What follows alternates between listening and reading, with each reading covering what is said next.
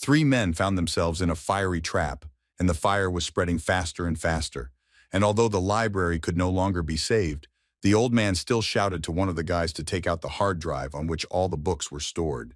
The guy found himself between the shelves of books quite quickly, since he had a good sense of direction and was able to get the hard drive out intact and undamaged. But the joy was short-lived because at that very moment, a falling iron pipe began to creak over the young man's head. The metal structure was massive and heavy, which is why the young man didn't have a single chance, and he only managed to turn around before dying. The librarian suddenly sat up in bed as if from a bad dream and screamed at the last image of his life flashing before his eyes, and him being crushed to death by a metal pipe. But not only did the guy end up alive, he also ended up in a completely different place. And looking around, he didn't understand at all where exactly he was now. Before the young man had time to figure out where he was and how he ended up there, he looked at himself and did not recognize his body or the clothes he was wearing. The guy, without recovering from the state of shock and surprise, received a new portion of the incomprehensible, and a scroll appeared in front of him, radiating a golden glow, and announced in a human voice that this is a world where the path of the literary Tao is valued. The scroll continued to answer the young man's questions and said that this world had taken a different path since the time of Confucius. So such great poets and lyricists as Cao Cao and Cao Ji, as well as Li Bai and Du Fu, had never existed here. The scroll unfurled to reveal the disciples of Confucius, whom he had recruited after creating the 6 books, and through which the path of the literary Tao was opened, which later spread, and thus Confucius became the first saint among men. 5 disciples of Confucius appeared before the guy's eyes, and the scroll named each of them and explained that they, having inherited the teachings of the way, also rose to the ranks of saints in order to defend this world. Since the librarian was well-read, he was shocked to find himself in a world where people began to revere the path of literary Tao, considering martial arts to be crude. The scroll confirmed the guy's thoughts and indicated that indeed in this world people are called readers or masters of the path of literature, and they, cultivating this path, discover the palace of literature within themselves. The voice from the scroll told the young man that the 9th stage of the master is good reading, which significantly strengthens the body and grants ease of movement. The 8th stage of the master of the literary Tao path is characterized by the unification of writing and body, and at this stage the words of such masters become a powerful spell. At the 7th stage, a blade-like letter opens and a master with such abilities becomes a warrior whose word could strike no worse than a weapon. Finally, the voice clarified that in this world, people talented in the field of literature were like the owners of Maoliang's magic brush and could destroy an army or restore prosperity to the entire world with just one word. After his explanation, Scroll addressed the guy as his master, saying that now he was like a system to him and that he could request information from the archives of the National Library at any time. The system also specified that the owner could touch it so that the memories of the previous owner of this body would return to him. And the librarian finally realized that this was the same hard drive that had now become his system. The guy looked at the source containing the works of brilliant writers of antiquity and was glad to realize that this archive was next to him in a world where cultivators of the path of literature are valuable. The joy of having such a tool at hand also gave the young man the idea that he essentially had everything he needed to climb to the top of this world. And after that, he touched the scroll to return the body's memories. Bright rays began to swirl from the scroll to the guy's head like incense smoke, thus returning the memories of the old body to the mind of the new hero. The young man's eyes opened wide as all the memories were loaded, which allowed him to feel like he was truly in another body. The guy looked at his hands again, just like the first time he saw them after he woke up. But now the sensations were different. The memories came back just in time because the door to the house opened and bright sunlight shone through it and someone was standing at the entrance. The girl was bringing food to her younger brother and smiling that he had finally woken up. And the guy already knew that this was his older brother's daughter-in-law, Liu Jiyin, who'd gone off to war on the second day after the wedding, and there had been no news for 5 years. Liu told her younger brother Li Chang'an that this time he became so ill that he lay unconscious for 3 days. The sister sat down next to him and asked that his brother must be very hungry, handed him a bowl, asking him to be careful because the drink was hot, and the guy responded to the smile with a smile and, thanking him, took the bowl in his hands. But Li was surprised when he looked at the contents of the bowl, because it seemed like there was just ordinary water in there. Sister Leo noticed her younger brother's reaction and, dejected, explained that their wine was not being sold at all, and that the money that was left was spent on medicinal herbs and porridge for Lee. The guy looked at Liu and, realizing that things were bad, suspected that his sister had most likely deprived herself and asked if she had eaten. Liu responded with a look and, embarrassed that she was lying, but did not want to make her brother worry, said that she had eaten. Lee saw that his sister had already started to cry and tried to explain something, but the lump in his throat wouldn't let him. So he told her that there shouldn't be secrets between relatives. The girl could barely utter anything again, so Lee, without hesitation, poured the drink into another bowl, dividing it in half. The brother gave a piece of bread to his sister, suggesting that they eat together, thereby calming the girl down, and the tears stopped flowing from her eyes. Liu was filled with gratitude towards her younger brother, and with a smile on her face, she turned around and accepted his offer. The brother and sister sat next to each other and continued to talk, sharing this modest meal with each other, and despite the circumstances, both were smiling. Lee asked where the younger Linglong was, who in the memories was Liu Ziyin's 17-year-old sister, meaning she was a year younger than Lee. Liu was ready to sink into the ground because this time her lie was even more obvious, and the girl replied that the baby had returned to their mother's house. The bowl of drink stopped at Lee's mouth because his sister's answer made him surprised and doubtful at the same time. The younger brother looked closely at his sister and, indicating that he had problems with his lungs and not with his head, asked her to tell the truth. Liu began to cry again, and covering her mouth with her hand, barely audibly replied that Linglong sold herself to the House of 100 Fragrances in order to get money for her brother's treatment. The guy felt a mixture of anger, fear, and shock from the situation, and he shouted to his sister that this was a brothel. Lee immediately jumped out of bed in order to take some action without even thinking about it, and completely forgetting that the mind is one and the body is another. This is exactly what played a cruel joke on the guy, and his legs, not obeying their owner, gave way from weakness without even taking a step. Lee fell to his knees from the helplessness and weakness of his sick body, and his sister rushed to his aid, reminding him that he had only just woken up. Full of determination, Lee looked at the girl and said that he had a duty to free his younger sister Linglong no matter what. Liu helped the boy up and explained that the people from the House of 100 Fragrances had set a condition for her to deposit 300 taels of silver by the end of the month because otherwise Linglong would start serving customers. And the girl began to cry bitter tears again because with their current state of affairs, contributing such a sum was impossible. Lee rose to his feet and stood firmly, placing his hand on his sister's shoulder, showing that he supported her and everyone who touched their family. The guy looked into the girl's tear-stained eyes and said that he would cope with this problem no matter what it cost him, and asked Liu not to worry. Finally, the brother indicated that he would definitely come up with a way to bring his younger sister back and promised that she would not be harmed, which again calmed Liu down and gave her hope. It was already dark, but Lee headed to the house where the wine was stored in order to solve two problems at once, with the products and with the return of his sister. From his memories, the guy knew that the Lee family was involved in winemaking, and at one time things were going really well, but something happened that threw both the production and the winemakers off track. The business came to naught because first his father and older brother went to war, and then Lee was struck by illness, and there was no one left to deal with wine. The guy opened one of the barrels and realized that he needed to start by trying what the wine tasted like, and from that draw a conclusion in which direction to move on. Lee scooped up the drink with a special ladle and tasted it carefully in order to evaluate the product, in the production of which mistakes had clearly been made. Lee concluded that there were a lot of impurities in the wine, but despite this, the aroma was very weak, which indicated the low quality of the wine, and accordingly, in this case, the required amount would not be collected by the end of the month. But the guy wasn't discouraged, because he had an ace up his sleeve in the form of a system that clearly contained information about winemaking.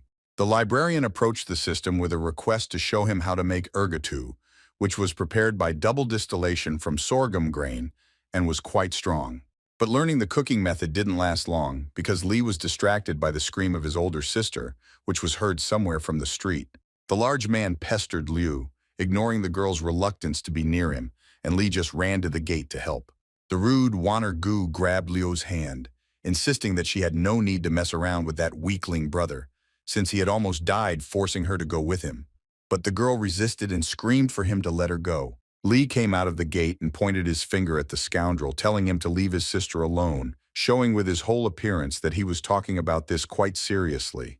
The guy no longer looked weak, as many had become accustomed to seeing him recently, and his eyes showed a real threat to the one who was threatening his family. When Lee saw that the freak was not getting the words and warnings, he took the first thing that came to hand, and it was a brick.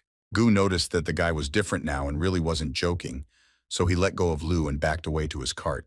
Warner was a neighbor who was engaged in winemaking, and before the librarian appeared in Lee's body, there was no one to protect the girl. So the scoundrel took advantage of his position, but now he retreated for the first time. Lee calmly warned Gu to return to where he was going, which made his words sound even more menacing than if it had been a shout. But the neighbor remained standing in place, and then the guy raised a brick and, pointing at the cart, repeated again that if Gu did not leave, the jugs of wine would be broken. The neighbor wanted to object to Lee's words, but the guy raised the brick even higher, thereby showing that he would really break all the jugs. Gu turned to his cart and irritably shouted that he was leaving, while uttering a bunch of swear words to the guy, but Lee continued to hold the brick at the ready. Having moved away to a safe distance, Gu shouted that he would still take the girl for himself when Lee finally died, which terribly angered the guy. Although Liu was grateful to her brother, when she approached, she was alarmed that he had acted in such a way, insulting that person, trying to say that this was at least some hope for the opportunity to sell wine. The younger brother didn't even listen to the end of why that freak was important, and answered his sister that people like him don't understand the good way, and Liu again wanted to convince him otherwise, but burst into tears. The guy convinced Liu not to worry because he would make sure that that person wouldn't harm her again. Chang'an carefully took Liu's hand in his own, showing his support not only in words, but also by the fact that he was really there and ready to help. Li looked at his sister and promised that from now on, he would protect both her and himself, not allowing anyone to bully them, and also added that he had already figured out how to get little Ling Long back. In the morning, Chang'an showed Liu his design for making wine and explained that he learned it from an ancient book. The girl, having smelled the aroma coming from the stream of drink, could not believe how aromatic and enticing it was. Liu looked at the barrel of drink, realizing that even just by smell and appearance, this was the best wine she had seen in all of Lin County. The older sister didn't drink alcohol, but the smell was so enticing that even she couldn't resist at least one sip. The girl's eyes filled with tears again from the realization that they could actually save the younger Linglong and bring her home. Liu rushed to hug her younger brother with tears in her eyes, which caught the guy by surprise because he did not understand what was wrong with her. The girl, wiping away tears of happiness, said that Chang'an is amazing, and she doesn't even know how to thank it now. Although Li was a brother to this girl in this world, at the same time he was also a librarian who was essentially a stranger to her, which made him embarrassed by Liu's words. Having prepared a small amount of wine, the brother and sister went to the western area of the Lin County wine market and actively offered their drink to passers-by for tasting. Liu picked up the jug and asked a guy passing by if he would like to try some wine, but he, seeing that it was the Li family, replied that he was not interested. The girl tried to convince the young man that this was a completely new wine, but this only made him angry and he quickly walked away. The sister was upset both from the fatigue of standing at the market since early morning and from the fact that they had not yet sold a single jug of wine, and suggested lowering the price to begin with. Li realized that the deal was bad and he had only recently appeared in this body, so he agreed to try to lower the price. Gu's neighbor was heading towards the boys, mocking their price of 20 coins for one jug, despite their recent conversation with Li. Of course, Gu didn't give a damn about the guy, because this time he wasn't alone, but with his workers, and in a humiliating manner, he pointed out that he wouldn't have taken this lousy wine for free. It doesn't take a lot of people to have fun, and after hearing Gu make fun of the Li family and their wine, people joined in and started laughing too. Liu wanted to say something to her brother, but he stood in front of her and told her not to be afraid of anything because he was nearby. Gu came close to Chang'an and, calling him a pathetic corpse, threw him a few coins, offering to sell the winery along with his older sister and take the money for medicine to last maybe another week. Li silently accepted the words of this clown and did not even glance at the money that fell down, but only continued to stand with the jug in his hands. But when Gu approached his sister and grabbed her hand again, it worked like a red rag to a bull for the guy. Chang'an immediately moved towards the dog, who had not understood the previous warning that evening, and said that he was now dead. Jumping over Gu's head and swinging hard, Li smashed a full jug of wine on the freak's head, something he didn't expect at all. Gu had not yet had time to recover from the blow to the head when Li immediately delivered another blow to his huge stomach with his foot, from which the big guy was thrown to the side. Lying on the ground, Gu began to bleat in his defense that this little bastard attacked him on the territory of the wine market. Lee continued to stand in front of Wanner while he barely got to his feet, complaining that he would report what happened to Lord Qingtian.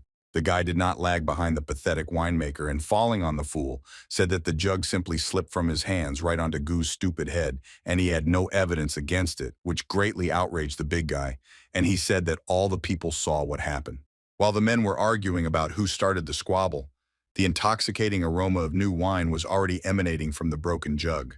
And instead of watching the squabble, people were now inhaling the sweet aroma, discussing whether it was coming from that jug of the Lee family. One of Gu's workers told his boss that the Lee family's wine had become more fragrant according to people who smelled it. Since the contents of the jug spilled onto the winemaker after it broke, he sniffed and also smelled the same smell. The unpleasant incident turned out to be beneficial for the brother and sister, and people approached them praising the drink and its aroma and asking if they could try it. Lee didn't expect everything to turn out like this at all, and before he answered and became happy, he paused a little. A moment later, the younger brother asked his sister to bring another jug of wine, glad that despite the squabble, they still managed to attract people. Chang'an and Liu poured wine for people to try, and the guy said that it was the Erguotu variety brewed by their Li family. Potential buyers came up to try the wine one after another and could not stop enjoying such a truly wonderful drink. One of the men who tasted the wine could not contain his delight, so he shouted out that it was the most delicious wine he had ever tasted. Almost everyone who tried the wine said they wanted to buy a jug, and some asked for two at once. And Gu, who had previously sold only his own wine and had no direct competitors, was angry at such humiliation. When Liu turned to those wishing to buy wine with a piece of paper on which it was written whose drink it was, the buyers could not believe that the Li family's reputation had been restored and at first even had some doubts. But Chang'an now guaranteed the quality of the product made by his family, and his sister standing next to him confirmed this. One of the buyers agreed to take 10 gins of the Li family's wine, but set the condition that if the next batch of the drink was of worse quality, not only would he not buy it, but he would also tell all his friends about the failure.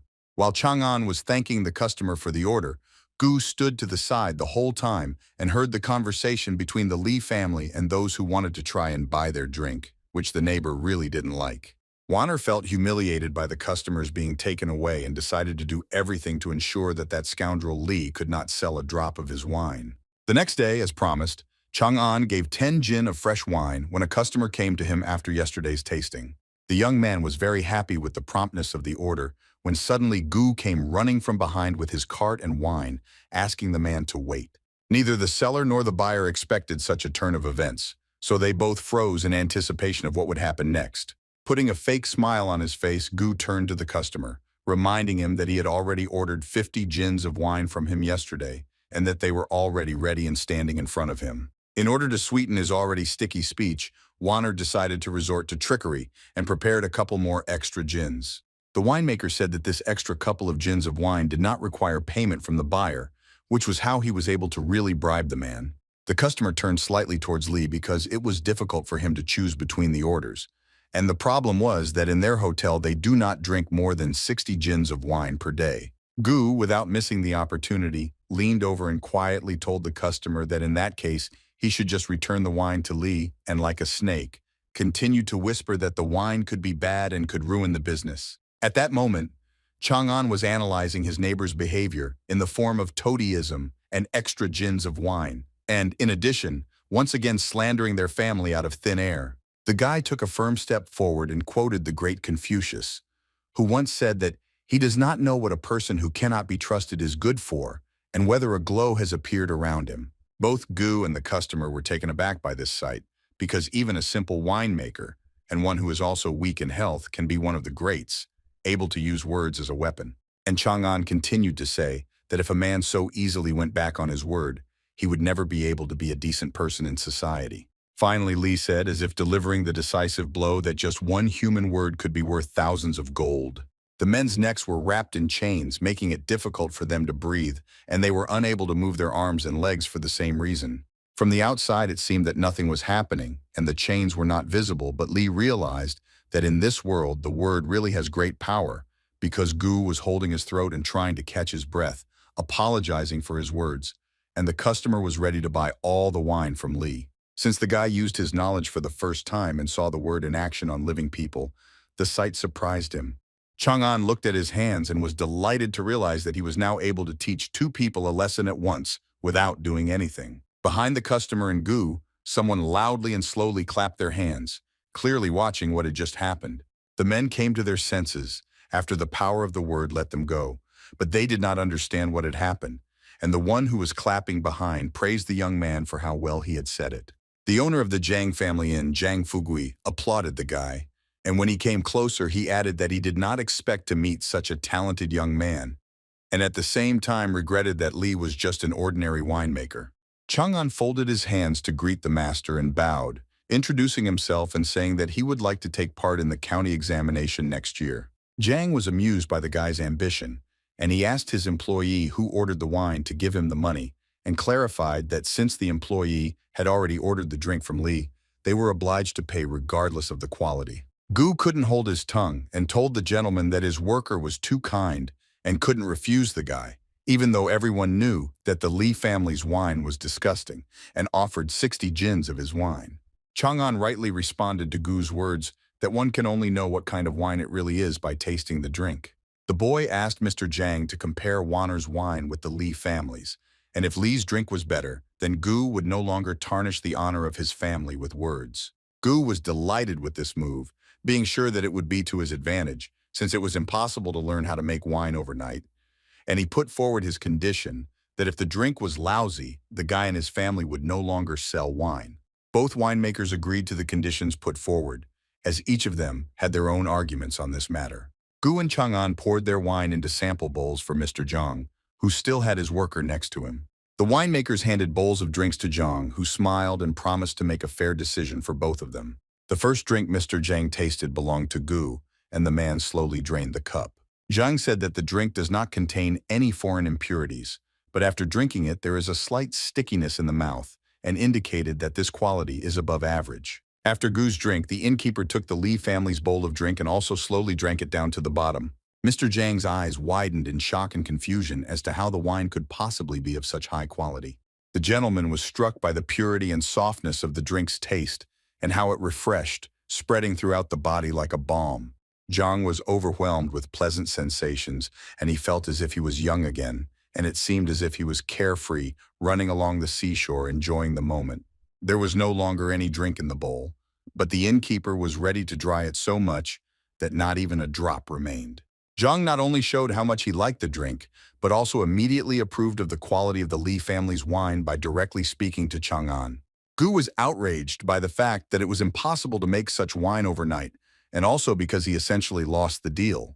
Jiang gave a semblance of a document to Chang'an, informing him that from now on, wine would only be supplied to his hotel from the Li family, and asked whether it would be possible to brew 60 gins a day. The guy convinced the gentleman that he could not worry about the timeliness of the drink's production, and he himself thought that his plan worked even better than expected.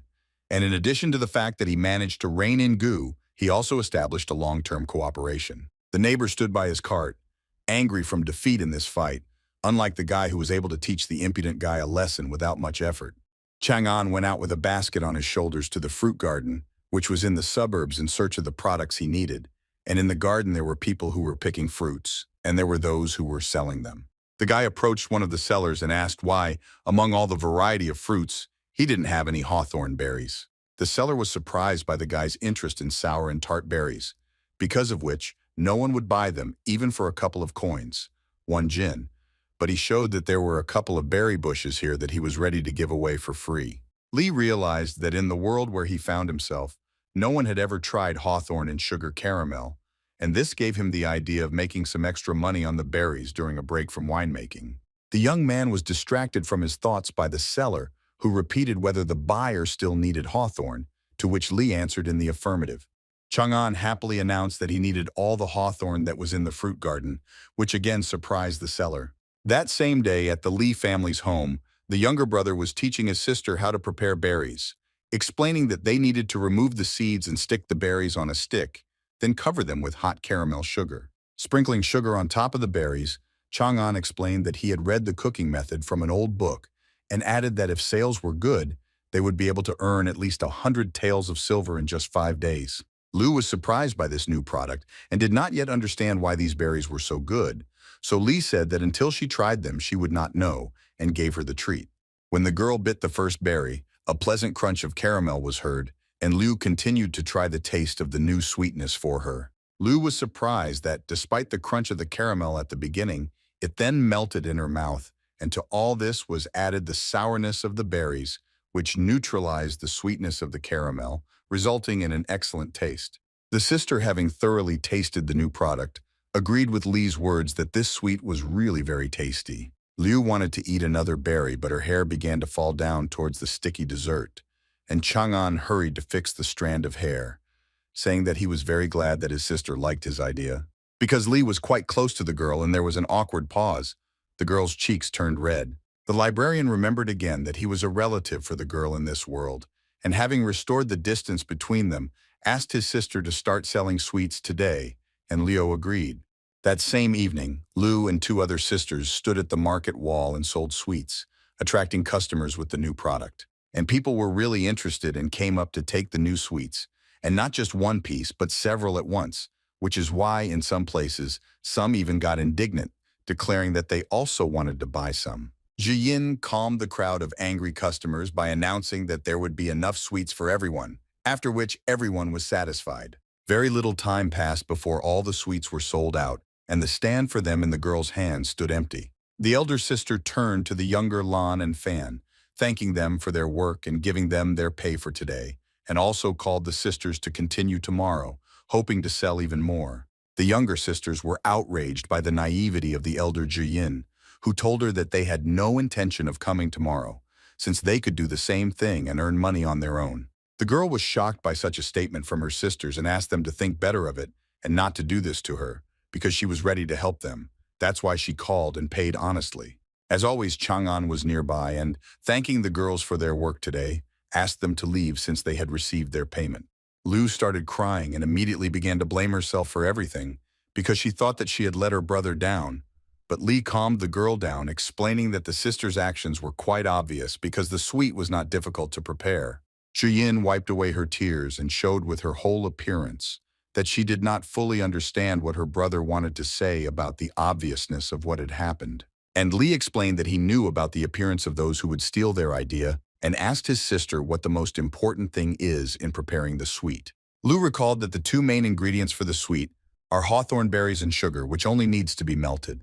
And after Zhiyin's answer, the guy explained as a conclusion that the sale of sugar is controlled by the authorities, while the sale of hawthorn is not under this control.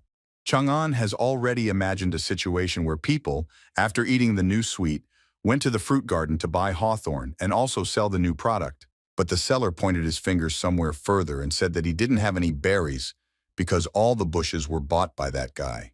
And Li would be the guy who bought up all the hawthorn and sold one jin for 15 coins, which would be unprofitable since one jin of berries could bring in 7 or 8 coins from sweets. Jiyin was delighted and asked if her brother had known from the start that this would happen, to which Li replied that although the sweets were selling well, it was time-consuming, and it was easier to sell all the hawthorn at once. After explaining his cunning plan, Chang'an promised his sister that soon they would have only silver in their hands. One evening, Sister Liu decided to bring Brother Li to the Palace of Stars, which was located at the East Gate, where the County Poetry Festival was supposed to be held. At the entrance to the palace, in front of the crowd, stood the elder Gu Weidao, who was in charge of education issues in the county, and next to him were small assistants holding large scrolls. Jiying and Chang'an tried to get through the crowd, which was quite difficult, and they only angered the people who wanted to watch the tournament.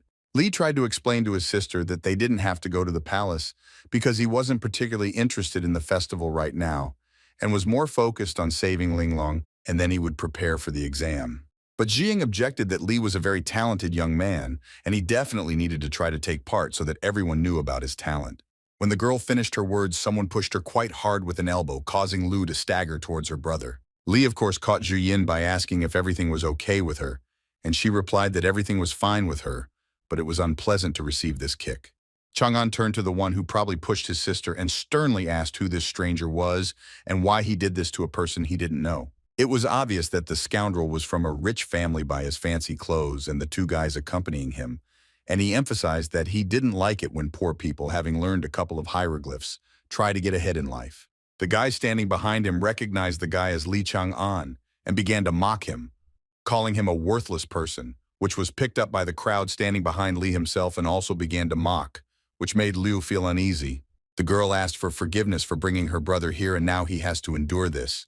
But Chang'an, as always, calmed Liu down, saying that she was not guilty of anything and understood that she wanted the best. Li decided to immediately show what he was made of and turned to the upstart, asking whether he had heard the expression, "Don't judge war heroes and educated people by their origins." Chang'an also added that people like them, who come from humble families, can be more well-read than kids like this arrogant guy who has had a silver spoon in his mouth since childhood, and the crowd began to buzz. Elder Gu noticed the altercation and concluded that the skinny guy in simple clothes had a sense of self-worth. Both sides argued about who was poor and who was rich, and that the quantity and quality of knowledge actually did not depend on this, and the crowd simply watched the spectacle.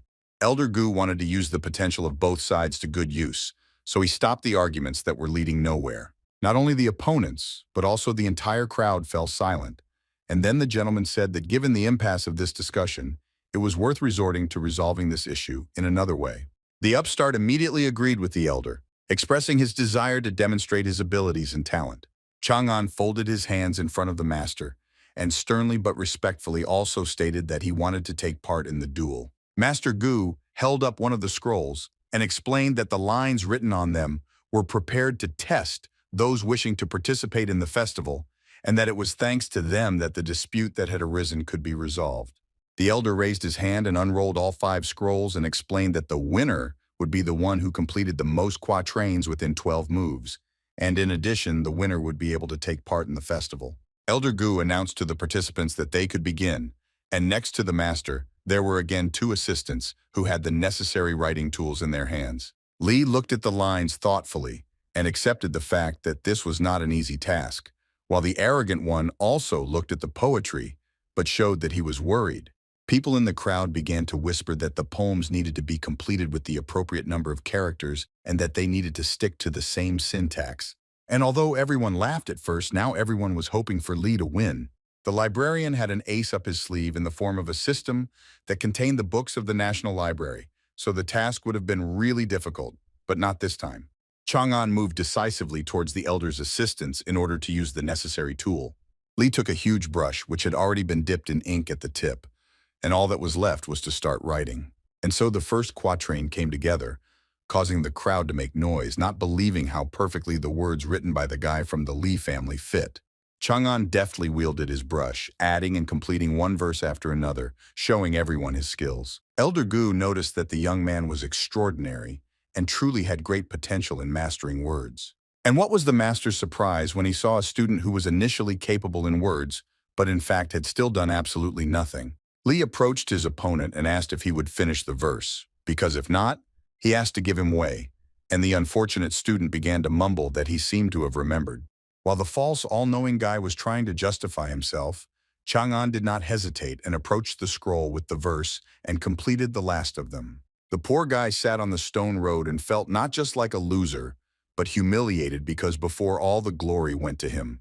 The crowd raged and screamed, and everyone immediately became fans of the man they had recently been ready to throw tomatoes at and chase out of the square. A scroll suddenly appeared in front of the people, shining brighter than any gold, and when one of the onlookers asked what it was, another answered that it was the very same Wenchang monument. On the scroll appeared a scripture saying to climb to the top of the Palace of Stars and compose one poem, and when Li saw this, he was beside himself with admiration for the world where the path of the literary Tao reigns supreme. Elder Gu said that since there was a sign of the beginning of the poetry festival, the road to Li's palace was open, and pointing to the entrance, invited the guy to enter, to which Chang'an thanked him and bowed. The brother turned to his sister and, taking her hand, asked her to come with him and share this transition to a new level. The guys separated from the crowd and ran along the red carpet to the entrance to the Palace of Stars like little carefree children. The students who decided to learn the path of the literary Tao stood on the balcony and discussed the new boy with incredible abilities that were truly amazing, even though they were given such skill 10 years later. Standing separately from everyone else was a girl named An Nanji, dressed in men's clothing, and she was also glad that someone more interesting had finally appeared than these boring idiots whom she had been tired of listening to all evening. The brother and sister kept climbing up to the place they needed, and Lee led the girl behind him, carefully stepping up the steps. When Jian and Chang'an reached the landing and were no longer on the steps, the sister let go of her brother's hand and stopped. Lee turned to the girl, not understanding why she stopped so abruptly, and asked her what happened. Liu walked up to the balcony and explained to the young man that she wanted to enjoy the beautiful view from the window for a while, because she never thought that one day she would be standing like this in the Palace of Stars.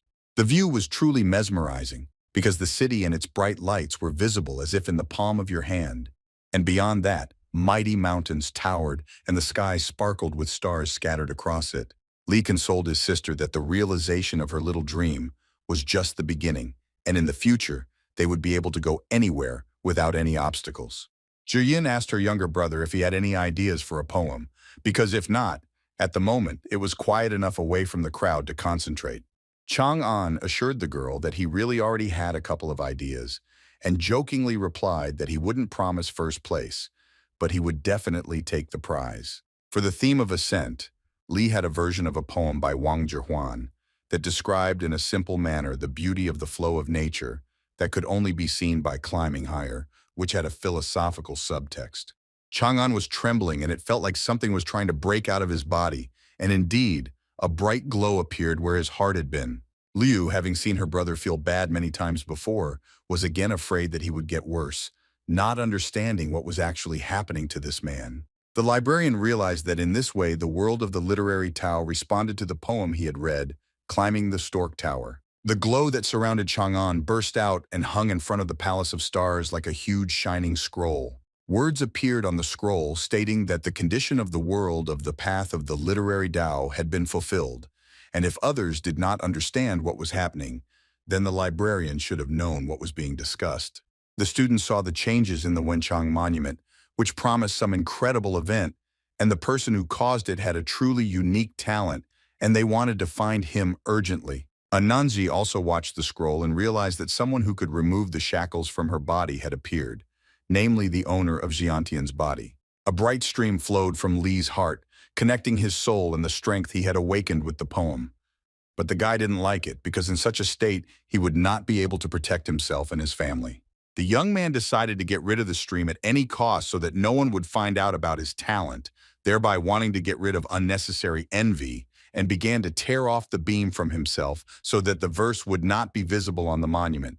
Using all his strength, Li was able to tear the stream off of himself as if it were some living part of his body and continued to hold it tightly in his hands. The moment the beam came off, blood spurted out of Chang'an's mouth, and he began to cough and choke because of it. Liu caught her brother, who was falling and exhausted, and bursting into tears from fear of losing him, called for help from at least someone. The pale guy, barely opening his eyes, asked his sister in a weak voice not to scream, but rather to close the door so that no one could enter their room. Zhiyin pulled herself together and wiped away her tears, immediately going to fulfill her younger brother's request. The doors, although wooden, were quite massive, and the girl had to make an effort and lean on them with her whole body to close them. Li, realizing that if the power of this poem lingered in him for even a moment longer, he would be torn to shreds and he would not have time to get out of here. So, gathering all his will into a fist, he began to rise to his feet. The boy took a piece of writing coal in order to release his power through writing poetry. Chang'an walked up to the clean wall and began to write hieroglyphs on it, describing what had previously only been in his head. The human body couldn't take it anymore, and Li coughed up more and more blood, but he leaned on the wall with one hand, not wanting to give up. And finally the text of the poem was completely written on the wall, and the guy, barely holding on, exhaled with relief that this nightmare was over, but still continued to cough. Right in front of Li, a pure monument appeared, shining brighter than the sun, and was already several times smaller than when it appeared outside in front of the palace. The monument returned to where it originally appeared, penetrating back into the heart of the young man, forcing him to feel these strange sensations again. Chang'an stood rooted to the spot, holding his hand on his chest and breathing heavily as he came to his senses with beads of sweat running down his face. Liu rushed to the guy, screaming that her brother had scared her to death, but now she was glad that he was okay. And Li said that everything was really okay now and asked him to come home. Sitting at home on his bed, Li watched the glow that emanated from his chest. But now it did not pose a threat, and the guy exhaled easily. Chang'an was pleasantly surprised that the chi of the path of literature not only did not tear his body apart, but also strengthened his soul, and now the body that had previously been sick began to recover. Zhiyin knocked on the door of the house and told her brother that the owner of the fruit garden, who was standing behind the girl holding a chest in his hands, was looking for him. Li shouted that he would come out now, and when he opened the doors, a man stood in front of him with an open chest containing taels of silver. The owner of the fruit garden found it amazing that someone could sell the sour hawthorn berries and even make 150 taels of silver from them. Chang'an brushed off the owner's words, saying that it was just luck, and taking a few taels from the chest, handed them to the man as a tip. And when Li added that the hawthorn bushes belonged to the owner again, and the next batch would be sold to them, the poor guy was completely delighted. Owner Tang asked again if the young man really wanted to hand over such a profitable business, and Chang'an replied that he had nothing to worry about, and the man headed towards the exit, satisfied. Tan promised that he would definitely repay for such kindness, and being at the gate said goodbye, to which Li also wished the owner a safe journey. Xiyin was alarmed by how everything turned out abruptly, and her brother noticed how sad his sister became, realizing what questions were currently troubling her. The guy turned to Liu and immediately responded to one of the guesses that the hawthorn berries and caramel were indeed finished. After all, everyone and their dog was already selling sweets on the market, so this niche already had a lot of competitors. The brother also added that the process of making caramel is different for everyone, but in general, the taste does not change to something radically different. And in addition, many most likely planted hawthorn to make the sweet again. Liu reminded them that they only had half the amount to ransom their younger sister Linglong and asked if her brother had any other ideas on this matter, which amused Li, and he answered in the affirmative. Liu was a little embarrassed, but still thanked her brother for the fact that she could trust him completely and that he really knew how to find a way out of situations. Chang'an was pleased to hear such words, both as a brother and as a man, that he was able to provide safety and comfort to his loved ones. The young man announced that their next step for sales will be spicy and hot malatang soup, which is a traditional Sichuan dish with the addition of pepper that makes your tongue go numb, and the basis of the soup is chicken. Li went to the market to get the ingredients he needed, and the first place he came to was a spice shop. The guy was a little confused because the taste of the soup is not in the ingredients, but in the variety of spices. But here you don't need the usual ones that are sold at the market. You need the most important chicken seasoning.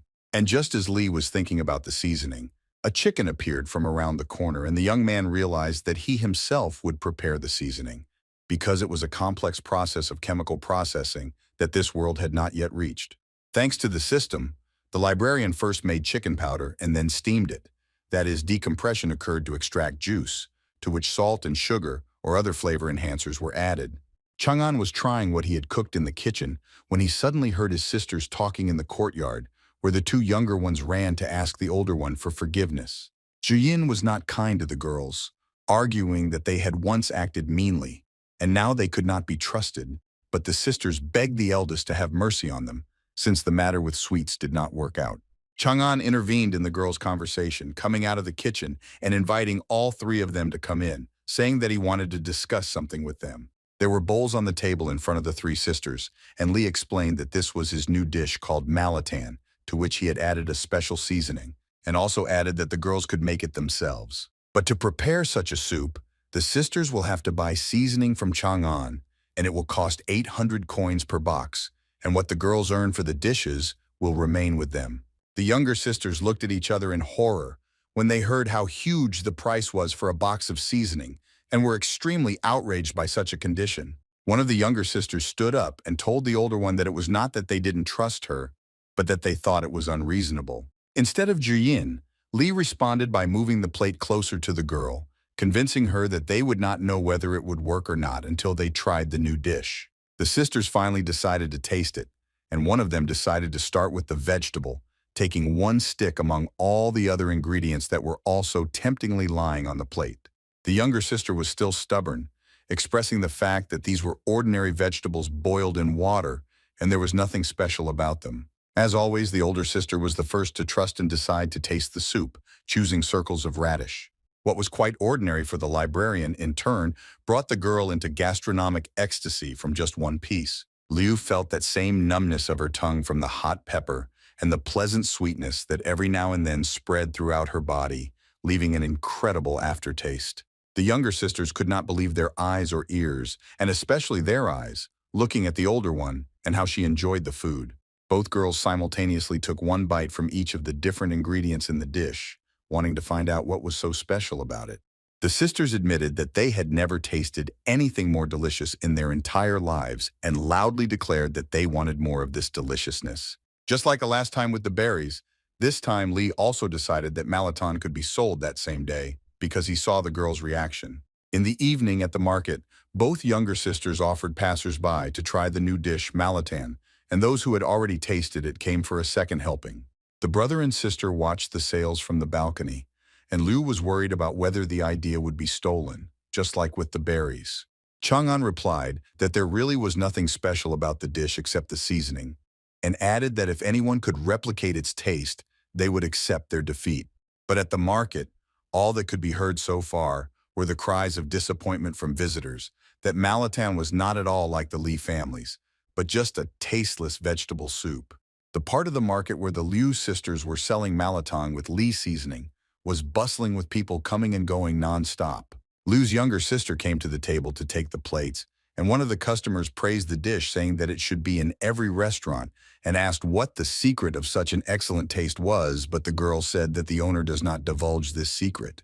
While the man was getting up to leave, satisfied, another visitor at the next table took advantage of the moment when no one was looking, hid the bowl in his sleeve, and left. There were two men standing at the table in the house, and one of them, who took the bowl of soup, decided to try to achieve the same taste by adding all sorts of spices and seasonings to it. Having finished his magic over the dish, the man moved the bowl to another person, asking him to try it and say how similar it tasted to Malaton. The man scooped up some soup with a spoon, and after trying it, said that there was about 70% similarity, but it was still not what the Li family cooks. The man who stole the bowl slammed the table, causing the soup to spill, but he didn't pay attention to it and just got angry and started shouting that these people had lured a lot of their customers with their soup, and they needed to get some seasoning. The next day in Wangfuji, the sound of a cart and wagons with food was heard, which is why people immediately came running to the sound and smell, and were happy that they would finally have time to try the delicious food since they had not had time yesterday. Li was pleased that the plan was working and was already thinking that the next dish would be hogo, but for that, he would definitely have to rent a room. And while the guy was thinking, a man with assistance appeared behind him. The man who had tried the soup yesterday and decided that he needed this seasoning came to Chang'an and, smiling affably, asked if he was the owner of Wangfuji. Li knew that such a moment would come one day, but he still asked how he could help. And the man introduced himself as the owner of the C family store and that he was willing to pay 50 taels for the recipe. Chang'an did not like this proposal and asked not to take him for a fool, and the man again tried to bargain and talk about the price, but the guy clearly answered that the recipe was not for sale. The man suddenly changed from being friendly to furious and became personal, humiliating Li by throwing verbal mud at him. The owner of the Sei family shop shouted to his assistants to smash everything related to Wangfuji, and they overturned the cart with the bowls where the food was and gutted the tables. Li gritted his teeth in anger, and Zhiyan screamed for them to stop destroying everything, but it was no use, because there was a crowd of thugs, and they had been given an order. The scoundrel was pleased with the work done by the assistants, and again approached the guy to see if he had changed his mind about selling the recipe. Chang'an covered his sister with his body, reassuring her that everything would be taken care of, and at that moment, someone quickly rushed past them. Mr. Zhang ran past the brother and sister straight to one of Sei's guards and punched him in the face with all his might. Fugui easily dealt with all of Sei's guards, throwing them in different directions like toys. When all the assistants were laid on the ground, Zhang turned to Sei, asking why he was using such dirty negotiating methods, since it was tarnishing his reputation. A frightened Sei called Zhang an idiot, arguing that when Wangfuji becomes popular, he too will have to close his dirty restaurant. The big guy understood that there was nothing left for him to do here, so he turned around to leave and also ordered his would-be heroes to return. Chang'an bowed to Zhang in gratitude for saving him, and the owner said that it was unnecessary, after which he added that he was offering the guy a deal in the form of selling Malaton in his restaurant. Zhang offered a rather favorable condition in the form of 80% of the proceeds to the guy and 20% to him, and Li, realizing that troubles had already overtaken him, saw the deal as quite beneficial in both directions. Chang'an thanked the owner for such a generous offer and said that he would come to the master's place tomorrow to discuss the details. At night, The owner of Sei stood at the walls of Li's house, and his assistant called Gu, and Sei promised the scoundrel 50 taels of silver if he got the recipe for the seasoning. Warner was happy with this offer because he would kill two birds with one stone. He would earn money and do harm to the guy he couldn't stand. Gu somehow climbed up the wall of the backyard of Li's house, and all that was left for him to do was to carefully jump down. The neighbor, as always, mocked the weakling who was so stupid that he decided to encroach on Mr. C's business and was already imagining how he would get the recipe, and the guy's business would go down the drain and Liu Zhiyin would belong to him. But it was not Chang'an who turned out to be stupid in this situation, but the one who decided to get the recipe in such a dirty way, and in addition to stupidity, the neighbor was inattentive and underestimated in relation to the guy. Gu didn't get off the wall but jumped off and unexpectedly pierced his legs with the sharp pins that Li had prepared for people like him. The winemaker wanted to scream, but then he covered his mouth and did not understand what he had stepped on because it was dark all around. Trying to get out of the trap, experiencing terrible pain in his legs, Gu only fell into the second trap without looking where he was going. And when the big guy leaned against the loaded mechanism, a click was heard, and a metal pipe flew straight into his stomach, causing the poor guy to cough up blood. The unfortunate man could not bear such pain and screamed loudly, which woke up Li, who understood that the protection against those who would want to penetrate and steal the recipe had worked. Gu ran away as fast as he could, but Chang'an managed to notice him and realized that he had been bribed, so something had to be done to end this. In addition to the brother, the sister also ran out to the screams, asking what happened, and Li joked that he was trying to catch a rat. The girl screamed in horror and rushed to Chang'an, asking if he had already gotten rid of the terrible rodent. Li calmed his sister down by pointing his finger somewhere to the side and said that the beast had run away on its own, frightened by the traps that had been set. Zhiyin felt embarrassed that she had reacted so violently, and in order to hide it, she told the guy to go to bed because it was already late, and she would go too. Chang'an was shocked that he felt terribly hot, and he put his hand to his heart, which was beating furiously, and said to himself that it was autumn now, not summer. Strange feelings tormented not only the young man, but also Mrs. Anne, and this is exactly what the assistant talked to her about, comforting the girl by saying that the appearance of the owner of Xiantian's body in the Palace of Stars had already destroyed the ice seal of her body. But when the assistant asked why the girl didn't return home, since there she could consolidate the result and strengthen her body, Anya emphasized the stupidity of the idea because she needed such a person as a subordinate and showed an icy hand. The girl was amused by the lady's statement about subordination, and she jokingly asked, maybe it would be better to go straight to the husband, because in that case the head of her family would have to cancel the engagement. Anya supported her assistant's humor and jokingly decided to teach her a lesson for such sarcastic mockery by splashing water at her. Miss Anne analyzed that the sacred text compass had not yet found its owner, perhaps because he had not fully revealed his capabilities, and decided to contact Gu to check everyone on the list of festival participants. The next day after the commotion on the street, Li came to Zhang with a box of seasoning and again thanked him for the offer. But before agreeing, he put forward one condition. Fugi agreed to listen, but warned that he would not be able to make the percentage of revenue more in favor of the guy. And Chang'an replied that it was not about money, but about Liu's younger sisters picking up seasonings from the restaurant every morning. Zhang didn't really like this condition because it complicates everything, but despite his suspicions, the owner still asked why the guy needed it. Instead of Li, Master Gu, who stood at the entrance, answered and called Zhang a fool because the young man's request was obvious. Since the dish had become popular and there were enough envious people who had bad intentions, so Li asked for protection for the girls. Chang'an bowed to the elder, saying that nothing could be hidden from his gaze, and that he was indeed right. And Gu added that Zhang was a capable master, so a bunch of bandits would not touch the girls. Zhang asked again if he understood correctly that the guy wanted to use his restaurant as protection for the sisters, and Li, instead of words, handed Mr. Fugi another smaller box. Chang'an said that as a token of gratitude they would deliver one box of seasoning for free, and Zhang, seeing the young man's sincerity, agreed to his condition. The owner of the restaurant was happy as a child, because with the seasoning his profits would increase and the restaurant would prosper and attract visitors. Gu assured the boy that Zhang was his old friend, so he would vouch for him to take care of the Li family's wine and Malaton so that Chang'an could focus on preparing for the exam.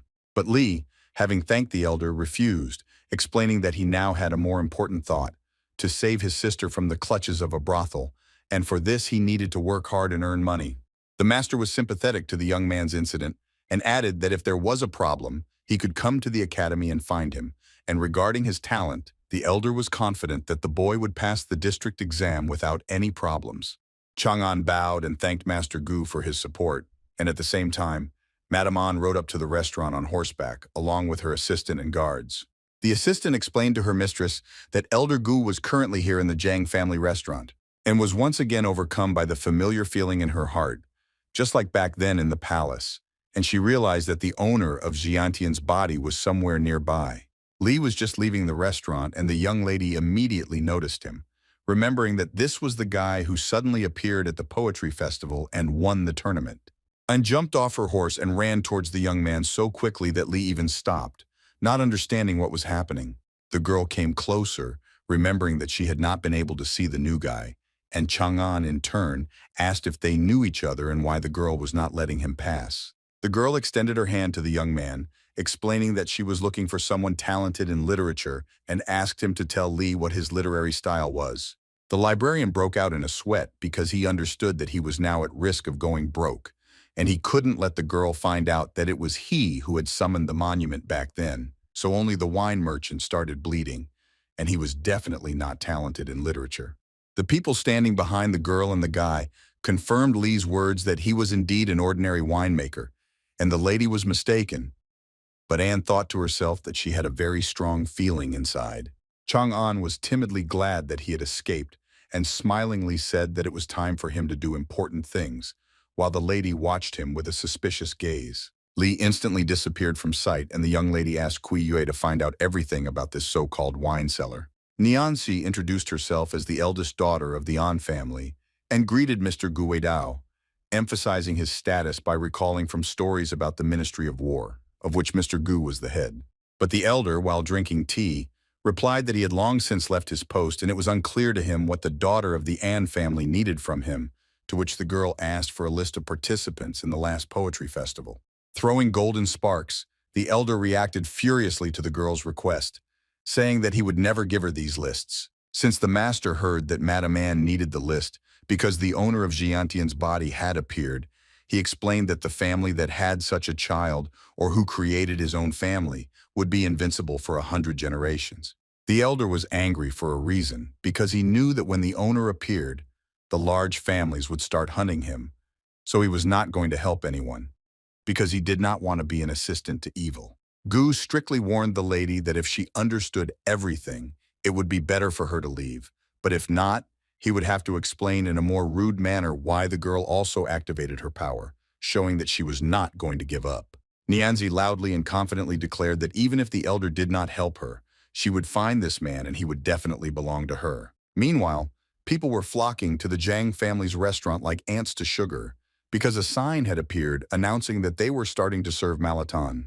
Among the satisfied customers who kept asking for more of their dish was Mrs. An Nianji, who was joined by her assistant Kui Yue, who asked if she had learned anything about the winemaker.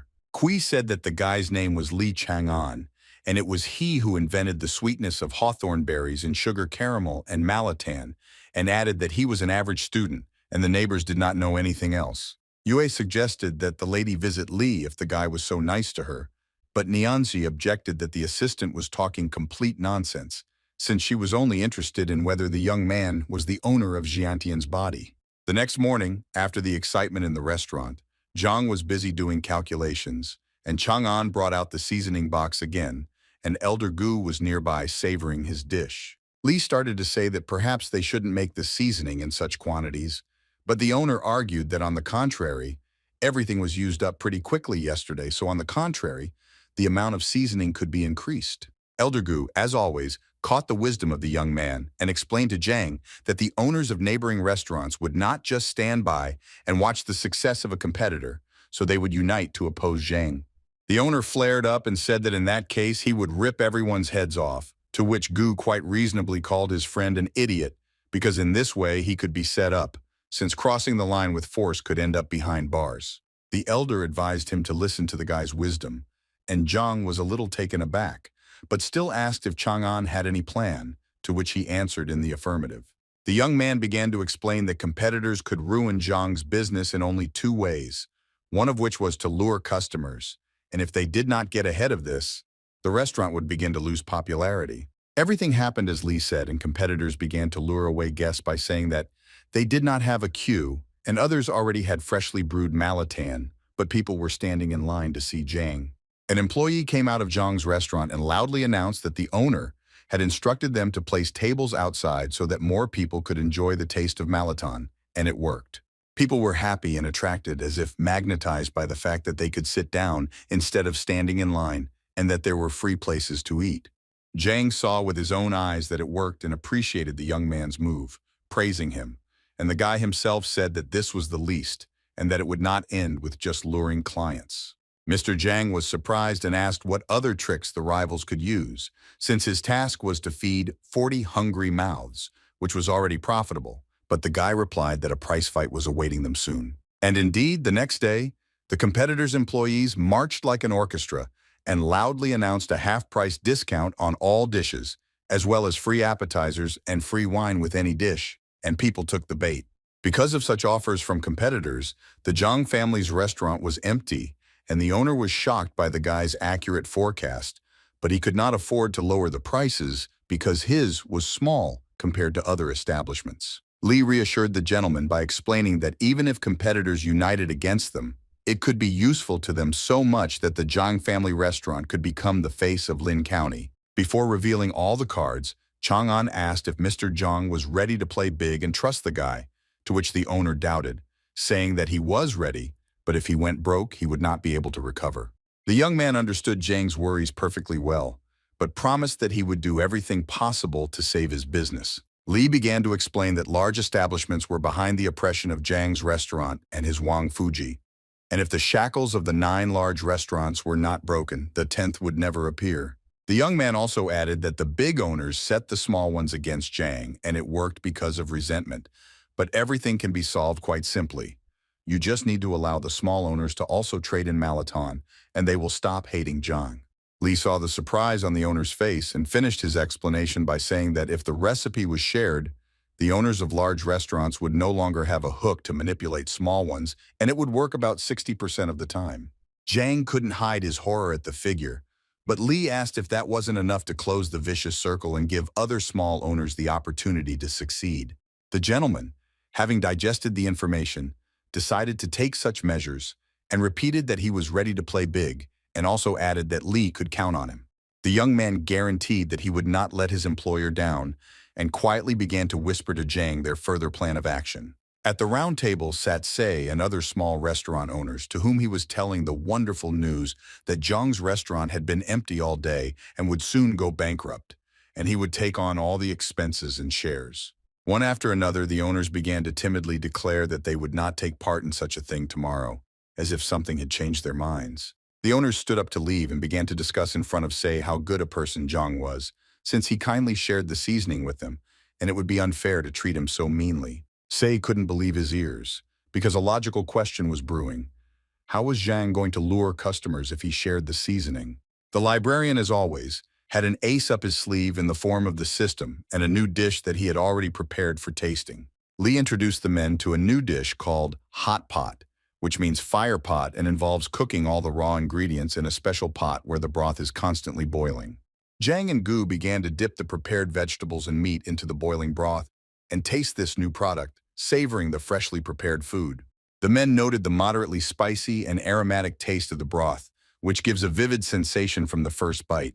Gu and Zhang admitted that hot pot is even more delicious than Malatan, because the spiciness and heat are revealed in this dish in a completely different way. Chang'an, as always, happily watched the results of his innovative ideas being implemented in this world, and asked Zhang if he now believed that his restaurant would be successful. The owner was still under the vivid impression of the new food, and imagining how others would react to it. He could not contain his delight, and answered the guy that he was now confident in the success of their plan. Zhang couldn't wait to introduce others to such a gastronomic masterpiece and launch hot pot on the menu today, but this time Li asked him to take his time. Chang'an poured wine to discuss with the gentleman how he saw building a competent sales plan for the Zhang family restaurant. While the workers were busy renovating the restaurant premises, the owners of other establishments discussed what was happening with the premises and that over the past couple of days Zhang had not had any customers at all, which indicates that it was closing. Fugi was just behind, and when he heard the competitors talking, he sternly asked what closure they were talking about. The owner decided to calm the upstart's self-confidence and explained that, for their information, he had teamed up with Wang Fuji, and they were creating new dishes and wine of the highest quality, which made the owners laugh at Zhang's wine. The owners cited as an example the best wine of the 100 Flowers of Mr. Say, which was not even comparable to anything else, to which Zhang promised to prove them wrong and hung something on the wall. On the wall was an announcement of a competition for the best wine in Lin County, the winner of which would receive 100 taels of silver. The men were delighted with the opportunity to so easily get such a large sum, and were already ready to take part, and each of them already considered himself a winner. And Zhang thought that Li's plan was working like clockwork, and now there really would be a ton of visitors on the opening day. On the opening day, the restaurant looked gorgeous, and the staff greeted all the guests, thanking them for their visit and inviting them to enter the renovated premises. When most of the people had gathered, namely those wishing to take part in the competition, Zhang thanked everyone for supporting the opening and announced a half-price discount on all dishes in honor of the opening. Dissatisfied owners of other restaurants began to complain that they were not interested in discounts and that they came only for the winnings. Lu Zhiyin was next to her brother and looked at how many visitors had come. And Li made her even happier by saying that in a couple of days they would be able to return Linglong. Zhang said that he would not hesitate and pulled the cloth from the table on which the jugs of wine stood and indicated that in 5 days they had brought them 20 different wines. The gentleman also said that for the competition, they selected 30 random people who, after tasting the wines, would vote for the drink they liked, and after counting the votes, would fairly announce the winner. Say did not miss the opportunity to pour a fly in the ointment and said that what guarantee was there that there was no bribery of the people who would taste the wine. The small owners, like little kids, picked up on this statement from Big Uncle Say and also began to object to those who would taste the wine. Zhang was at a loss. But Li understood that everything could go wrong, and even in such a case, he had a backup plan. Chang'an announced that in order to dispel the jury's doubts, Elder Gu and the academy students would taste the drinks, and they would definitely not lie. The owners liked the updated conditions of the competition based on fairness, but Say could not calm down and reminded that his wine, 100 Flowers, had never lost. When everyone was satisfied with the conditions, Chang'an turned to the disciples and asked for a favor, to which they bowed, folding their hands respectfully as expected. The students of the academy stood next to each other, and in their hands floated bright green talismans that they had prepared before the tasting. The students began to recite words about the dignity of a person to always be honest with himself, because the path of the literary Tao will not accept a liar. Thus, the young people took an oath of honesty, ending it with the words that those illuminated by the light would speak with the help of the heart, from which 3 bright columns of light rose upward. The 3 disciples simultaneously took the cups of ergotu wine prepared for them, which Li had made. Also, at the same time, all 3 drained their cups to the bottom, and everyone else froze in anticipation of what the students would say. Both the boys and the girl were delighted with the drink, which spread pleasantly warmly throughout their bodies, and they experienced unearthly delight, just like everyone else who tried Li's new wine. Without any doubt, the choice of the jug with the inscription ergotu was loudly declared unanimously. Si was so upset by this situation and envy arose that, although he was angry, he still decided to try the competitor's wine. The man was so disgusted and underestimated the weakling Li's wine that he didn't even take a sip, but only licked the drink with his tongue. Si was about to curse the drink as much as he could, because he couldn't allow himself to be defeated, and on top of that, lose money. But the man was enlightened when he looked at the bright rays that had been shining since the moment the academy students took the oath of honesty. Say looked at the light source in fascination, and for the first time sincerely admitted his defeat, and also that Ergotu's wine was many times better than his drink of 100 Flowers. The owners standing behind were shocked by what they heard, but if Say himself acknowledged the quality of Li's wine, then it is indeed true, and now even they want to try it. Say came to his senses, and being furious, he shouted to Li Chang'an that one defeat meant nothing, but the man said this to himself more in order to somehow console himself. Chang'an also decided not to stop and asked if one defeat was not enough for Mr. Say, and he wanted a second one, and shouted to the workers to bring in what had been prepared. The assistants brought a pot of broth and the ingredients to the table, and someone was already asking what smelled so delicious that it was making their mouths water. When the table was fully set, Lee introduced everyone to the new hogo, which would go perfectly with ergotu wine. Undoubtedly, everyone wanted to try something new and what's more, so aromatic, so they rushed to the pot with chopsticks. People, having tried the new dish, were surprised that it was even tastier than Malaton, and now they will eat only in Wangfuji. And Chang'an at this time invited Mr. Sei to join in and satisfy his hunger. The assistant was no longer able to stand these pleasant smells and joyfully asked if he could really eat from them. But Sei shouted at him to shut up and objected that he wouldn't take even a bite from there. Chang'an was glad that he was able to implement the plan, helping not only himself, but Sei. He said that his plan to oppress the Zhang family's restaurants and Wangfuji had completely failed. Zhang's restaurant got a second wind and people sat on chairs next to the establishment waiting for their turn. And when their order was ready, the waiter came out and invited the guest by calling out his number. The younger brother came to tell his sister that thanks to all the sales, they had finally managed to save up 300 taels, and now they could rescue their younger sister, Linglong. The thin-teared Zhiyin threw herself into her brother's arms, glad that he had been there all this time, and asked him not to leave them alone again.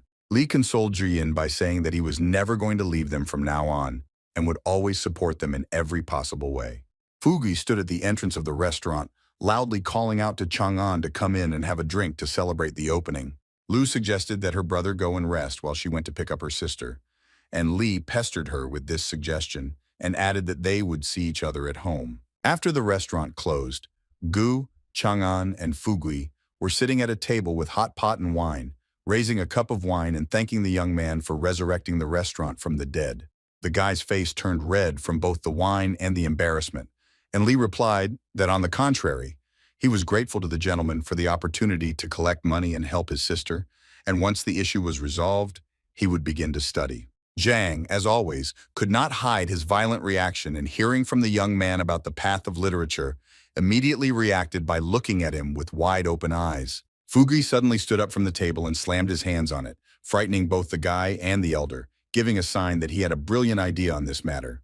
The owner suggested that Li study under Elder Gu, and since they were old friends, he jokingly added that Chang'an should not look at the old man's advanced age, since he had once been quite an important person. Master Gu, without even waiting for an answer, asked the young man to kneel down and, according to tradition, offer him a cup of wine, and then the elder would become his teacher and take care of him.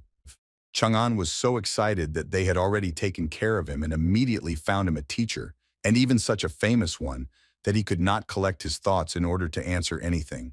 Fugui noticed the guy's stupor and decided to help him a little by distracting him from the thoughts he was immersed in and took him by the arm so that he could stand up. As ordered, Li got down on one knee, even though he was already a little drunk from the wine and tired lately, in order to do everything. The boy bowed and offered his teacher a cup of wine, asking for permission to become his disciple and learn the path of the literary Tao. Gu, already having a huge amount of experience behind him and seeing many such traditions, was amused by how quickly everything was resolved and announced the student's first task to write a poem. Chang'an felt as if he had been plunged into an ice hole, and he did not believe what the teacher had just said because he had expected some complicated preparations. The master repeated that he was indeed already giving the first task in the form of creating a poem and named the theme of wine. The librarian looked thoughtful and immediately began searching his memory and the system for poems about wine but could not remember a single one. Fugui was also already drunk and laughingly told the young man not to pay attention to the old man since he was teasing him because Li was drunk, but Chang'an answered absolutely soberly that he could handle it. The librarian knew that in his head there was a collection of tens of thousands of poems and he just needed to find it. Sheets of poetry were flying in front of the guy, but he couldn't find a single suitable one, and he thought that perhaps he hadn't drunk enough yet. Chang'an opened his eyes for a moment, leaving the system and heading towards the wine jug to put himself into the right state. The young man took a sip of the intoxicating drink straight from the jug, taking several huge gulps. Li began to sway from side to side, which is not surprising after drinking so much alcohol without a single snack. Elder Gu smiled at the state the boy was in, and Fugi took Li by the hand and said that he would help him get home. But the librarian's plan worked, and he said that he had come up with a poem about wine, and it seemed like enlightenment. The guy, who was drunk at first glance, now said his words so confidently and soberly that the men froze in anticipation of what would happen next. Chang'an had a pen in his hand and began to write out the words of a poem in the air, causing him to be surrounded by a radiance that blinded Gu and Fugui's eyes. Li continued to write out words that turned into ropes that entangled the bodies of the master and the owner, making it difficult for them to breathe. The guy didn't stop, and the light grew brighter and brighter, and above Li's head hung a medallion similar to those that the students had when they proclaimed the oath of honesty. When the verse was completed, the green talisman came together from many parts and hung in the air above Chang'an. The master and the owner looked at this with their mouths open, because they knew that this was the talisman of the owners of the Zintian body that had gathered. When the talisman was assembled and Li was still standing with the brush in his hands, a bright stream of light rushed from his body into the sky. And Nianzi saw this beam from the window of her house and realized that her feelings had not failed her and that the owner had indeed appeared in the county. The girl decided not to waste a second and, using her power, began to make ice steps for herself to quickly reach the source of light. Nianzi deftly jumped from one platform to another, creating new ones in front of her, thanks to which she could quickly get to the place where the talisman appeared. From the talisman, all the bright light merged into one stream that rushed towards the heart of Chang'an, just like at the festival with the monument. The light was not only bright but also hot, which caused a hole to be burned in the young man's clothes, and the boy himself fell to the floor screaming. Gu and Fugui were still standing at the table and understood that the shackles of the Zintian talisman had been removed, but when they saw that the guy had fallen to the floor, they simultaneously rushed to his aid. The master held the student's hand and said that of course he knew about the young man's talent, but he did not even imagine that he would become its owner, and now such talent is too dangerous in the wrong hands. The elder analyzed that most likely the talisman had completely destroyed Nianzi's ice shackles, and she was already heading here, and if she had found out about the owner, then others would also already know. The master knew that he could not allow others to find out about Chang'an since he was facing death, and so he sealed him with the qi of the path of literature. Elder Gu gave orders to Zhang to take Li and his family out of Lin County, and the owner took the boy's arm and walked towards the exit. The master, knowing what such things led to, realized that the young man now needed to run away from here without looking back. Li stood in the middle of nowhere looking at the monument with his poem about wine from which a column of light was spurting, and after which the Zintian talisman appeared, and next to it was another monument with a poem recited at the festival. The guy stood in front of the huge statue and couldn't believe that the poems he read were actually being immortalized in this way. In the distance, the young man could hear the voices of his sisters, who were very worried and asking him to wake up because they were afraid of losing him again. Chang'an tried his best to return from this world to the real world and not make his sisters worry, so he grabbed himself tighter to feel his body. The younger brother managed to return to the real world, and he immediately opened his eyes. Li grabbed his head in pain and then saw the girls who were bursting into tears sitting next to his brother, and all three were not in the house as usual. Chang'an stroked his younger sister Linglong's head and said that he was okay, and the girl finally smiled, although tears were still streaming down her cheeks. Ziyin screamed when she saw that her brother had woken up, and all three of them hugged each other, and Li was glad to see the youngest safe and sound. And only now the young man noticed that they were not at home, but were sitting in a carriage and heading somewhere rather quickly, so he asked where they were going and why they were not at home. Elder Lu wiped away her tears and said that she herself did not know where they were being taken, but she handed her brother a letter from Elder Gu, who had organized this transfer. Zhiyin conveyed the elder's words that when Li reads the letter, he will understand everything himself, and the guy took the sheet out of the envelope. In the letter, the teacher explained that the Zintian talisman can be passed down from one generation to another, and the owner of such a body has always been the dream of noble families, so either the guy is married to someone or killed so that no one gets him. Gu explained that he had sealed Chang'an's chai for a while so that he would not be discovered immediately, and when he grew stronger, he would be able to remove the shackles himself. And the teacher sent them to the city of Dongyue to the Bailu Academy, where Deputy Shu would meet them. Li mentally thanked the elder and gave his word that he would become so strong that he would control his own destiny, and with such intentions, the sisters and brother soon arrived in Dongyue. The guys were standing at the open gates, but behind them there was a wall, and guards were on duty on both sides of the entrance. And for some time Li did not dare to come closer. Chang'an began to approach the entrance, explaining to the sisters that they were where they were supposed to be, but the guard blocked the way, saying that they were not allowed to enter Bailu Academy. The girls hid behind their brother because they were worried, but Li confidently folded his hands in a welcoming gesture and clearly stated who he was and why he had come here. To prove for sure that he was sent here, the guy handed the guard a talisman, and the man replied that Shu had indeed warned them about Li's visit, but only he could enter. Chang'an turned to his sisters, asking them to sit in a nearby restaurant and wait for him, and after finishing his business, he would return to them, and the girls obediently agreed. In front of the young man stood both guards holding talismans in one hand and folding the other in a certain gesture, and simultaneously spoke the words to open the gates of movement. Pillars with hieroglyphs appeared around Li, and a green circle appeared under his feet, glowing like a teleporter. And when the guard shouted forward, Chang'an landed on the ground as if in a jump and was already in a completely different place. Anyone would be speechless to see what the young man saw when he raised his head after landing in another place. Before the librarian's gaze, the mountains of the heavenly palace, Maishan and Lanshan, as well as Izu Yishan and Jushan, stood like giants in the palm of his hand. The guy himself was on the 9th floor of Jushan, and a voice was heard from the building that called Li to come inside. Chang'an walked towards where the voice came from and climbed the steps and opened the massive wooden doors. In the spacious hall, with his back to the entrance, the student was already awaited by Deputy Director Zhu, who immediately interrupted the boy's greeting and said that he would never have thought that a teacher would vouch for some ordinary boy. And then the deputy added that if this was a request from his respected teacher Gu, then he would not ask unnecessary questions, but he would not be involved in training the boy and only handed over the talisman so that Li could make himself a new identity. Shu sternly told the boy to write his new name on the talisman and leave, and the stone moved into the student's hands. The librarian encountered something like this for the first time, so he looked at the talisman with bewilderment at what to write on it. But when Shu heard this question, he was beside himself with the fact that the student was not even able to use the chi of the literary Tao and shouted that he might as well teach him the basics of the path. The deputy was so angry that he released his chi palm on Li in order to teach the would-be disciple a lesson for his ignorance.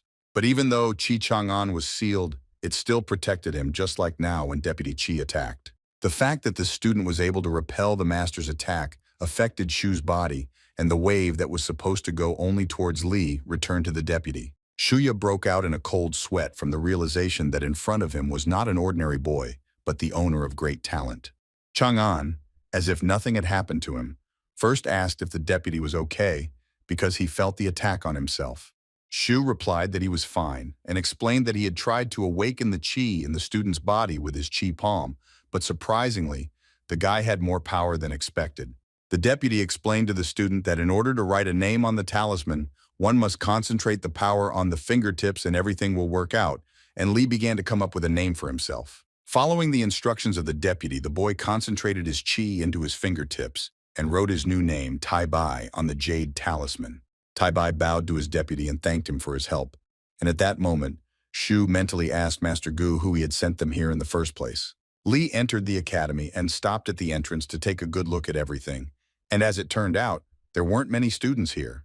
Tai Bai was surprised that there were so few students in the 3rd district and concluded that he might have been classified as a poor student. Li was distracted from his thoughts by one of the students who came up to ask if he was new and introduced himself as Anan, and Li, not expecting such a sudden appearance, was only able to say that he was Li Tai Bai. Li was surprised that the guy was so handsome that even girls would envy him, and Anan, noticing the new guy's excitement, asked why he turned away. Tai Bai didn't have time to answer anything intelligible because a monument appeared in front of them with an inscription stating that this was an announcement of the Holy Literary Tao. Anan shouted out that this was the January announcement of the Holy Literary Tao on the 9th floor of Jushan Tower, and all the disciples fell to the floor bowing in prayer. Tai Bai did not bow down but felt a strong pressure and could not understand whether this was the first step to entering the world of the path of literary Tao. When the students read the announcement, it tore into pieces and flew around, and people raised their hands in the air, rejoicing at the opportunity to be on the list of the best. The students began to argue heatedly about who was trying harder and studying more diligently, and who was truly capable of writing a poem worthy of that list and subsequently moving up to the next level.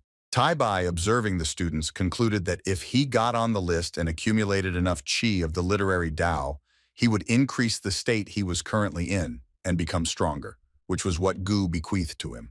Annan suddenly appeared next to Lee again and consoled the poor guy so that he wouldn't even dream of a list, because as we know, the academy provides resources only to genius students and not to people like them. But suddenly another student appeared next to Annan, asking the guy not to talk nonsense, because everything was completely different from what he was saying. The guy pointed out that if the poem is good, then the academy does not look at genius and simply provides resources to support the student in his advancement. But in some ways he agreed with Anand, namely that the academy will not look for poems in their third district.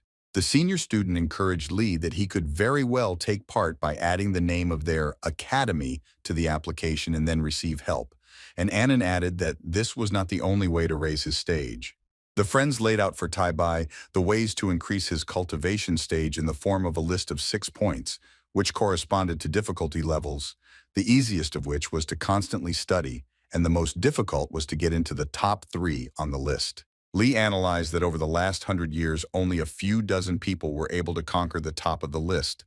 So this is the most difficult way, but for him it was the easiest, having the works of geniuses over the last 5,000 years.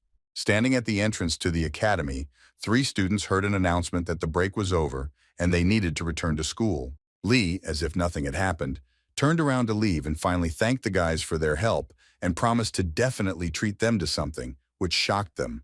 The young people were shocked because even the laziest person knows that it is worth doing at least some kind of activity. But Tai Bai simply left, and the elder concluded that perhaps the guy accepted his defeat and gave up. A month later, the cold weather set in, and while the students sat studying, exhausted and tired, Lee showed up for class later than everyone else, in very good condition. And when Tai Bai was the first one to leave class, he really irritated everyone else. It was quite funny for Ananu to watch such a frivolous student, because even compared to Lee, he was quite a diligent student. The brother and sisters spent the outgoing year modestly and greeted the new one by exploding firecrackers in their yard and congratulating each other verbally. Lu Linglong joyfully threw herself into Tai Bai's arms and with her youth and emotions overflowing, made a wish that she wanted to give Lee a child in the new year, which made Jiyin take aback and slap her younger sister on the butt. But Linlong didn't pay attention to her older sister's comments and only hugged the guy tighter, saying that there was nothing wrong with her words, because they were from different families and they called each other brother and sister because that's how it should be. Lee tried to turn everything into a joke and asked Jiyin not to be angry with Lin because she was still young and distracted the girl's attention by saying that he hoped to spend this year together as a big family. Despite the fact that there was plenty of snow, it began to fall again at night. But there were no longer any lanterns hanging near the houses since almost everyone had fallen asleep. Almost all because Lee did not sleep, because how could he fall asleep when he was surrounded by girls on both sides and he could not move, he could not even turn around. Since the guy had not been dreaming, he got up from his bed, remembering that after midnight, the list of the Holy Literary Tao was supposed to open and decided that it was time to add his poems. Tai Bai, sitting right on the bed, took out the talisman and poured his chi into it, because he had already learned to move with its help. After activating the power, the young man concentrated on opening the list and finding himself at the monument. So when he opened his eyes, he was already in the right place. The list had only recently been opened, but there were already many verses in it, and he remembered the words of the disciples that this would be a fierce battle. Lee concentrated his power on his fingertips as Shu had taught him and began to select poems, choosing the Stork Tower from the festival because offering wine was quite strong last time. The guy decided to change the title a little, and instead of the Stork's Tower, he called the poem Climbing the Tower and began to read it. With a wave of his hand, Tai Bai sent his poem written on a huge scroll to the list of the Holy Literary Tao. Lee was pleased with himself and also anticipated success, because how could a masterpiece of classical poetry of the Tang dynasty, passed down from generation to generation for thousands of years, not be included in the list?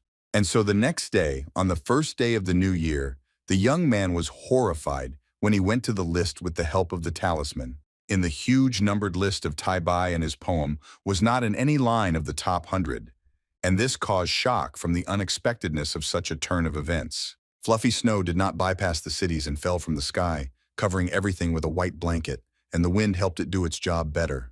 The friends were sitting in the establishment with Tai Bai and sipping drinks, and the older student decided to cheer up the new guy by saying that he shouldn't worry so much about the list, since more than 20,000 writers send poems there every year. Annan picked up on this fact and added that only a genius or a lucky person would get to the top spot, but this only irritated Lee because he did not understand how to get on the list. Annan told Tai Bai that getting on the list was possible thanks to fame and pointed his hand somewhere on the street, and Lee turned there. The guy saw students standing at the monument, which was under a canopy so that they could approach it at any time and pray. The students stood in front of Wenchang's monument, bowing in the hope of being included in the list of the literary Tao. And Annan explained to Lee that many writers spend money to attend the festival of different counties. Writers attend poetry festivals for fame because the list is a list of masters chosen by people and not the literary Tao itself.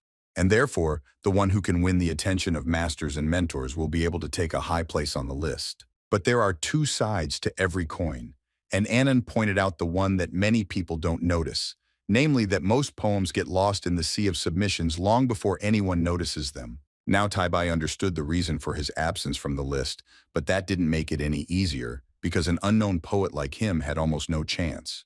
Annan convinced his friend of the opposite, that there were many who were unknown, but very talented, and without anyone's help reached heights, because in the end you can't fool the saints list. After Annan's words, Lee's talisman began to glow in the area of his heart, as if trying to tell its owner something important.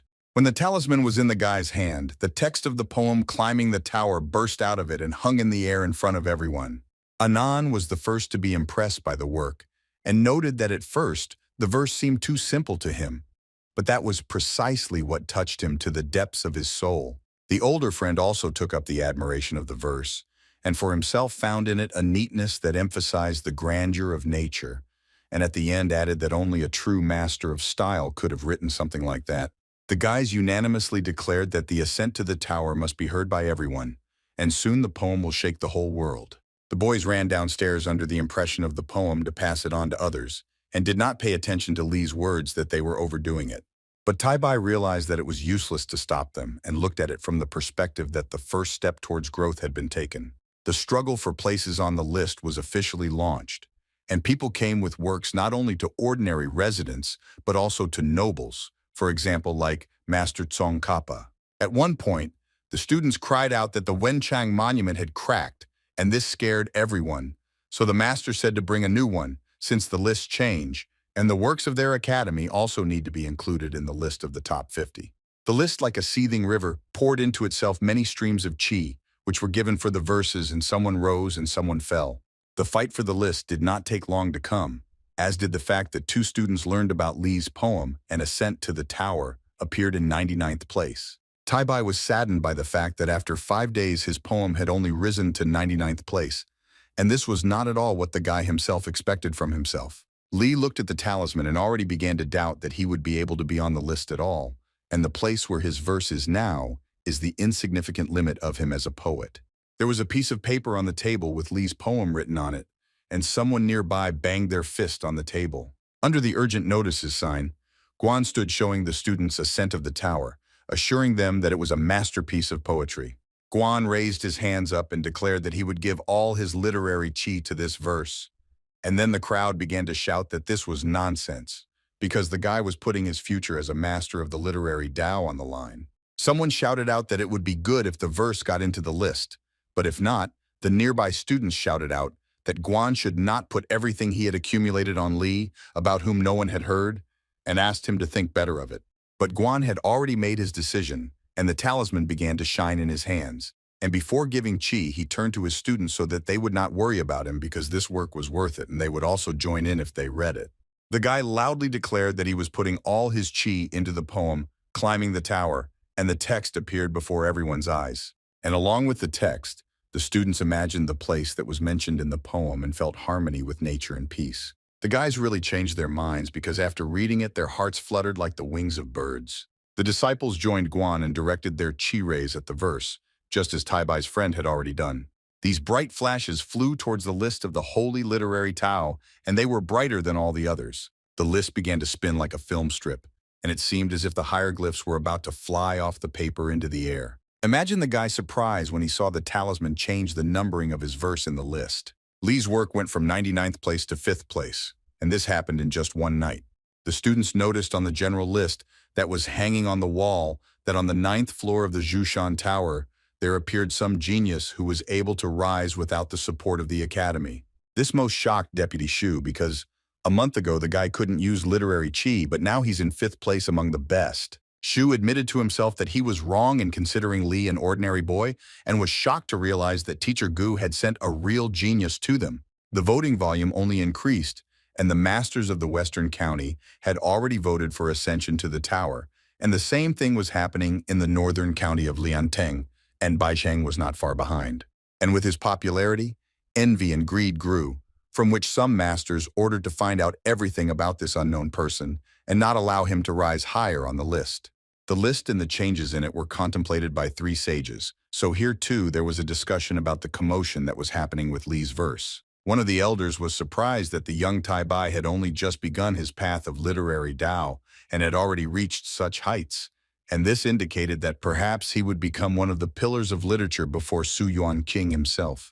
Another elder, who was clearly not ruled by wisdom and prudence, said that such talent should be lured to them, but the first master asked not to get excited and just observe for now. Li walked into the first floor of the central tower and into the classroom area, and was immediately met with many glances in his direction. In the gaze of each student, only negative emotions were read, and to a large extent it was envy or anger from the fact that it was unclear who reached the top of the list, while others were wasting years on even the smallest chance. Li read the anger in the eyes of others and understood that most likely his peaceful and quiet days had left him from that moment on. One of the top 3 students from the first district was walking towards Tai Bai, asking the guy what books he usually reads, because everyone wants to get on the list.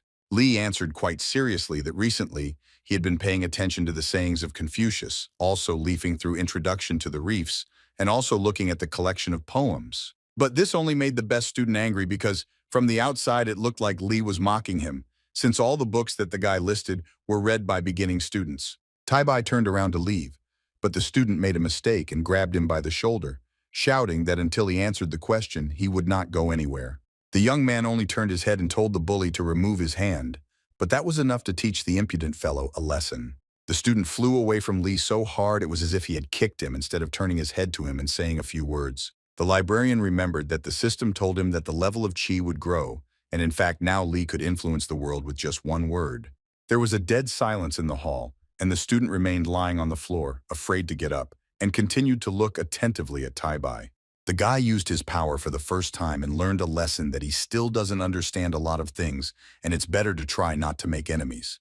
Li turned to the student, saying that he had not deceived him, and taking a book out of his pocket, he went to the poor man to prove his words. The student thought that he would now get what he deserved again, but Li leaned towards him, and holding the book in his hand said that this is what he was reading now. The young man raised his head up because he heard a stern voice coming from the 7th floor calling Li Tai Bai to come up. The guy sat down and calmly put the book next to the student and said that it was time for him to go. When the librarian had almost left the hall, a loud astonishment was heard from the students behind him, because the new guy had actually read the sayings of Confucius, and they thought that perhaps they should reread something similar. Tai Bai entered the spacious room on the 7th floor of the central tower and bowed to the deputy and master in greeting. The master of Zhushan Tower, whose name was Qin Shuman, asked the guy not to speak in such a guilty voice, because he was not called here to scold him, but on the contrary to offer him a transfer to the main tower. Qin also added that in the main tower, the young man would be provided with fame and other necessary resources, and the founder also promised to personally transfer his qi, which would allow the young man to reach the 5th stage of the path, which made Li's jaw drop. Tai Bai remembered that the system mentioned the 5th stage masters, who could deal with an army of soldiers with just one word, and were not afraid of fire or water. Li was not stupid, and this was no longer about literature, and he immediately asked what the price would be for such a generous service. Master Qin possessed a power that the young man still had to grow up to, and when he said that the price was simple and that he only had to pay with diligence, Tai Bai felt that power for himself.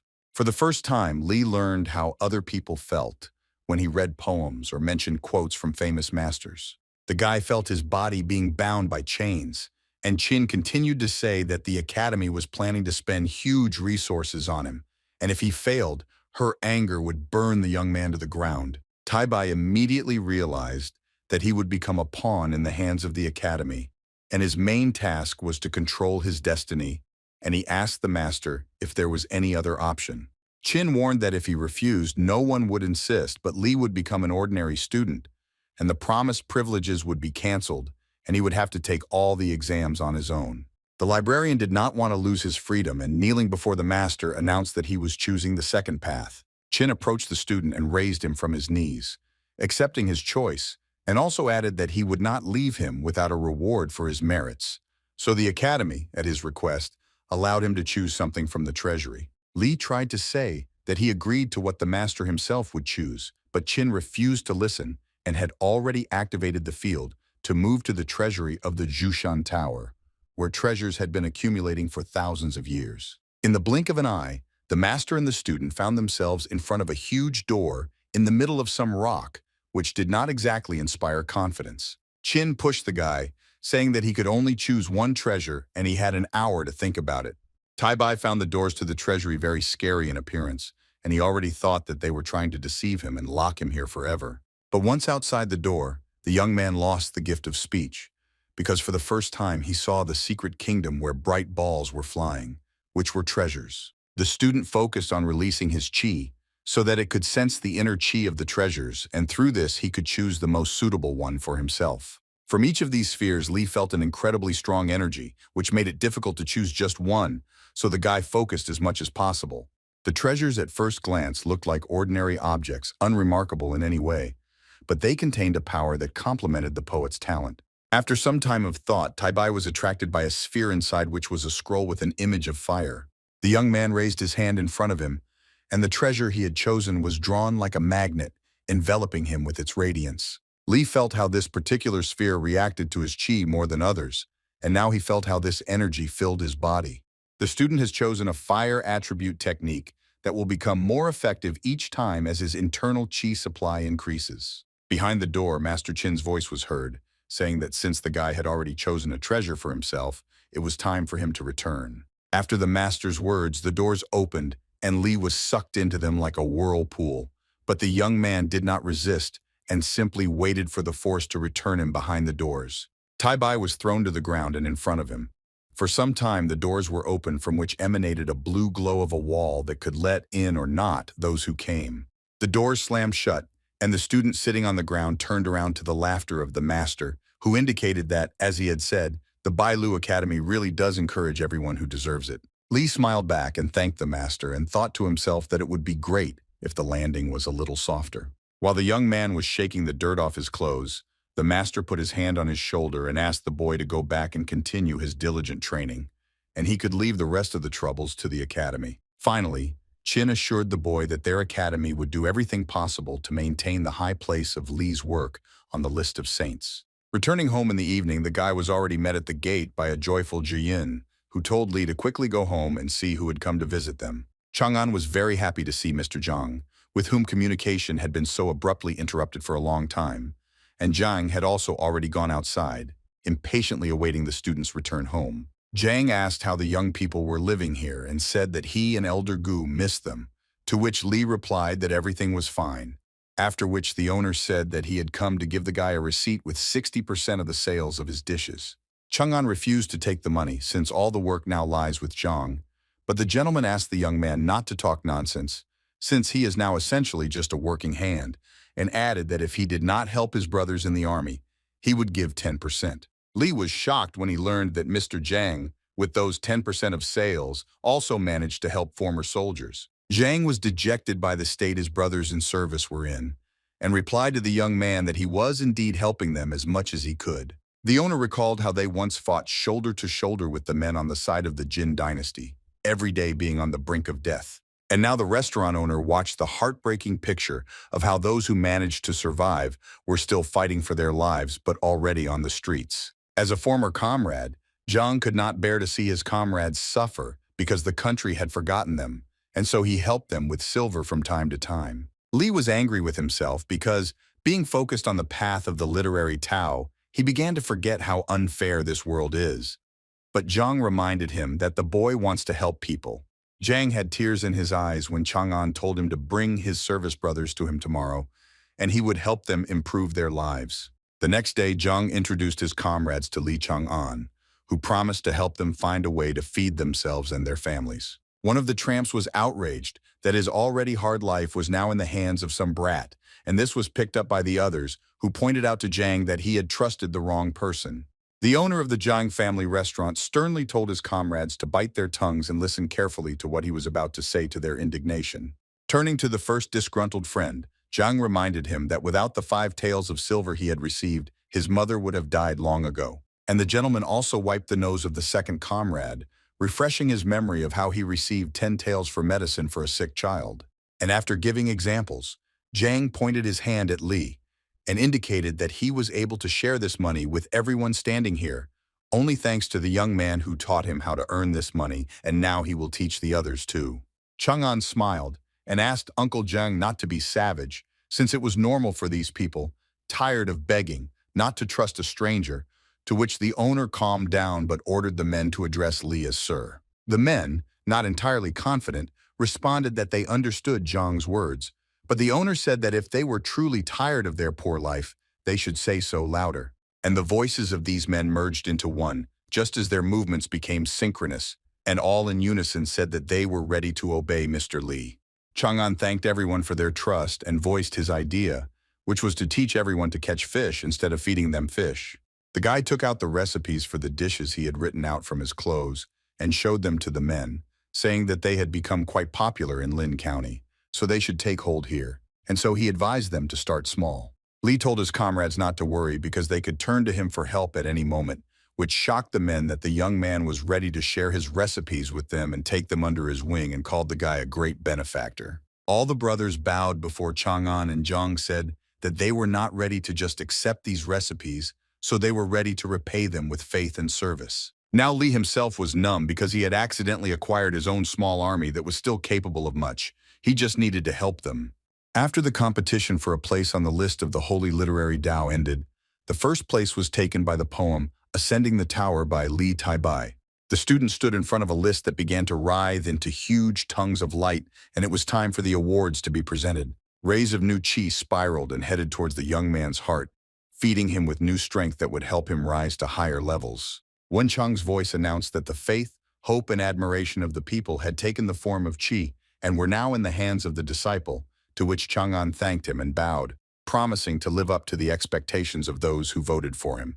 The rays swirled into a golden funnel on the youth's chest, and Wen Chang declared that with the acceptance of these chi, he had now ascended to the 9th stage of the path of literary Tao. A huge sheet of paper appeared under Li's feet, on which hieroglyphs were written, which made him a little confused, because this was the first time this had happened to him.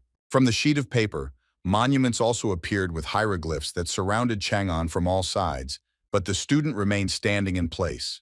The boy looked at the monument and realized that the chi reward he had received had not only strengthened his body, but had also influenced the appearance of new Wencheng monuments inside his literary Tao palace. And after one enlightenment, a second one immediately came to the young man, which made him freeze for a moment, because it was difficult to accept something like that instantly. Chang'an was delighted to know that his power could be improved by writing new poems and releasing them to the masses. On the theater stage, the men were met by a waiter who showed them a free seat where Li and Mr. Zhang came to have lunch, and at the same time discuss how things were going with their comrades' training. There was a girl sitting on the stage playing an instrument for the visitors, and the guy in the meantime asked how things were going for Jiang and his comrades, to which he told about the success of 2 people who went to work, while others needed a little more time. The men were distracted from their conversation by the scream of a girl who was playing an instrument, and they immediately turned around to see what had happened. Some scoundrel grabbed the unfortunate Yan Qingshi by the hand, insisting that she wouldn't earn much by sitting there and playing the pipa, and that it would be better for her to go with them. Senior. She loudly declared that they, as the Longhu gang, were one of the 5 major ones in the area and would provide the poor girl with everything she needed.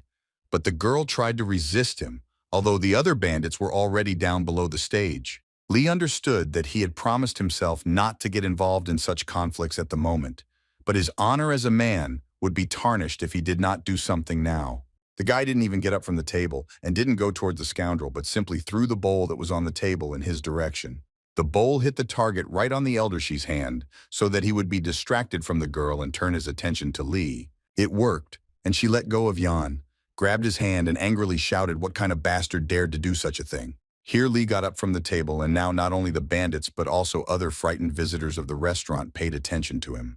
The guy said that it was he who struck she, but he himself thought that he would no longer be able to call himself a man and a master of Tao if he ignored such vile behavior of the bandits. Yan froze in place but looked at the young man as if he were a hero and understood that she would really be saved now. The scoundrel. She decided to teach the upstart a lesson and set his fellow gang members on Lee, wanting to show that the Longhu gang was not to be trifled with. Chang'an responded to the guy's abrupt movements with only a smile, realizing that not only his words but also Uncle Zhang, who was also no slouch, opposed their rude movements, and that the gang still didn't know who they were dealing with.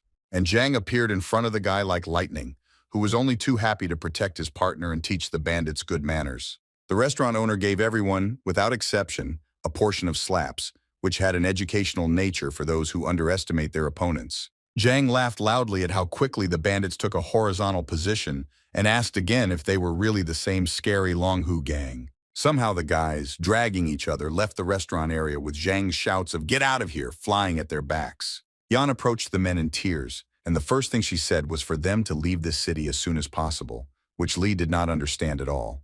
To confirm his suspicions, Chang'an asked the girl if she thought the gang would return for revenge, but Zhang immediately got ahead of both the guy and the girl, declaring that he would beat those weaklings with one hand. Yan was so scared that she rushed to the young man, explaining that these bandits were not just murderers, but they had also conspired with the authorities of their city and many innocent people had already died, and therefore she did not want the men to be killed too. Li told the girl not to worry about them and gently asked if she was standing too close to him, which made Yan feel ashamed, and she quickly came to her senses. The girl blushed and immediately moved away from her savior and asked for forgiveness for her unworthy behavior. Yan watched the men standing at the entrance, and Zhang decided to make fun of the guy by pointing out that the girl liked him and suggested that he meet her in person, to which Li smiled but asked him to stop teasing him. Instead of jokes, the guy suggested thinking about what the gang could do and immediately asked Zhang to give him a few of his men for the safety of the sisters, and the gentleman said that he would take care of it. On the day when the girls went out into the city, they were prevented by rain and therefore had to return home quickly as the bad weather only got worse. In the gateway, someone was watching the girls, sitting in complete darkness, so it was difficult to notice him. So when the sisters were passing by a dark alley, some scoundrels jumped on them and dragged them into a gateway. The girls were scared because they were surrounded by strong men on all sides, and the sisters did not know that it was the Longhu gang that had decided to take revenge on Chang'an. She was happy with such a capture, and grinned, and said that the sisters of that bastard were quite good, and since they did not get Yan Qingshi, they would be able to have fun with such beauties. A rope had already been prepared for the girls, and all that was left was to tie them up and kidnap them, and the last thing the sisters shouted was their brother's name. Li was studying when he learned that the Longhu gang had kidnapped his sisters, and if they had been standing in front of him at that moment, the brush that the boy was holding in his hands would have been intended for more than just writing. Chang'an was beside himself with rage and was about to rush to where his sisters were being held, but Zhang held the guy by the shoulder, saying that the girls were okay. The young man was still standing at the exit, but he listened to Zhang until the end, and he explained that his comrades reacted quickly and did not allow those scumbags to get far. The guy, feeling anxious, turned around at the screams of his sisters who were scared to death and were already running to their brother in tears, while Zhang's comrades stood behind them. The sisters rushed to hug Li and complained to him about how badly they had been treated and how scared they were that no one was around. The youngest Linglong was even more frightened and could not stop her tears, but Chang'an stroked the little girl's head and consoled her that everything was already over thanks to Zhang and his friends. And the young man was angry at how these vile scumbags acted and decided that they would not get away with it so easily. The elder Liu asked her brother not to put himself in danger for the sake of her and her sister, because those bandits could kill him. Chang'an remembered that Zhiyin would calm down when he not only spoke to her, but also gently touched her, so he extended his hand towards her. Li wiped the tears from the girl's face and, carefully holding her face with his hand, said that she and the younger one were the closest and dearest people to him, so he could not allow a repeat of what happened today.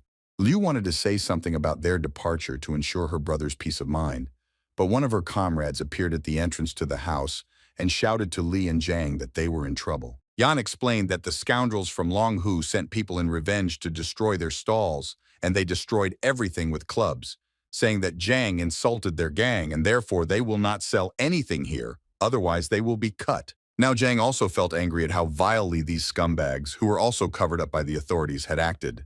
Li decided that if he couldn't avoid trouble, he had to face it and sort it out once and for all. The young man compared the gang's villains to weeds, and as is well known, they are usually gotten rid of by pulling them out of the ground by the roots and throwing them away. Chang'an decided to put all his anger into the right direction to destroy the Longhu gang, and for this he needed help. Zhang's comrades stood in front of Li and the owner himself, and the guy explained that he felt guilty for dragging people into this, but unfortunately he didn't know that such chaos was happening here. Li dropped to one knee in front of the crowd of men, asking for their forgiveness for the brutal treatment they had suffered at the hands of the gang. The crowd was shocked. On the contrary, they were thanking the young man for helping them, and they didn't even think of blaming him for what happened.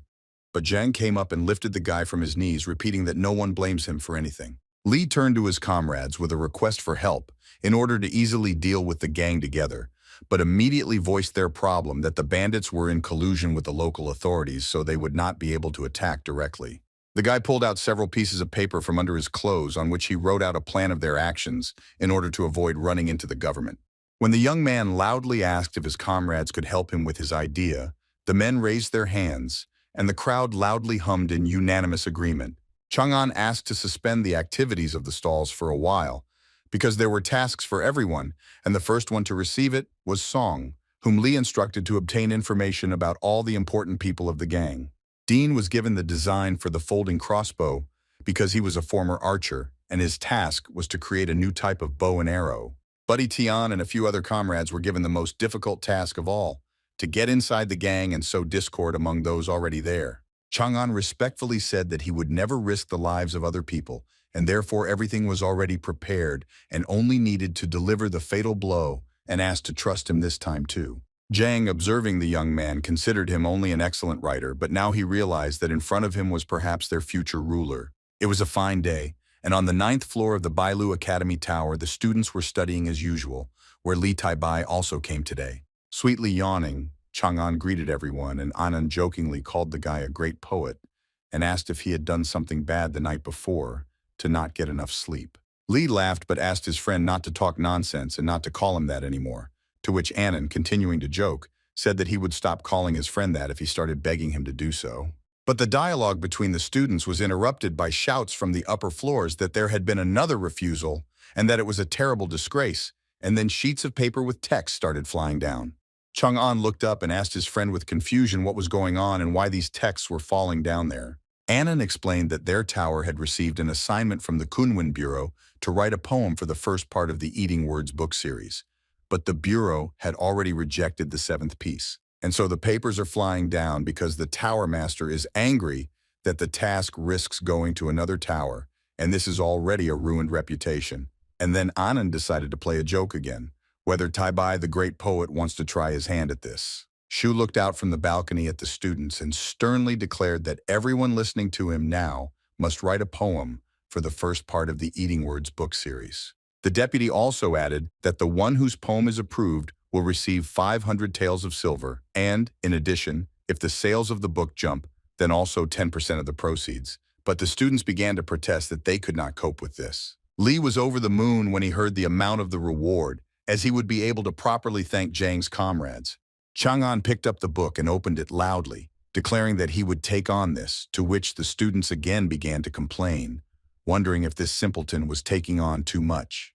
But Li did not listen to the students' cries and was already immersed in the story of a couple in love who had been friends since childhood and, when they grew up, got married, but the man had to go to war and the woman remained at home to wait for him.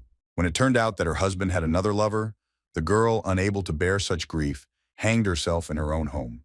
The young man silently slammed the book shut, analyzing the story he had just read, and still came to a conclusion about it. And the conclusion about the book was the guy's opinion that writing such a bad story about love is a complete failure, and it's not surprising that he can't even find a verse. Li was voicing his thoughts out loud about how he didn't understand who could possibly like this book, and that he never liked writing, and everyone heard these thoughts out loud, becoming terribly irritated. Master Chin emphasized that the students apparently did not fully understand the importance of the task, because logically, if the book became popular, then the written poem and its author will also become famous. When Chang'an heard the master's words, he was moved to the marrow of his bones by the understanding of how much his chi would increase, and thus he received a portion of motivation to write. But at the same time, as Li came to his senses, the other students were now also ready to walk over heads upon hearing about the fame and glory that would come to them with the poem.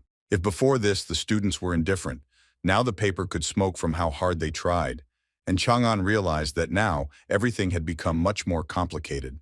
The young man was not stopped by competition in the form of other students, and inspired by the story, he took up the brush and the words fell onto the paper like a light feather. Li called his poem New Song of the Poplar and Willow Branches, and the boy was so proud of his work that he confidently thought that no one could surpass it.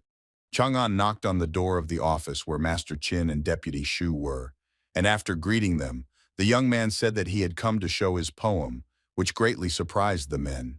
Shu explained that he had forgotten to tell his students something, and Master Chin picked up on this, continuing that Li was the only student who did not have to write a poem.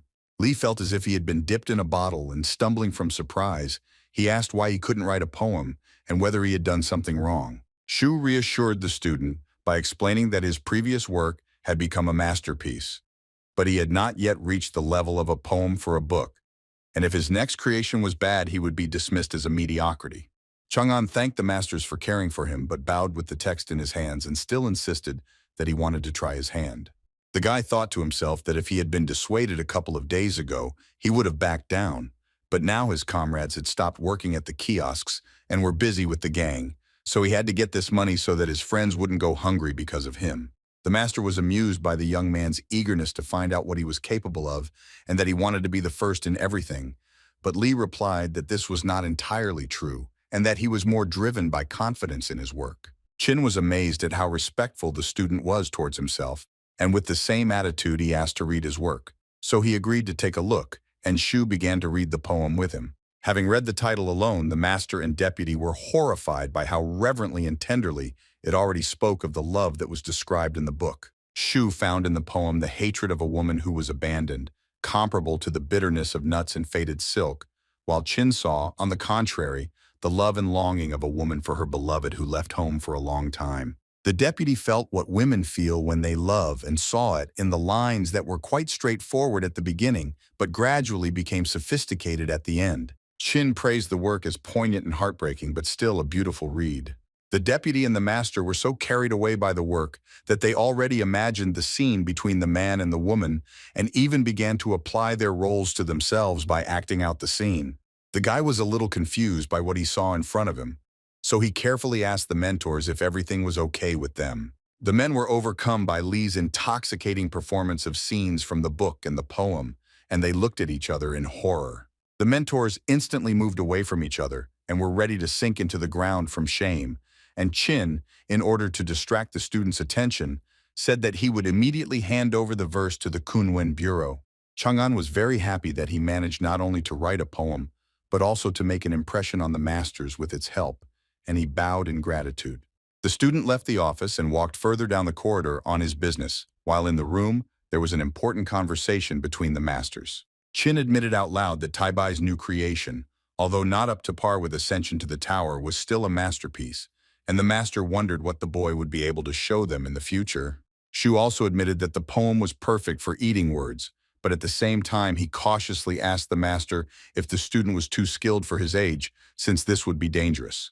Kinya was amused by how Shu was worried about the young man, but he said that he was not afraid for himself, so they did not need to. But at the same time, the master agreed with the deputy that he was right and the guy really was a genius, which they would not be able to hide for a long time. At the Kongwen Bureau of Ding'an County, the debate over the poem was in full swing, and cries of admiration and indignation could be heard every now and then. Everyone crowded around Master Huan, who wrote eating words, not understanding whether he liked the poem or not, and some still didn't even know who wrote the creation. Huang Qingshan jumped to his feet and burst into tears because his book was not worthy of the poem that Li Taibai wrote, so he would take on the task of rewriting the book. One of the assistants tried to persuade Huan not to do this, since the printing of the book would begin in 5 days, but the master shouted that he was obliged to rewrite the book, so he would do it at a pace he had never done before and strictly forbade anyone to distract him. The assistant got angry because he didn't understand why the poems of some Taibai were so good and began to stomp his foot on the floor menacingly. Poems for the book continued to arrive at the Kunwen Bureau, but the author Huang, although he thanked the writers, refused their works, explaining that there was already a suitable poem. Huang directly declared to everyone that the works that were brought to him could no longer be better than the new song of the poplar and willow branches. Masters Zhao from Zongyue Academy and Liu from Xiangshan Academy were shocked that the author of the book made his conclusion without even reading their works, and asked who had impressed Huang so much. Huang smiled mysteriously and said the name of the student of the Bailu Academy, who was already known as a genius, and it was Li Taibai. The masters of the academies were horrified by what they heard, because only recently no one knew about this man, but now he is famous. The poets heard of the sudden fame of a simpleton and were pressured both by the fact that he was strong in the literary Tao and by the fact that he would outshine them with his works. The hearts and minds of the masters were filled with envy, followed by anger, from the fact that if this damn genius continued to become more and more famous, there would be no room left for them. So it was decided to unite and rein in the upstart. Li sat at the table in the academy holding the promised reward in his hands, surprised that they had sent it so quickly. But Annan put the guy down on the ground, asking if he really didn't notice anything at all. Annan grabbed Chang'an's face sharply but carefully and asked him to look carefully in the direction he was turning it. Li was first taken aback by the fact that his friend grabbed his face so abruptly, and then by what he saw when his face turned. The other students looked at Chang'an with such fierce hatred that if they could, they would incinerate him with just one look, and Annan explained that the guy had wiped their noses twice in a very short time. Li turned back and asked warily if Brother Annan also hated him now for his success at the academy. Annan couldn't help but joke about his friend, so he paused to deliberately make him nervous and simply stared at him. But Annan didn't keep him waiting for long, and moving closer to his friend, said that he didn't care how good Li's poems were, but he wouldn't refuse a drink since the guy had received an award. It was as if an inspiration had struck Chang'an, and he remembered the restaurant his friend had told him about, and suggested that they go there for a drink. All three friends came to the brothel, where they were met by a worker, who said that they were already tired of waiting, and asked them to follow her. Li noticed one of Zhang's comrades who had the task of getting inside the gang, and judging by how they were having fun sitting at the table, everything was going well for him. Chang'an deliberately walked past the table slowly so that his comrade would have time to notice him, and it worked. The guy smiled at his friends and told them to go upstairs without him, because he urgently needed to go to the toilet. It was pitch black outside, and only the lanterns from the windows of the house were shining brightly, so the men made their way out into the street unnoticed. The comrade bowed to Brother Li and admitted that he did not expect to meet him in such a place, to which the young man joked that it was probably because the gangsters and the students had a common trait of relaxing and drinking. Chang'an asked how things were going with the assignment, to which the comrade said that there were about 500 people in the Longhu gang, 37 of whom were major and minor leaders, and the boss often met with the prison warden. The man also added that the Longhu gang has such and such relationships with other gangs, but they are openly at odds only with Jitsun, and Li approved the transition to the second stage, where comrades under the guise of the Longhu gang will begin to provoke Jitsun. The comrade was delighted that the young man had done everything in such a way as to do the dirty work with someone else's hands, but Chang'an said not to rush to rejoice, because in order to completely get rid of the gang, he asked to find out about the leaders. Li only managed to add that it would be wonderful if among the comrades there were people with a similar body build as the leaders. Just Chang'an wanted to say the main thing, but he didn't have time to finish because Annan called him, asking if everything was okay with his friend. The young man turned around saying that it was time for him to go, but finally summed up that if he had thought everything through correctly, then in half a month they would be able to squeeze Longhu into a ring. The voices of friends could be heard in the night sky, making fun of each other, because when Li asked why Annan was screaming like that, the guy, as always, joked that he ran to save his friend if he fell into a cesspool. The friends sat at the table and enjoyed the game, as well as the drinks and the company of beautiful girls, and when Li lost again, Annan laughed loudly and told the guy to drink the drink. Chang'an jumped up and picked up the glass, shouting that he would never accept his defeat, so he said that they would continue the game. But instead of putting the glass on the table, Lee missed and flew past the table straight at Annan, already very drunk. Chang'an was lying on Annan's feet, and the friend was surprised at how quickly his friend, who apparently does not know how to drink at all, passed out, and Lee even tried to mumble something about how you can't say such things to a man. Morning came, and Lee woke up from the sun shining in his eyes, and his condition after yesterday was extremely nasty. The guy sat up in bed and grabbed his head, feeling a terrible hangover that made his body feel like cast iron. Chang'an heard someone in bed next to him, muttering incomprehensible words in their sleep, and he felt even more uneasy, realizing that he had slept with someone while he was drunk. When Lee turned around to assess the degree of lousiness of the whole situation, he was shocked by what he saw, because he never expected such a turn of events. Next to him in the bed, his friend Annan was sleeping soundly, and Chang'an frantically began to pray that his suspicions would not be confirmed. The first thing that happened when Annan woke up was that a vase that was in the room was smashed against the wall, and Lee miraculously managed to dodge it. Chang'an begged his comrade to calm down, since they had not slept at all, and explained that Annan had simply fallen asleep on him and that his back still hurt. Lee tried to laugh it off while simultaneously burning with shame, and said that there was no one to blame and it would be easier to just forget about everything. Here Annan became such as he had never been before, and angry at the young man for wanting to just leave after that, he activated his power, which was like lightning. Annan launched lightning at Lee, entangling his body like a lasso, causing the boy to be shocked, seeing his friend in such a guise for the first time. Annan moved his hand to the side, thereby moving his comrade's shackled body closer and closer to himself, and it was useless to lean on it. The guy deftly controlled his energy and threw Lee's body back onto the bed, and all he could do was lie obediently and wait for his friend to calm down. Chang'an decided to ask why An considered him to be the one to blame for what happened. And even if it happened that they slept together, there was nothing wrong with that. But An became even more menacing when he heard his friend's words and was about to strike him with his strength. But Lee quickly rattled off that his friend would simply say what he wanted from him so that he would stop being so ferocious, and returned to his appearance but was still angry, and replied that he needed to think about it, but Lee would still owe him. Chang'an was already willing to do anything just to make it stop, and when he left the room he breathed a sigh of relief, but still didn't understand why he was the one to blame, and since he wouldn't get an answer, he decided to go home. When Chang'an left the room, it turned out that there were not two of them, but three, and female hands reached out to An from behind. The girl hugged the guy and addressed him as Mr. Anya, to which the young man repeated that he asked to be called simply Mr. Anya. An, looking at the girl, began to think out loud that maybe he should have killed that guy, Lee Tai-bai in mind.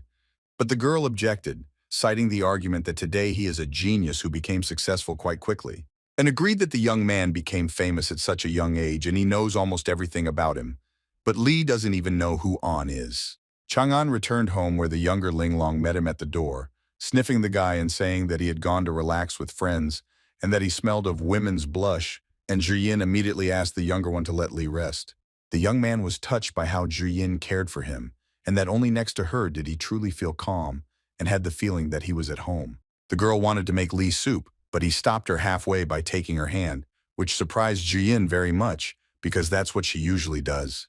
Chang'an turned Liu towards him, and looking into her eyes, promised to do everything so that he and his sister would no longer have to need anything or worry about anything. Meanwhile, the Zitsun gang members were dealing with the Longhu gang people for supposedly daring to attack their fellows. One of the Longhu bandits shouted that the people from Zitsun had gone completely crazy and tried to threaten him by saying that they couldn't even imagine what would happen to him after what they had done. But the bandit, Zitsun, smashed his opponent's head with a club, saying at the end that he behaved like a scumbag even when he was one step away from death. 3 dead bodies lay on the floor under a bloody sheet, which was not really Lee's plan.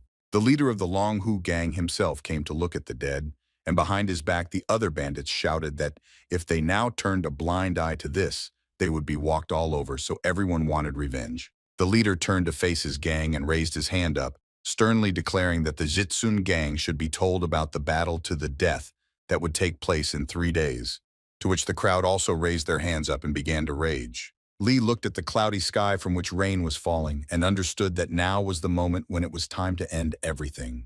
If before everything seemed like some kind of game, now Chang'an suffered from the understanding that his plans had gone so far that people had begun to die. The young man was wet standing in the pouring rain, but thoughts about whether he was doing the right thing were so loud that he did not notice the bad weather. Jiang, looking at the boy's suffering, shouted to him that if it weren't for him, the Long Hu gang would have continued to ruin the lives of other people. So now was no longer the time for long reflections.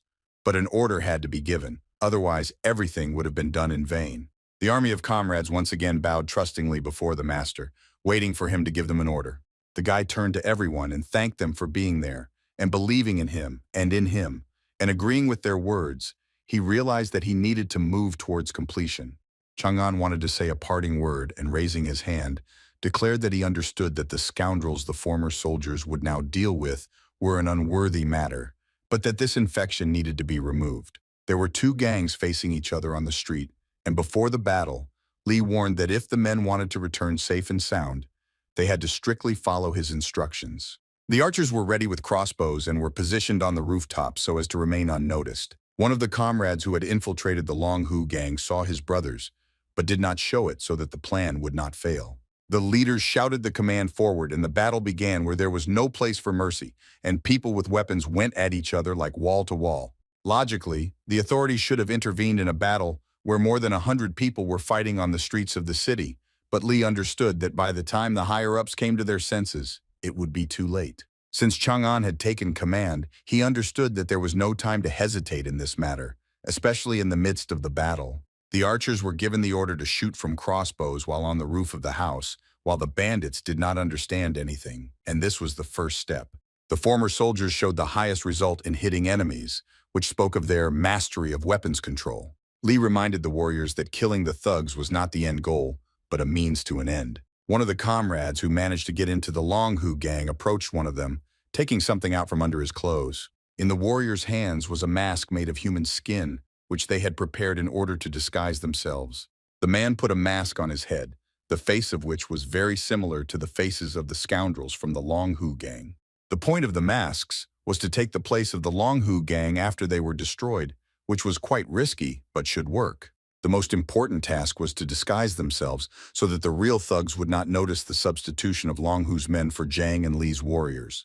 Chang'an pointed out that it was important to disfigure the faces of the corpses so that they would not be exposed, and to Jiang's question what the next steps would be and whether the young man really wanted to become one of those freaks. Li turned to Uncle Jiang and sternly replied that, of course, he was not going to become a bandit. While the warriors were doing their job, Li explained to Jiang that simply destroying Long Hu would not lead to anything, because they were one gang out of many, and such cruel people as bandits would continue to intimidate and kill peaceful people. The young man explained that his plan was to become masters of their own destinies, and that is why he used the shell of the Long Hu gang to change the established order and give people a peaceful life. Jiang was once again amazed at how the guy created a plan that would cause bloodshed, but not on those who were truly destined for it by fate, but on those who could live in peace. Li stood with his back to Jiang, but he clearly heard that the moment when people would stop being afraid to walk the streets or trade would soon become real. The warriors returned, praising their master for being smart and for his plan working perfectly, although they had to rough up Old Man Tian and his men a bit so as not to arouse suspicion, but they were able to kill 47 of Long Hu's thugs. Li thanked the warriors for the work they had done, and after that the men, pointing to the 3 prisoners, said that as a gift they had found those 3 scumbags who had stolen the Liu sisters. Chang'an approached the elder Shi, whose hand he had once hit with a bowl, to let go of the girl in the restaurant. Chang'an did not take his eyes off the scoundrel and asked him to give him the crossbow that the archers had already shot from today. Shay turned whiter than chalk when a crossbow with a loaded arrow that looked sharper than a blade was brought to his face, but he couldn't utter a word because his mouth was closed. Li continued to hold the crossbow and looked closely at the bandit and then asked if he remembered him. When the gag was pulled out of Shah's mouth, even under threat of death, he snapped that he shouldn't remember anyone he met and reminded everyone who he was and what gang he was from and that it would be better for them to let him go. Chang'an's eyes turned red with anger, and he mentioned that he was no longer a simple stranger to Shi since this freak stole his sisters, after which he brazenly lies that he doesn't remember this. Being both a librarian and Li Chang'an, this man's hand trembled as he placed his finger on the trigger of the crossbow, apparently having never killed a person before. One of the warriors noticed the guy's excitement and indecision and offered to do it instead of him, but then Jiang put his hand on his comrade's shoulder. When the fellow soldier turned to Jiang, he said not to interfere, but on the warrior's face there was a silent question why he couldn't do it instead of the guy. To which Jang asked a very reasonable question. Would a soldier follow a man who was unable to finish off his enemies? Both his comrades looked at the young man, and Zhang explained that Chang'an needed to finish the job himself in order to show his brothers that he was worthy of their loyalty. But the former soldier noted that Li was too young for that. Chang'an finally told Shi that he was not a saint and never thought that he would have to kill. But the case with the thugs was different, and he should not have gotten involved with his family. Li shot an arrow into Shay's head, saying that he would still have to die after everything he had done, including kidnapping his sisters. Shi, bleeding profusely, fell forward, face down, dead, in front of Chang'an's feet, but he didn't even flinch or lower his crossbow. The guy looked at the remaining two freaks who were shaking and mumbling something, but it was impossible to make out, and pointed out to them that all the lives of the Long Hu gang members were not worth a hair on the heads of his sisters. 2 more arrows were fired from the crossbow into the heads of the bandits, and they hit, staining the floor of the courtyard where Zhang's comrades were gathering with their blood. The former warrior and Zhang stood there dumbfounded and couldn't even find anything to say about the confidence of this young man who was able to go all the way. Zhang looked at the man who not only had not been broken by the difficulties facing him, but had made him even stronger in their eyes. Li Chang'an became the warrior's equivalent of the Dark Lord, who was cruel but fair and willing to take risks to save others. The guy found himself in the darkness and heard someone's hands scratching the damp earth and voices howling, asking why he had committed this murder and dealt with violence with exactly the same violence. 3 bandits rose from the ground in front of Li, and he shot arrows into their heads, and she, barely moving from foot to foot, warned the young man that since he had taken the path of a murderer, the same fate awaited him. Even while in such a bad vision, the guy shouted that he was Li Chang'an, and that he was his path, and that he was the master of his destiny, and kicked Shi in the face. 2 mutilated bodies also approached Chang'an, and in terrible, hoarse, blood-soaked voices shouted at him that he was a murderer. The guy's eyes lit up with fire, and he asked the evil spirits if they really wanted to die a second time. With streams of fire, Li incinerated 2 of the dead at the same time, and there was no trace left of them, but there was another problem waiting for him. She held Zhi Yin by the throat and smiled evilly, telling the youth that no matter how strong he became, he still wouldn't be able to protect his family. And if he was distracted for a moment, his sisters would end up in his clutches again. Chang'an was overcome with anger and shouted at the bastard to let the girl go right now, otherwise he would follow his friends. But she, making a terrible grimace, began to tear off Zhi Yin's head, laughing that the sisters were facing a tragic future precisely because of Li, and the girl screamed her brother's name, experiencing terrible pain. Li rushed towards his sister, stretching out his hand in order to save her, but it was too late, and he seemed to be moving away from her. A heart-rending scream came from the room where Chang'an was sleeping, to which Zhi Yin woke up and immediately went to the guy. Li was sitting in bed, covered in a cold sweat and trying to catch his breath when the doors opened, and Zhi Yin came in, asking if everything was okay. The young man, all pale and wet, turned to the girl, so happy to see her in front of him that it even looked creepy. Chang'an rushed to hug Zhi Yin, comforting himself that it was just a dream, and his sister was okay, which made her very surprised. Li looked at his sister while she told him that she was indeed fine. But the boy, still under the influence of the nightmare, began to stutter and explain that Zhi Yin and Linglong were in danger because of him. Lu was embarrassed and assured her brother that it was not his fault that what happened, because she and Linglong were trapped precisely because of those scoundrels. The girl reminded Li that it was he who revealed so many interesting things to her, and thanks to him she got to the Palace of Stars and helped rescue her sister, so the way he cared will forever remain in her heart. Zhi Yin admitted that if the time came when she had to die for Chang'an, she would do it without hesitation.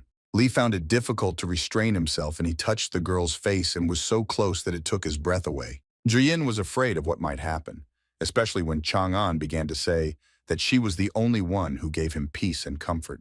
The girl jumped up from the bed, and putting some distance between them, put her hands in front of her while shouting that they couldn't be together. Liu took the lamp and headed towards the exit. After wishing Chang'an a final good night, she also went off to get some sleep. The guy looked at Zhi Yin and how the doors closed behind her just as they were closed in her heart. Chang'an sat holding his chest, where his heart was beating wildly, wanting to jump out at any moment, and he realized that he wanted to protect the girl, but instead he almost hurt her himself. Trying to calm himself down and convince himself that Zhi Yin couldn't like him didn't lead to anything, so he wanted to let his feelings out and took out a piece of paper. Armed with a brush, the young man began to write out the words of Shanxi's poem entitled, "O Heaven." The brush seemed to connect with the heart, and the words fell onto the paper easily and enthusiastically, like the feelings the boy experienced.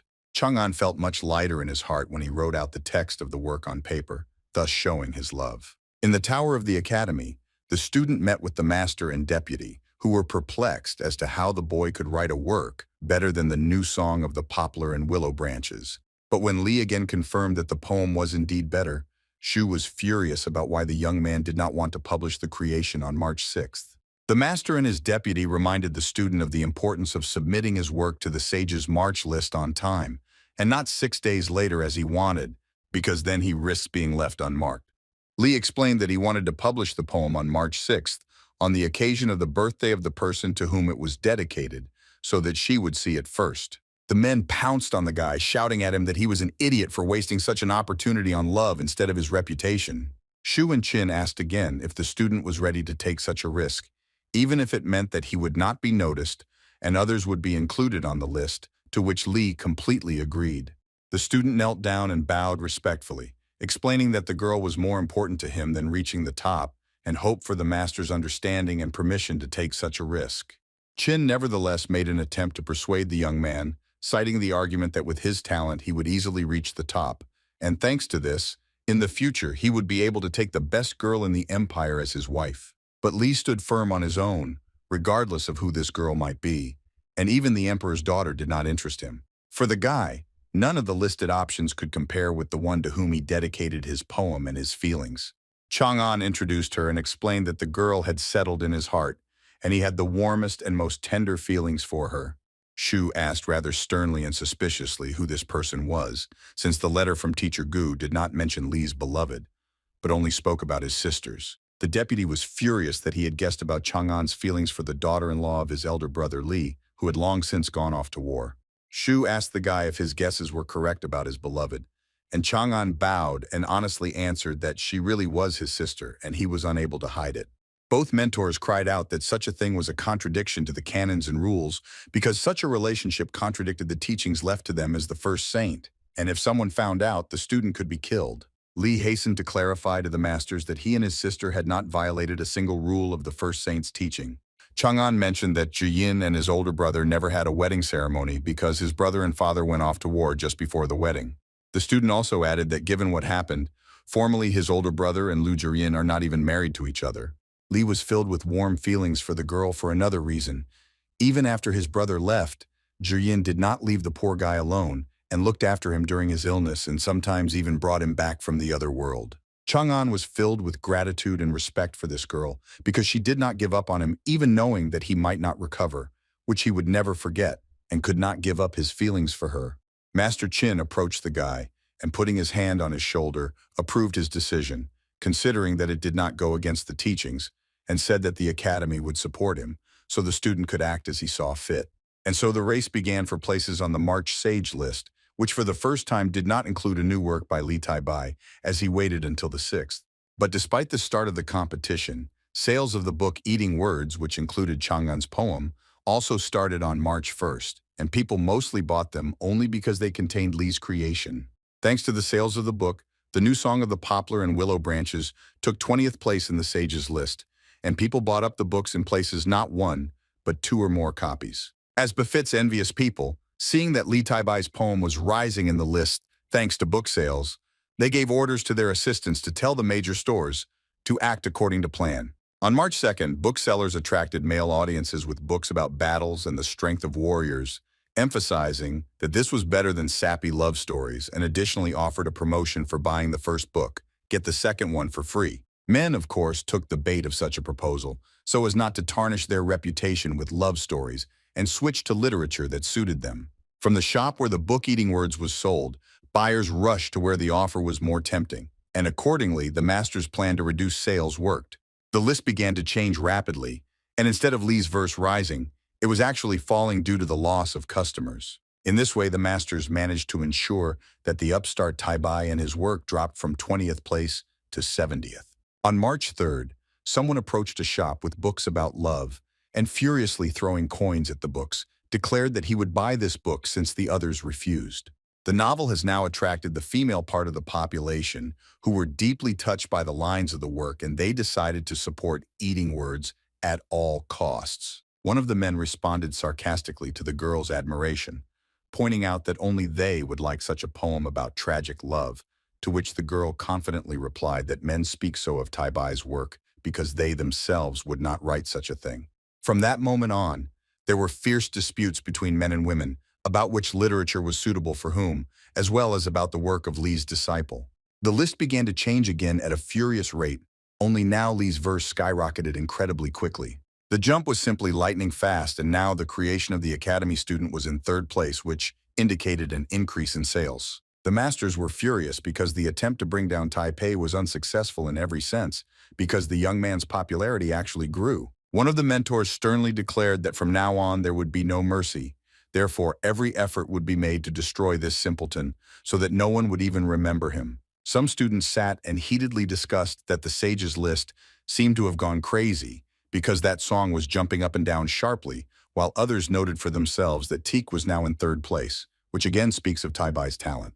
Annan decided to ask his friend if he had written the last lines of the song, thinking about his beloved, to which Li replied in the negative. Friend An breathed a sigh of relief, realizing that perhaps he had just worked himself up about it. But when Chang'an said that he had written another poem for his beloved and would publish it in a couple of days on the occasion of her birthday, An felt his temper boil. An was about to start yelling at Li, accusing him of something, but he didn't have time because Guan flew up to his friends with some news. It was obvious that Guan was in a hurry because he was out of breath, and he told Li that things were bad because his verse was about to fly out of the top 100 of the list of saints. Chang'an was surprised at how this could happen, since even if you don't count the third place of the verse, it was at least in 70th place. Guan went into more detail about how the masters from the Songyue Academy had united to deliberately ruin the Song of Taibai, which is why the rating was melting before their eyes, and showed the guys the talisman. As a fifth-stage master, Lu poured mud on Li's creation, claiming that the author was too blinded by the theme of love, which is why he had a narrow view of the world and called on others to stray from the path of Tao if they considered a student a genius. At the time of the master's appearance, Song Li occupied the 78th place on the list, but the teachers wanted to completely push the creation out of there, considering both the verse and the author unworthy of being there. Surprisingly, instead of Chang'an, it was An who flared up first, angry at how the masters were humiliating his friend, and without delay, he immediately went to deal with the mentors. Li asked his comrade not to get excited, but An said that for such words as the masters said, one must answer, and it doesn't matter what rank of mentor you are. After which he moved to the list with the help of a talisman, and appeared in the space where the teachers were and immediately addressed them, calling on them to stop sowing discord among the students. Anand directly told the masters that their intention to sow discord was based on the fact that even they recognized Li's poems as real art, and therefore acted out of envy. One of the teachers was still trying to control himself and calmly replied that they were opening everyone's eyes, on the contrary, in the hope that Li would realize his mistake and take the true path of Tao, but there was no intent here. Anya was infuriated by how they were now trying to make a fool out of him, hiding behind the false truths of the path of the literary Tao, and he put his power into play. The master was of course stronger than the student and simply stepped aside, redirecting Annan's power. But now, when the young man dared to raise his hand against his elders and those of higher rank, the mentor also activated his power.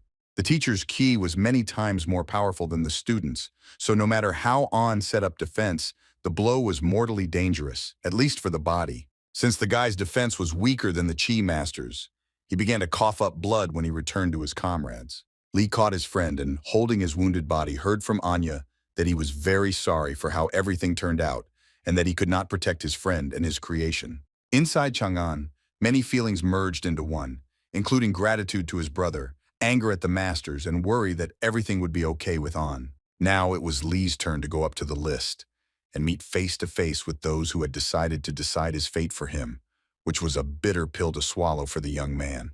The masters apparently sought a personal meeting with the student, since they were still waiting by the list. The treasure the guy had found in the form of fire energy was activated immediately, and he, feeling pure, furious anger, said that since the masters so persistently wanted to help him get on the true path, he would accept their help. After speaking, Lee released a huge stream of fire towards the mentors that would have incinerated an ordinary person instantly. But the Chi Chang'an masters were under such extreme pressure that they were unable to move, let alone put up a defense. The mentor who stood in front of the other two was outraged that this brat did not respect masters like them. The students were constantly watching with the help of talismans what was happening at the list, and were glad that Tai Bai was able to rebuff the teachers who, with their actions, disgrace all the masters of the path of literary Tao. Li was wise beyond his years, and instead of wasting his energy on the envy of the masters, he suggested that they stop squabbling and wait for the results of the sage's list, because in that case everything would be decided fairly for both sides. The mentors called on Lu to accept the boys' offer, because if they don't stop now and most likely lose, they will never wash away this shame. Chang'an had no intention of provoking anyone, but looking at Lu, he asked point blank, was the master really so afraid that his poem would lose and the song would win? The mentor didn't even make an effort to control himself even a little bit, which is why he was now furious again from the truth that was told. But the pressure from the chi that Li sent into the masters was strong, which is why the master, in another fit of anger, only made things worse for himself and coughed up blood. Chang'an turned around and before leaving said that the feelings he put into the work were sincere and pure, thanks to which the lines of the creation would reach the hearts of readers. And in addition, unlike his mentors, he was confident in his work.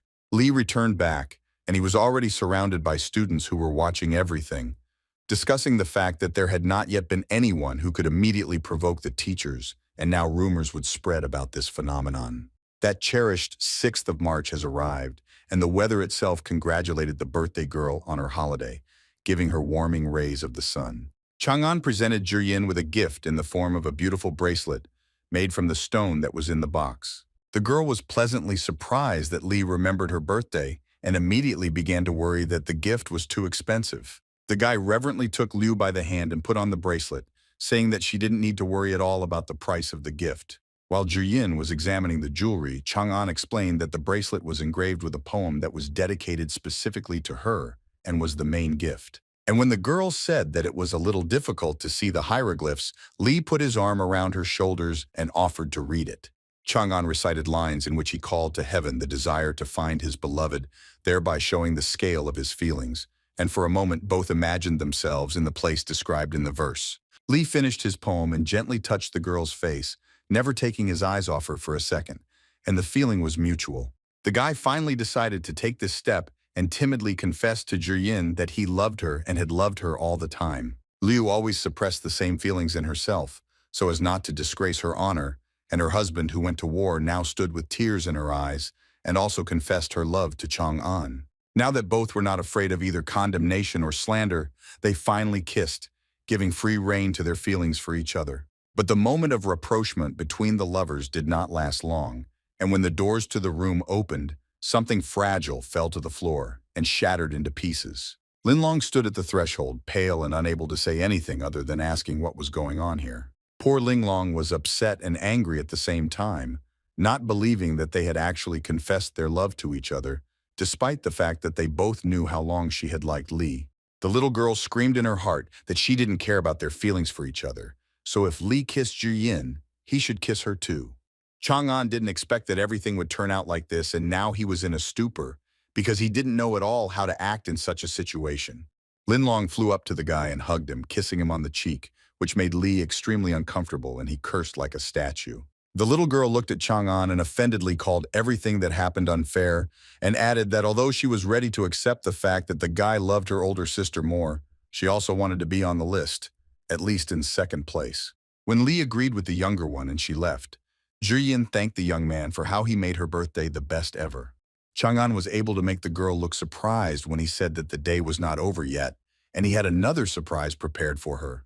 In order to create the atmosphere that Li had in mind, it was necessary to wait until evening, and when it got dark, he took Zhiyin outside where many sky lanterns were flying in the air. Other residents also noticed the lanterns, stopping and watching their flight, and some wondered who this Zhiyin was who was so lucky, and some envied her that such a romantic guy was already taken. The couple admired how the lanterns with the words of the poem flew higher and higher, and Chang'an said that he wanted the whole world to know about his love for the girl. The day after Zhiyin's birthday at the academy, An had already managed to ask if the boy was yawning so much because he hadn't slept all night, to which Lee replied that he hadn't slept because he was so nervous after publishing the poem. Chang'an looked at the talisman, disappointed by his own unjustified expectations that the poem would still appear on the list. But if the song was in 12th place, then heaven was not there. At that moment, Annan was analyzing that yesterday's paper lanterns were the work of Lee, and his comrade wondered if he really loved the girl that much. While An was breathing down Chang'an's neck and was tormented by the question of who Liu Zhiyin was, the guy was sad at that moment because there was a risk that no one would find out about his new poem. Barely audibly, An voiced his thoughts that if the poem had not attracted anyone's attention, then it would be worth making the name of Li Tai itself popular. Chang'an turned around so abruptly, being incredibly happy with his friend's advice, that An seemed to swallow his tongue and only looked at his comrade with huge, frightened eyes. Lee was happy like a child, thanking his friend for having him and for giving him such a wonderful idea, because now the guy even understood how to implement this idea, and An, timidly and embarrassedly, replied that he was glad to help. Chang'an heard his friend say something else and asked again what they were talking about because it seemed to him that his friend had said something important. But An, pretending not to say anything, shifted the focus of attention to asking what Lee had already come up with for himself regarding the promotion of his name. Chang'an had a brilliant plan to raise his reputation, thanks to those he could also help, and that was the Kunwen Bureau. The seller standing behind the bookstall loudly announced that the book Eating Words included a handwritten version of the poem New Song of the Poplar and Willow Branches, written by Li Tai himself. The girls immediately came running to buy the book they loved, and now they also had the opportunity to receive a poem from the hand of Li Tai himself, which gave them the feeling that he had personally written the love story. The masters watched from the window the crowd of girls at the yatka with books, and were indignant that now this Lee really wants to rise higher in the list thanks to his calligraphy, because this is a trick that only such women fall for. The girl couldn't stop looking at the piece of paper with Tai-Bai's handwriting, the calligraphy of which was mesmerizing. The student who had been standing next to the master and was indignant carefully looked at the sheet of paper that the girl was holding and was impressed by the calligraphy of Lee's writing.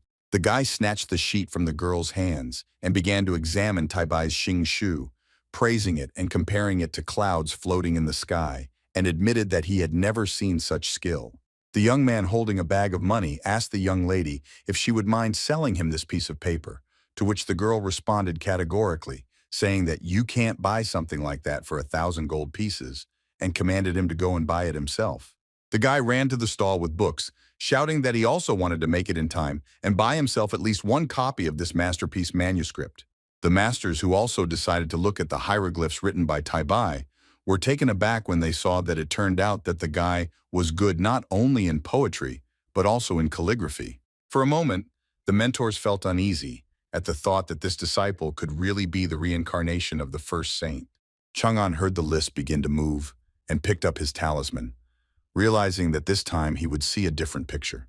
And indeed, the last verse about heaven dedicated to his beloved appeared in the sages list in 99th place. Li moved to his palace of literature and stood by the monument, realizing that one of them was for emergencies, but it was thanks to him that his art of calligraphy would become similar to that of Wang Shiji, the famous Chinese calligrapher.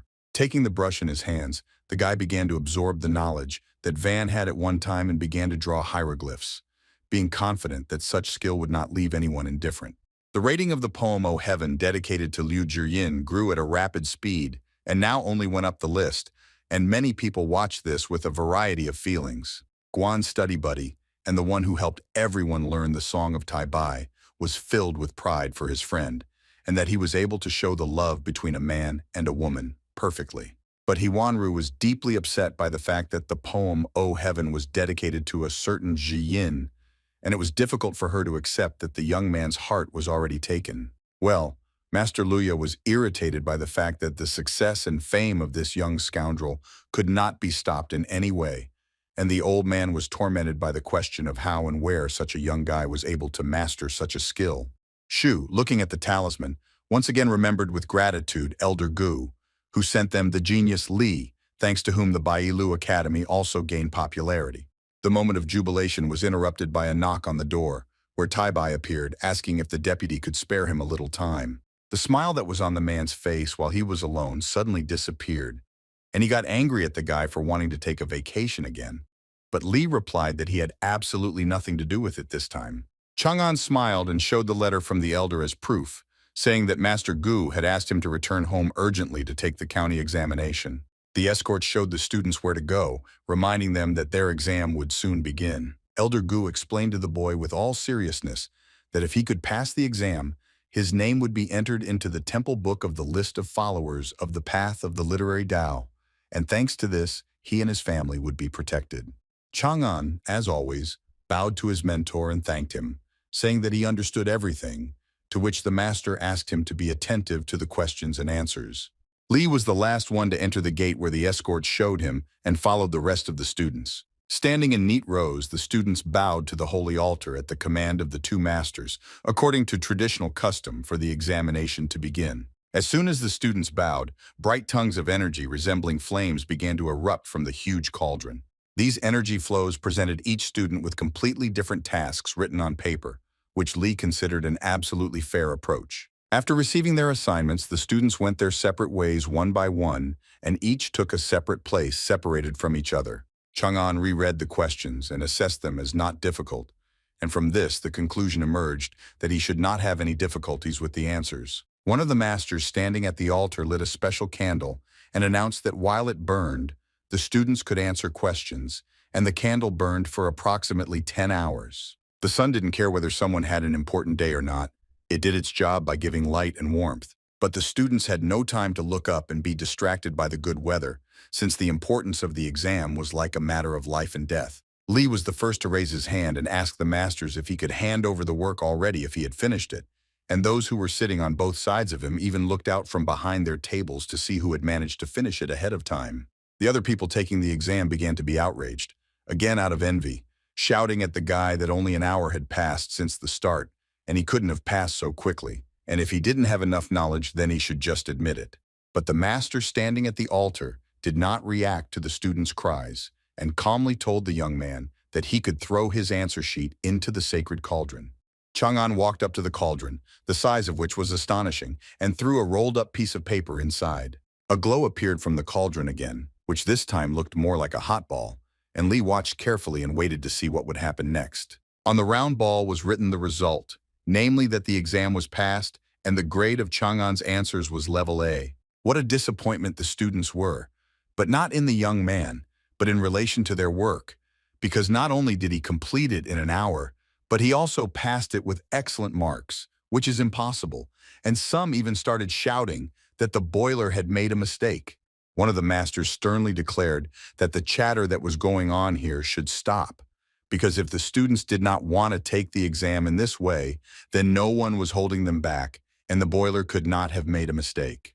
The master pointed to the door and told Chang'an that since he had passed the exam, he could go to the palace of the first saint and write his works there. Lee carefully and slowly opened the doors, looking into something like this for the first time, and thought that after the treasury, he would not see anything more special. But a completely different world opened up before him, and you wouldn't see anything like it even in a sky densely strewn with stars on the clearest night. Lee looked up where the monuments hung huge as a rock, and the guy asked himself out loud if this was really the palace of the first saint. Suddenly a monument appeared in front of the young man, but unlike the others, which were dark, this one glowed brighter than the sun in the sky. In the midst of this darkness, which was softly illuminated by the stars and constellations, such a sharp and bright light forced Lee to cover his face with his hands so as not to go blind.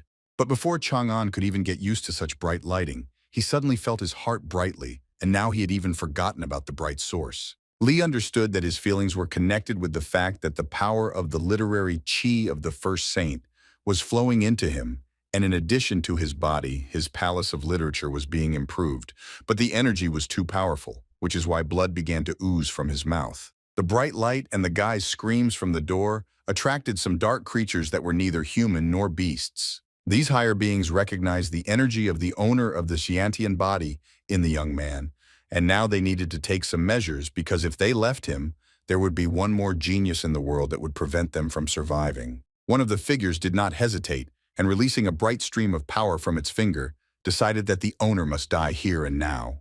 This ray of the creature hit directly into the heart of the vulnerable Chang'an at that moment, causing him to scream furiously in pain. Lee fell to the floor, and everything around immediately became dark. Just like at the beginning, when he just entered here, and holding his chest, the guy tried to move away from what had just happened to him. The student dodged the shot in time, although he risked being killed immediately. But that power did not feel like the power of the first sage to him, but something else. While the young man was thinking about what this unknown attempt on his life was, another danger was already waiting, and Lee, raising his head, saw a huge wave in front of him, but it was like hot lava. Chang'an looked up at how high this wave rose above him and understood that he would definitely not survive this. But the achievements of the literary Tao of the student worked as a defense mechanism when it seemed there was no chance of salvation. The scroll of Lee's achievements began to rapidly swirl like a funnel, distorting what had been accumulated in it. When the wave almost covered the young man, taking his life with it, the scroll with the achievements of the literary Tao rolled up, hiding everything. As soon as the scroll hid the achievements, the dark entity directing the wave at the student realized that it did not feel any traces of achievements in the person. The entity waved its hand towards itself, calling the wave back, and decided for itself that this was just a waste of time. Chang'an stood there waiting for his death and continued to stand and watch the wave recede. But as before, he still did not understand what had happened. The guy realized that his jade scroll, which he received at the academy in time, hid all his achievements in literature, from which he concluded that the entity wanted to take not him but specifically Jiantian's body. Lee only had to relax for a moment and exhale that everything was okay, when something rushed at him again, and this time it was related to the palace. Bright stripes of light bound the young man's body so that he could not move in any way, but this time he did not understand what was happening again. As it turned out, he was tied up by monuments, and a voice from space said that he, in the name of the first saint, was bestowing the palace of literary Tao on the disciple. But Chang'an's exclamations that he already had one did not help. The human body could not withstand such a filling of energy, and Li screamed from the tearing feeling inside. The two strong energies of the Jade Scroll and the new palace collided in the body. Because the scroll hid the disciple's achievements, the saint took him for an absolute beginner and therefore created another palace. The guy realized that there were currently two literary palaces inside him when he felt their collision inside. The collision caused the new palace to crack, causing injuries to the student's physical body, and Li began to cough up blood. Chang'an fell to his knees, bleeding and exhausted, and he was even more frightened by the fact that the emergence of a palace inside the master meant an attachment to life. And if something happened to the new palace, then it would also be the end for him. The desire to remain the master of his destiny always prevailed at the most necessary moments, and Li remembered his treasure that he had once chosen. The guy activated the spark technique that ignited the steps despite its tiny size but was powerful. Using his remaining strength and screaming furiously, Chang'an freed himself from the currents that were binding his entire body. The Jade Palace within the disciple gradually began to shrink, making room for a new palace, thereby reducing the risk of collision. After everything that happened, Li was shaking like an aspen leaf, but he was consoled by the fact that he was able to transfer part of the qi from the Jade Scroll to the new palace. But there was still one problem, which was that at the end of March the sages' list would be approved, and the accumulated qi for 2 verses would flow into the Jade Scroll, and Chang'an was afraid of not having time to transfer it to the new palace, which could cause it to collapse. The young man left the palace, telling himself that he couldn't just up and die, so he set himself the goal of nourishing his new palace with qi in the remaining half a month. Sometime after the exam, Chang'an decided to personally visit the Kongwen Bureau to inquire about what was wrong with his book. But the bureau employee nervously replied that everything was fine with the book. It was just that romance novels don't sell very well, and if you take into account eating words, it sold thanks to Li Taibai's poem, so now he has to refuse to print the book. Chang'an realized that he did not have time to spin the verse offering wine, so he would have to use the Chinese legend about the two lovers Liang and Zhu.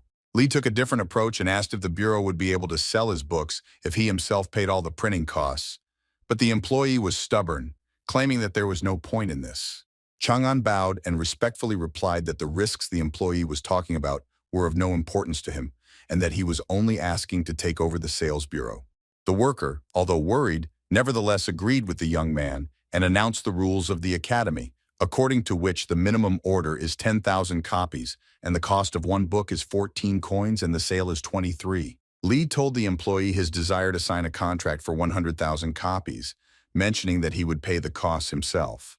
Here the uncle felt completely uneasy from the numbers he heard, and he began to dissuade the guy, naming the payment amount of 1,000 taels of silver, and even if the books could be sold, it would only be a loss of capital. The young man calmly mentioned that such a problem did not bother him, and the worker, having resigned himself to the client's decision, asked to follow him. Other workers, hearing the whole situation, began to mock Lee behind his back, saying that he was another fool who thought he could buy fame, but the student did not pay attention to them. The worker placed a sheet of paper with the contract in front of Chang'an and asked him to sign it, and now Lee was deciding how to identify himself. If for the Jade Scroll, he was Li Tai Bai, then for the new palace he could also come up with a new name. Based on his previous names, the young man began to draw with his brush his new name, which would be associated with the new palace. And this time, the guy decided to be the one whose name translates as Blue Lotus, and is sometimes even used to describe the eyes of Buddha, and this is Qing Lian. When Li looked into his palace of literature, he saw how the Taibai Palace grew and strengthened, but the Qingliang Palace did not move from its place in size. Now that two palaces inhabited the human body, it was becoming more and more difficult for the guy to dive into his palace. Chang'an sat in his room and analyzed that Qinglian's palace had not increased its literary qi at all due to the low sales of Liang and Zhu's book, and if this continued, his body might not be able to withstand it. The young man fell back onto the bed and thought about how the first author of the story about the lovers was able to make it popular. The system reminded its owner that the original author of the book, Liang and Zhu, was lucky enough to have his story noticed by other famous writers, which is why the work sold like hotcakes. This information didn't make things any easier for Chang'an because if he goes to the masters, he'll have to admit that Taibai and Qinglian are him, and the glory will go to Taibai, and this will make the situation worse, but Qing needs to be pumped up. Li thought that if he could improve the new palace and remain unnoticed, then Qinglian could be his strongest hidden trump card, and then the guy had an epiphany. The young man jumped up in bed again from the idea of making it so that people would not read the story of Liang and Zhu, but would pass it on by word of mouth.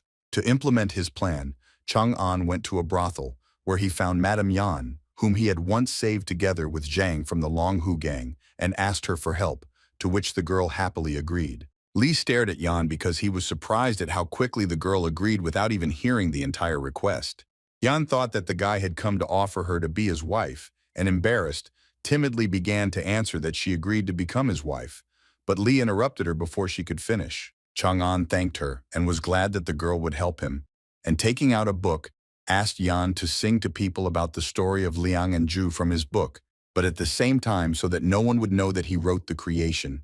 Yan was dejected by her own naivety, thinking that the master had come to her with a proposal of marriage. The guy noticed how sad the girl became and asked if something had happened to her, but Yan, abruptly returning the smile to her face so as not to show her dreams, said that she would do everything that was necessary because Li had saved her. One fine day, visitors were able to sit outside and Yan, sitting on the stage with a pipa, addressed the guests with the announcement that she would like to sing a love song for them. Gentle fingers touched the strings of the instrument, and the voice touched the hearts of those who listened to the song about the beautiful girl Intai who dressed as a young man went to school where she met Liang. The story continued with the young people falling in love with each other at first sight, and nothing could influence their feelings. But unfortunately at that time there could only be brotherhood between them because Intai was dressing up as a guy. The story would not have been tragic if the love of Liang and Yingtai had not been hindered by the girl's parents, who had already chosen a groom for her, and because the lovers had to be forcibly separated, Liang's heart could not bear it, and he died. When the wedding ceremony began, Intai rushed to the grave of her beloved, and the heavens opened his coffin, where the girl jumped to find herself in Liang's arms, and at that moment their souls turned into butterflies and fluttered away. At the end of the story, everyone who sat in front of the stage was crying, and these were both girls and men. One strong girl, whose tears were streaming down her face, slammed her fist on the table and threatened out loud that if she found the author of the story, she would hit him hard, and Chang'an was standing right behind her and heard this. Li had seen many different reactions to the works he had used as his own through the system, but this reaction with the threat of beating made him think that he had quite successfully and prudently made another name for himself. The guy looked at Yan from afar, touched by how tenderly the girl conveyed the story, also with the help of her velvety voice. Yan told the visitors that she took the story from the book Liang and Zhu, authored by Qing Lian, and the girls immediately wanted to buy the creations for themselves and their sisters. After a few days, thanks to the book sales and the song that was heard, Chang'an felt the chi of Qinglian Palace began to increase. But still, compared to the other palace, it was not enough. At the Kunwen Bureau, meanwhile, the crowd was raging at the entrance, and the poor worker was apologizing for the fact that all of Liang and Ju's books had already been sold out, and he didn't know when new ones would appear. So he lied that they would appear in a few days. One of the cleaners snorted that you can't expect anything else from the girls, but at the same time he was surprised that romance novels have become so popular these days. And if he knew this, he would have written a better story himself and become famous. The boss, listening to these proud thoughts out loud, reprimanded the young man, asking if he really thought he was better than Qing Lian, to which the cleaner apologized and continued doing his job. The boss exhaled and concluded that at this rate, Qing Lian could become the second Taipei, and the man was more frightened by the losses they would suffer if there was no more order and they could not republish the book. The assistants announced that Mr. Qing Lian had arrived just as the boy was entering the office, and the boss felt alive again. The boss immediately suggested talking about increasing the copies of Qing's book at a reasonable price, and Chang'an agreed to listen to the man. The manager explained that they could start with 500,000 copies at once, and now nothing was required from Chang'an in terms of payment, and the guy would receive 30% of the total profit from sales. Li slammed his cup on the table so that the water rose to the top, and asked menacingly if they were trying to fool him into thinking that he was a newbie in the field of writing.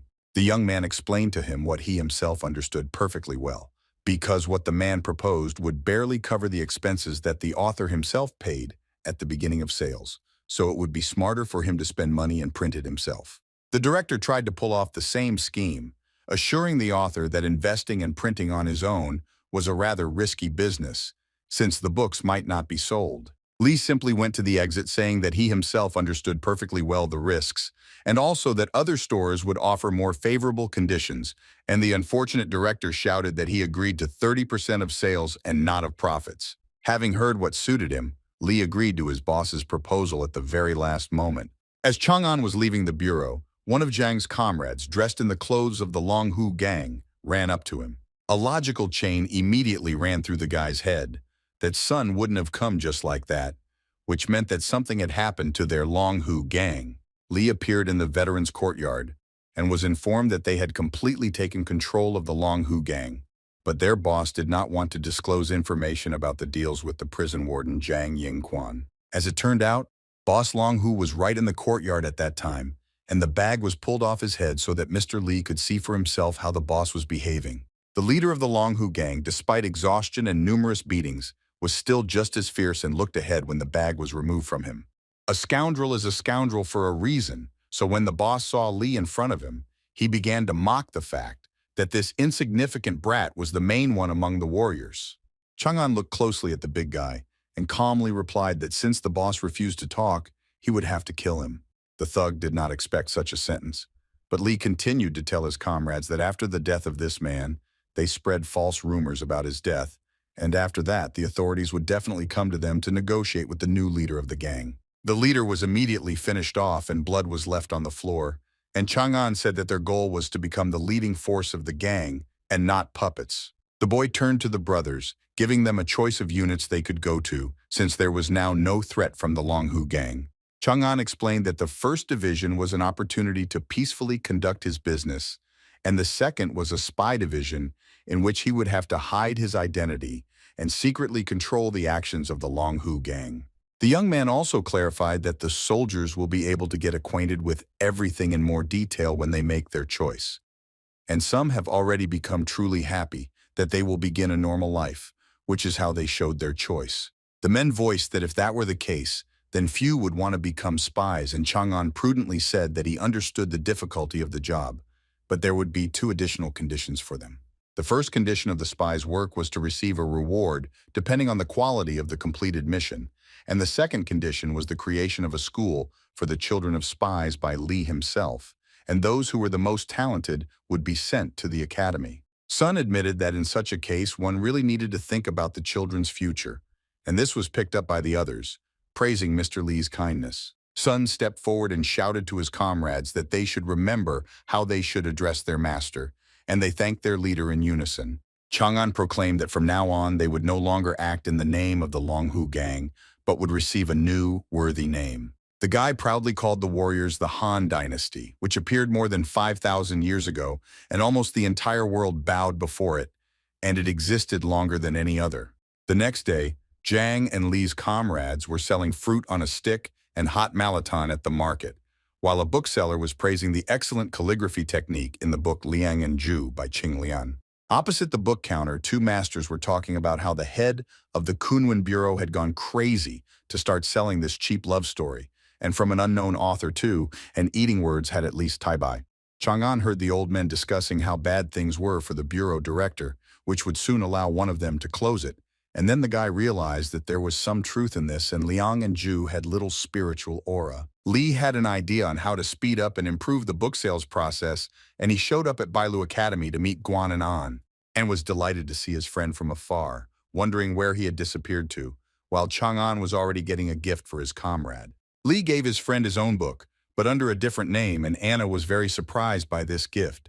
The young man sat down next to Anne and said that since he liked the song from Eating Words, he decided to give something similar and opened the book in front of his friend, and was a little taken aback by the fact that the book was about a girl who dressed up as a guy, while Chang'an was giving another book to his friend Ziyu.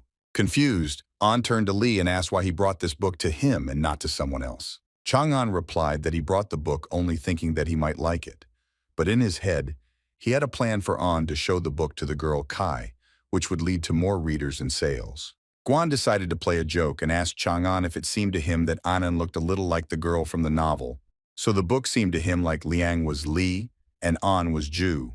Judging by Anan's sharp and rude reaction, there was some truth in what Guan said, which confused the guy. Li, without mockery, but wanted to show off and clarified that even if the role of the young man Lian was more suitable for Guan, since they and An often go together, and now no one was laughing anymore. Anan couldn't stand such words from his friends and kicked Chang'an's leg with all his might. Li fell to the floor away from his evil friend and screamed that he was going too far, to which Anne warned that if he didn't stop talking nonsense, their friendship would come to an end. Guan was already running to the other students, shouting out Li and Anya's conversation about ending their friendship because they would become lovers as a sensation, and showed everyone the book. Anan was now not even furious, but in a rage, shouting at everyone to shut up, and Chang'an sat and quietly thought about how he had not imagined the book's promotion this way, but it still worked out. Li's plan worked, and Anne threw the book that Taibai had given him on the floor, telling Kai that he thought she might like it. The young man was relaxing while taking a hot bath and was discussing with the girl that he did not expect such a sensation from this book among the ladies, and Kai added that her sister said that Mrs. Yan from the brothel on Tonglu Street began to sing songs based on this book. The name of the street, Tonglu, told Anya that Taibai lived not far from it, so some thoughts about this appeared in the young man's head. Kai recommended that the gentleman go to Yan's performance and possibly meet his Liang Shanbao there, which An did not quite understand, reminding the girl that this was a male role, and she asked again if Taibai was not the gentleman's Liang Shanbao, and began to splash water at Kai, joking with the girl when she managed to become so bold that she mocked her master. But the young lady still repeated the question whether the gentleman would go to the performance, and Anya, after thinking a little, answered that he would try. At the gate of Li's house, Yan stood waiting for the guy in order to discuss something with him about tomorrow's performance. Yan smiled and greeted the gentleman, explaining that she had come to ask if she could change some lines in the song about Liang and Ju.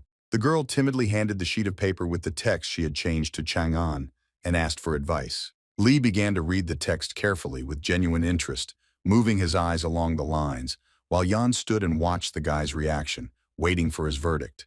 Having read to the end of Chang'an, I was delighted, even though the meaning was distorted in places, but it sounds very good. Li praised the girl's talent, and in all seriousness advised her to try her hand at the next county exam, which made Yan blush, thinking that the gentleman was flattering her. Finally, Yan expressed hope that the gentleman would come tomorrow to listen to the new version of the song, to which he replied that he would definitely come. While Li was saddened by the fact that such a talented girl was singing in a brothel in order to earn a living, and thought maybe he could help her somehow, at that moment, Linglong appeared behind him.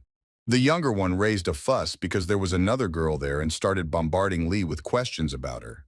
Ling Long asked with displeasure if she and her older sister weren't enough for him, and Yin picked up on this and said that if he really liked that girl, he should find a matchmaker.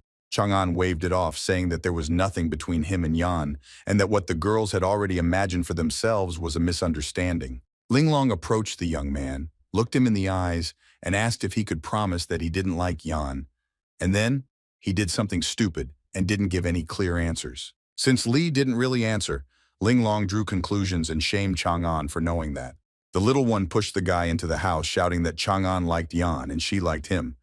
But he had Ling Long and Yin, so the young man was obliged to give her a child, and when Li asked the old woman to save him, she responded by fulfilling the younger one's request. No amount of persuasion or request had any effect on Ling Long, and she pushed Chang'an onto the bed, terrifying the guy. The younger one took off her cloak from her shoulder and brought up the argument that her sister Yin was very kind, and Mrs. Yan was talented in literature, and only Ling Long had nothing, but by giving birth to a child for Li, she would become valuable to him. Chang'an decided to play along with the girl a little by getting ahead of the game and carefully grabbed her by the shoulder in order to perform one maneuver. The guy abruptly turned Ling Long over onto the bed so that she ended up underneath him, which both scared and embarrassed the girl. Li leaned closer to the little girl and tenderly assured her that he didn't need reasons to love her, which Ling Long didn't quite believe, since the young man knew her weak points. But Chang'an had his own plans for this, and he wrapped his sister in a blanket like sushi and said that she would sleep today so it would be safe for both of them, and if the girl tried to do something crazy, he would be very angry. The next day, there was already a crowd at the brothel, and many wanted to take a seat closer, which is why you could hear the swearing of those who were pushing. Some strong young lady pushed Anan, warning him that if he came that close again, she would get punched in the face. The girl pushed the guy quite hard, but Li arrived just in time and caught his friend so that he wouldn't fall onto the stonework. Anne was surprised to see Tai Bai there, as if Sai had not spoken to him about this in vain yesterday, and Li was glad that the meeting coincided. Suddenly, the Long Hu gang appeared, and the strongest of them asked the people to line up, and whoever would make a mess would have to deal with them. And the visitors were very surprised by both the gang and their changes. The leader again asked everyone to stand in line and stop pushing, because the sooner order is established, the sooner everyone will be able to enjoy the performance, and the people obediently fulfilled the request. Chang'an knew that it was Song under the mask, and was proud of how the gang had transformed, and he decided to raise his comrade's salary for such high-quality work. The houseworker personally approached Mr. Li and asked him to follow him, since Mrs. Yan allowed him to watch the performance backstage, and An was unhappy with the appearance of another chosen one. The guy exhaled heavily upon hearing his friend's discontent, which only made things even more tense, not to mention that at the moment everything had gone too far.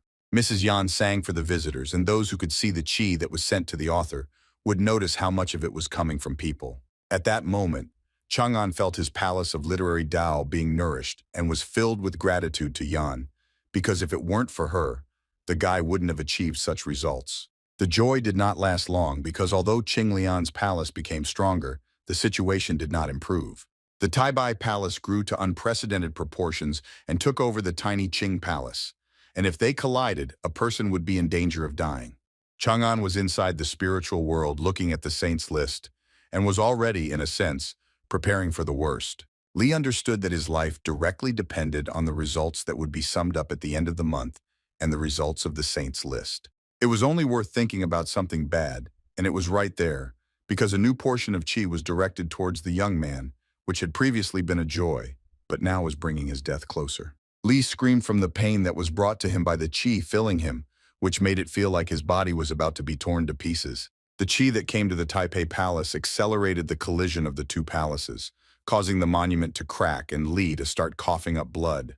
The last hope was the spark of igniting the step technique, which Chang'an activated in order to expend chi and balance what he received and gave. By releasing fire from a finger, the power was such that it was possible to burn someone alive or burn down a house. But Li fell exhausted, feeling that what he had done was not enough, and that he was spending many times less than he received. The poor fellow lay there, blazing with fire, and realized that if things continued like this, he would not have time to return to the physical world, and his strength was really leaving him. And at this last moment, the Jade Scroll appeared before the guy in order to save him and return him to reality. Chang'an's body moved and the scroll became brighter and brighter, forming something in the Palace of Literary Tao. When Li was already in reality, a huge monument dedicated to the Book of Liang and Ju grew in his spiritual world. The guy was lying on the floor of an empty room, barely able to breathe, and blood was flowing out of his mouth, indicating serious wounds inside his body. Apparently, thanks to the appearance of the monument, Li was somehow able to find the strength to rise, realizing that he was still alive. The young man was grateful that the Jade Scroll had once again extended his life, and moving with difficulty, Chang'an headed towards the exit. Opening the doors and holding on to them, Taibai saw An and Deputy Ji, who were afraid for their brother. Li fell into Anan's arms and said in a barely audible voice that he had received too much qi from the literary Tao and that his body could not withstand it. An held his friend's weak body, and Deputy Shu shouted for them to follow him to heal his wounds. But trouble came from where they least expected it, and a certain man appeared in front of the three men, hovering in the air from whom a purple glow emanated, and he said in a commanding tone that no one would go anywhere. Shu didn't expect to see the palace envoy himself in broad daylight, which left the man shocked. The envoy, smiling at the frightened faces, informed them that he had arrived to take Taipei to the capital. Shu understood that this person was much stronger than all of them, but he covered Annan with his hand, and Li asked the envoy for forgiveness, explaining that the tower master ordered the young man not to leave the county, and besides, he would not be able to cope with it now due to his injuries. The ambassador, enraged, causing the radiance around him to grow, shouted at his deputy that he did not dare speak to him in such a way, and Shu fell to his knees. Shu, overcoming the pressure that the unexpected guest was putting on him, turned to Annan and ordered him to take Li away from here. An did not hesitate, and holding his friend with one hand, with the other he used the technique of an unbridled whirlwind, spinning him around them. This manner of behavior and what Anya was going to do did not please the ambassador at all, and he called them all fools and decided to act more harshly. An and Li had not yet managed to move to another place, and the messenger sent 10,000 arrows at them, which pierced their hearts. Almost in front of the guys, Shu activated the shield technique, preventing the arrows from going any further, which was very difficult for him. The deputy's body also couldn't withstand this, but he held the shield as long as he could, so that An and Li could disappear from this place. Annan instantly followed Shu's order to get out of here and accelerated the vortex technique as much as possible. Almost before the students disappeared, Shu shouted for them to head to the academy where it would be safest. The next moment, the messenger was already standing in front of the deputy, tightly squeezing his throat, explaining that now Zhu himself would have to answer for Li's disappearance with his own life. Gasping for breath, Shu said that he had simply carried out his orders, to which the ambassador, squeezing his throat tighter, sent the deputy to hell.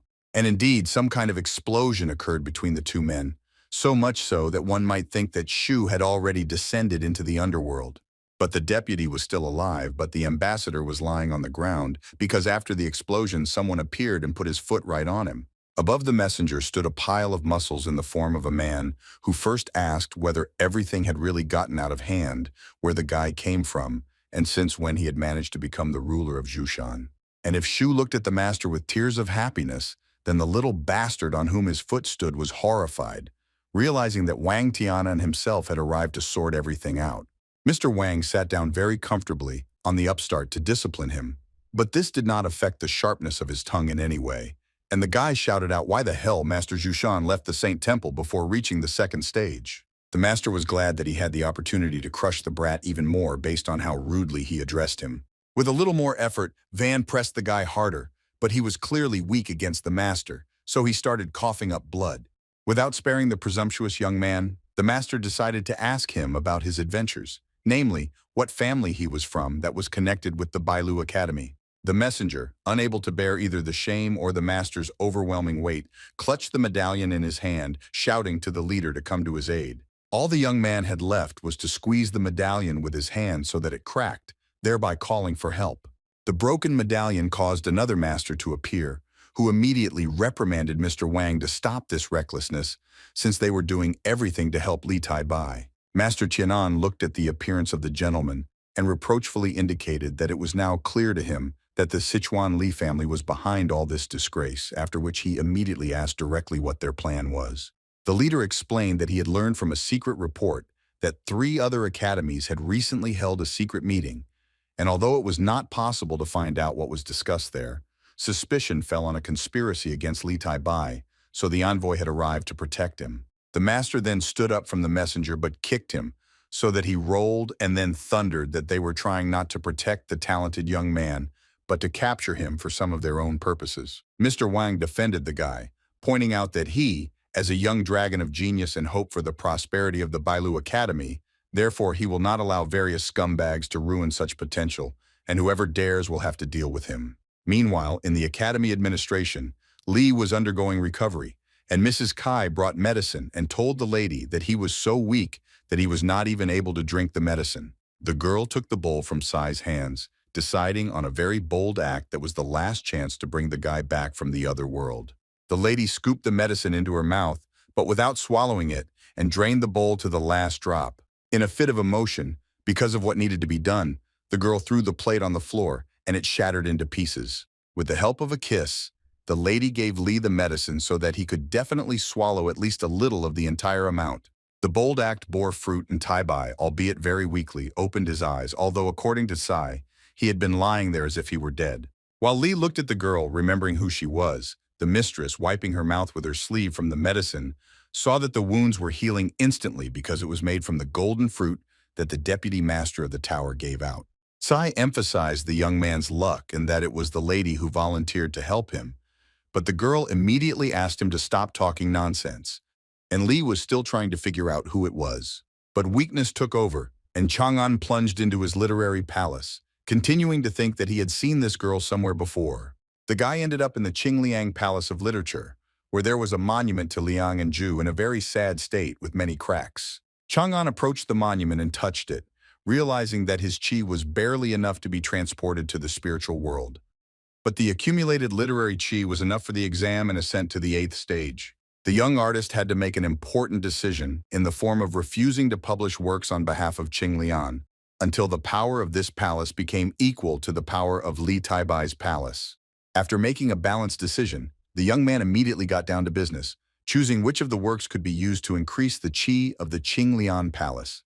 Considering the number of creations that Chan could choose from thanks to the system associated with him, this was not difficult and did not take much time. After his recovery, Li came to his fellow students and first of all expressed gratitude to Annan for saving him, admitting that he didn't even know how or what to thank him for, to which his friend Guan joked about paying with his body. Li asked brother Guan to stop making such jokes and said the same thing to Anne, only threatening that if he heard such a thing again, he would tape his friend's dirty mouth shut. Tai-bai asked the guys at the table about the rumors about another fierce battle in the north. Namely, he wanted to know if it was true, to which Annan asked to find out about it from the smart guy Guan, because he knows more than anyone about the situation in the north. Brother Guan explained that their line of defense was broken through, causing hundreds of thousands of their warriors to fall into a trap while in the Demon Kingdom, and General Hu Wei, who is the boy's father, had already begun preparing to send reinforcements. Poor Li couldn't keep the liquid in his mouth after hearing that General Hu Wei was Guan's father, and immediately asked what the young man was doing at the academy in that case. Tai-bai remembered that his friend had insisted on wanting to study martial arts, while still being the son of a general, so he was genuinely surprised by his presence at the academy, to which Guan explained everything as his father's point of view that martial arts had no future. Guan felt uneasy about this situation, and asked his brothers to drop the conversation and instead told them the news about the appeal of the head of the literary empire to all residents, asking them to write poems on military topics to collect literary qi to support the soldiers. A friend decided to ask whether brother Tai-bai had already written anything and what he wanted to surprise them all with this time. But Li, taking a long breath, informed his friends that he had not yet written anything, while remaining in a calm state and not feeling the slightest shame. Unlike his calm brother, Guan was shocked that Tai-bai hadn't written anything, but he decided to find out just in case whether this meant that the young man would not take part in this at all, to which he replied that he wouldn't. Guan tried to convince Li, arguing that he had only recently managed to touch upon some fairly well-known masters with his works, and now they would definitely latch onto his inaction and ruin his reputation. But Tai-bai still calmly responded with indifference to what the others would say and do. And first of all, he was now interested in restoring his health, and only Guan wanted to object to something when Annan shut his mouth with an apple, reminding him that their brother almost died a couple of days ago. After some time, Chang'an, having donned the guise of Qingliang, arrived at the Kunwen Bureau, where he was happily greeted in anticipation of the fact that the author had once again written some wonderful book about love, and if so, he would soon have to be called a mentor. Ching assured the gentleman that he had misunderstood him regarding the subject of the book and took out his work from under his clothes, on which was written what it was about. The head read that the book this time was about martial arts, and his face at one point distorted in misunderstanding and even some disappointment from unjustified expectations. The bureau chief hesitated, but explained to the author that the choice of writing such a work was a bit irrational, since their empire had not been interested in battles for a long time, so it would only be possible to print 100,000 copies. The head also argued his point of view by pointing to a real example of how Liang and Ju's book sold 3 million copies, so this option would be unprofitable. But Ching pointed out that the book is not about martial arts.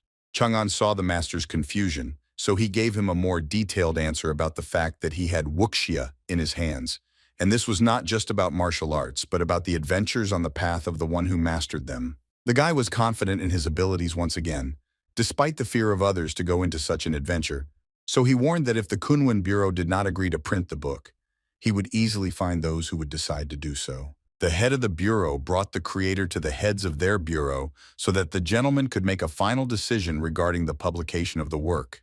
Chang'an looked at the projection technology with delight until one of the leaders told the young man that they were only here for his book, so hopefully there would be an excuse for their presence here. Again, without fear or doubt in his abilities, Ching sent his manuscripts to the gentleman, assuring them that they would understand everything as soon as they gave the work a chance to read it. There were many sheets of paper hanging in the air in front of the leader, which he actually read carefully instead of pretending and sending the young man away. The master was shocked that such a young man could describe martial arts in such an adventure genre.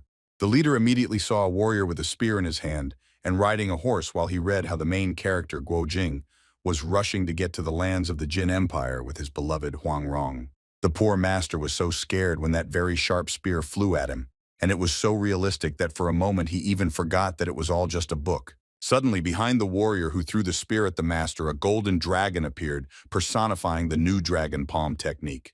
The warrior and his horse were thrown by incredible force, somewhere very far away, and instead of them, the same main hero, who possessed martial arts while walking the path of adventure, appeared in front of the leader. The main character, Guo Jing, told the master that a hero is a person who serves for the good of his country and the people who live there, but not someone who kills people for his own glory. The leaders could not divide the sheets of paper with the manuscripts because someone had already managed to read part of it and wanted to continue, while someone else could not stop admiring what they saw in front of them.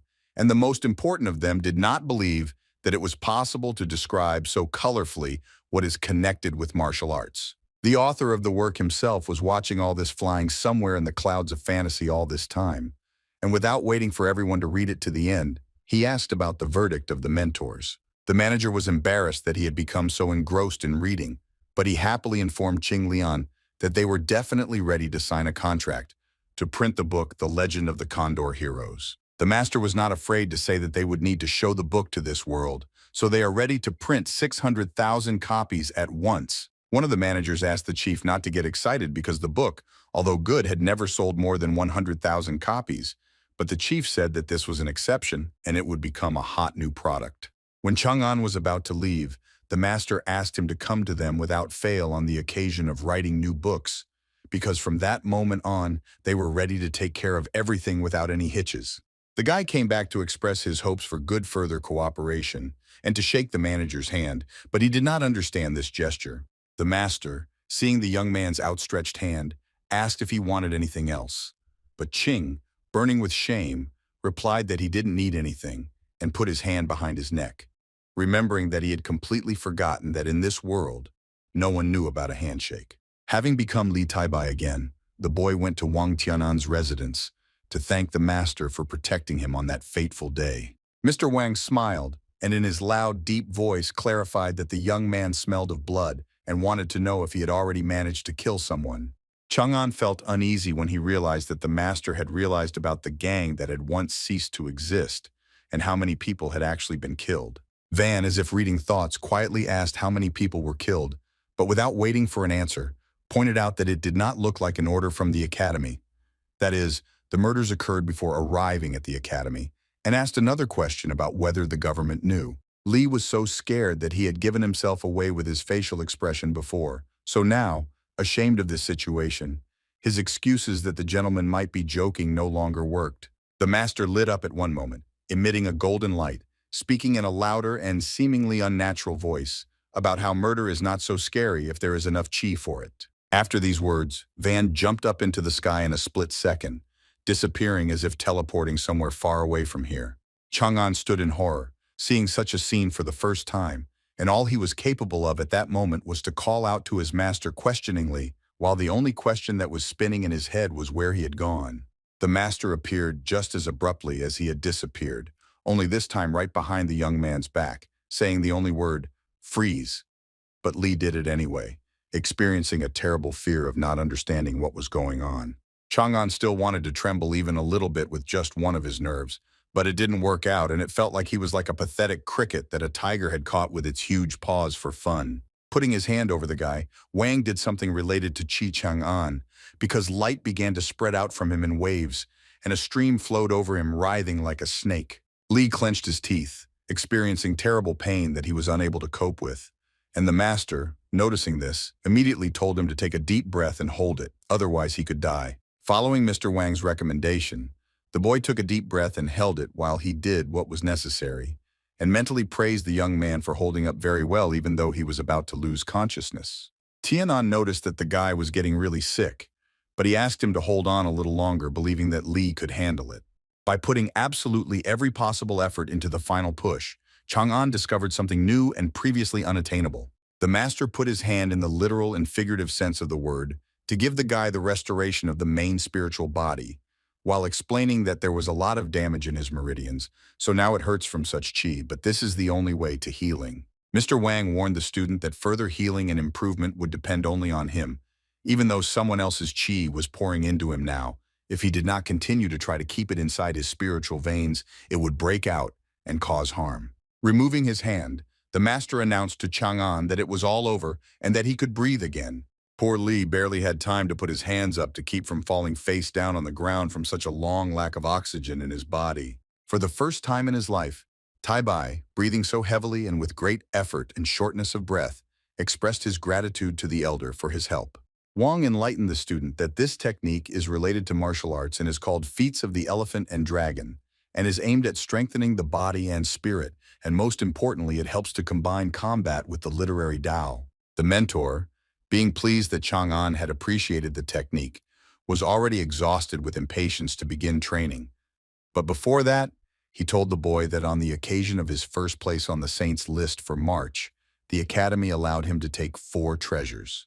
But when Lee heard that the master took the 3 treasures for himself in exchange for the technique for the student and his training, he was so shocked that he could not contain his emotions, asking whether the fee was too high. Mr. Wang's expression changed when he heard the young man's dissatisfaction, clarifying that maybe he did something wrong and in general others did not receive his technique even for 10 treasures. But Lee immediately became a good boy in the face of the fear of death, and was grateful with all his heart. But in his thoughts he cried for the treasures. Standing under the tree, the teacher and student took their starting position, and Wang explained that first Tai Bai needed to understand the breathing exercises of the technique, and to do this he needed to look closely at the teacher. It would seem that Tianan took an ordinary deep breath, but in fact it was very difficult, and an incredible stream of air was drawn into his body. The same thing happened with the exhalation, but it was not for nothing that the technique was called Feats of the Elephant and the Dragon, because the exhalation was sharp and hot, as if the dragon itself had done it. Master Wang once again shone brighter than the sun, absorbing the chi that flowed towards him in a multitude of golden rays. Now Chang'an was impressed, not feignedly or out of politeness, but genuinely because it was the first time he saw such an incredible and powerful technique. To understand the breathing technique, the mentor explained that the dragon cannot be compared with anyone in the water and the elephant on land, which makes them complementary and therefore one whole. And since Lee is a beginner, the master did not demand a quick result from him. All Tai Bai had to do was learn to inhale for the same amount of time as the incense stick burns, and exhale for the same amount of time, and one such stick burns for about 20 or 30 minutes, which seemed impossible to the guy as a human being. After several hours of trying, Lee would get hit on the head for opening his mouth wide, and the master would sternly send him to the pigsty to find out how these animals breathe through both their nose and mouth at the same time. And sometimes Van completely blocked the guy's access to air with his own hands, which is why the poor guy turned blue, and all just because the master thought that the student was snoring. And then it is unknown how much time passed before Lee started to succeed, and the master, munching on a watermelon with gusto, shouted out that it turns out the guy can do it when he wants, and now all that remains is to learn to exhale the same way. Chang'an managed to master the breathing and the feats of the elephant and dragon technique, and this was evident from the energy surrounding him. At some point, Van got bored with all this and told the guy to get lost because mastering the technique was happening very slowly, and he ordered him to come back when Lee could take 2 breaths in a row. Chang'an was already glad that he could run away and said goodbye to the elder, but he finally said that he remembered something important. Wang warned the student that he was forbidden to indulge in carnal pleasures if he had not yet reached the 6th stage of Yuanyang, and the young man did not expect such a turn of events at all. Chang'an imagined the 2 girls he lived with under the same roof and realized that such a ban would be hellish torture if he had to wait until the 6th stage.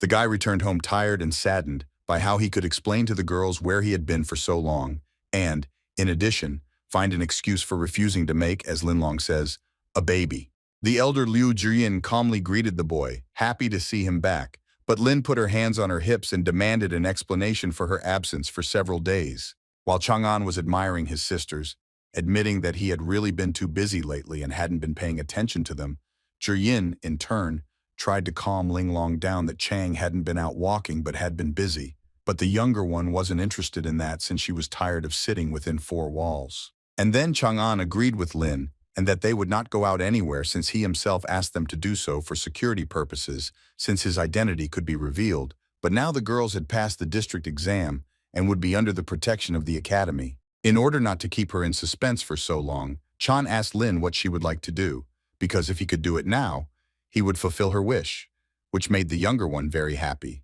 And Linlong again began to beg the young man for a child for herself and her older sister, so that they would definitely have something to do at home while he was away.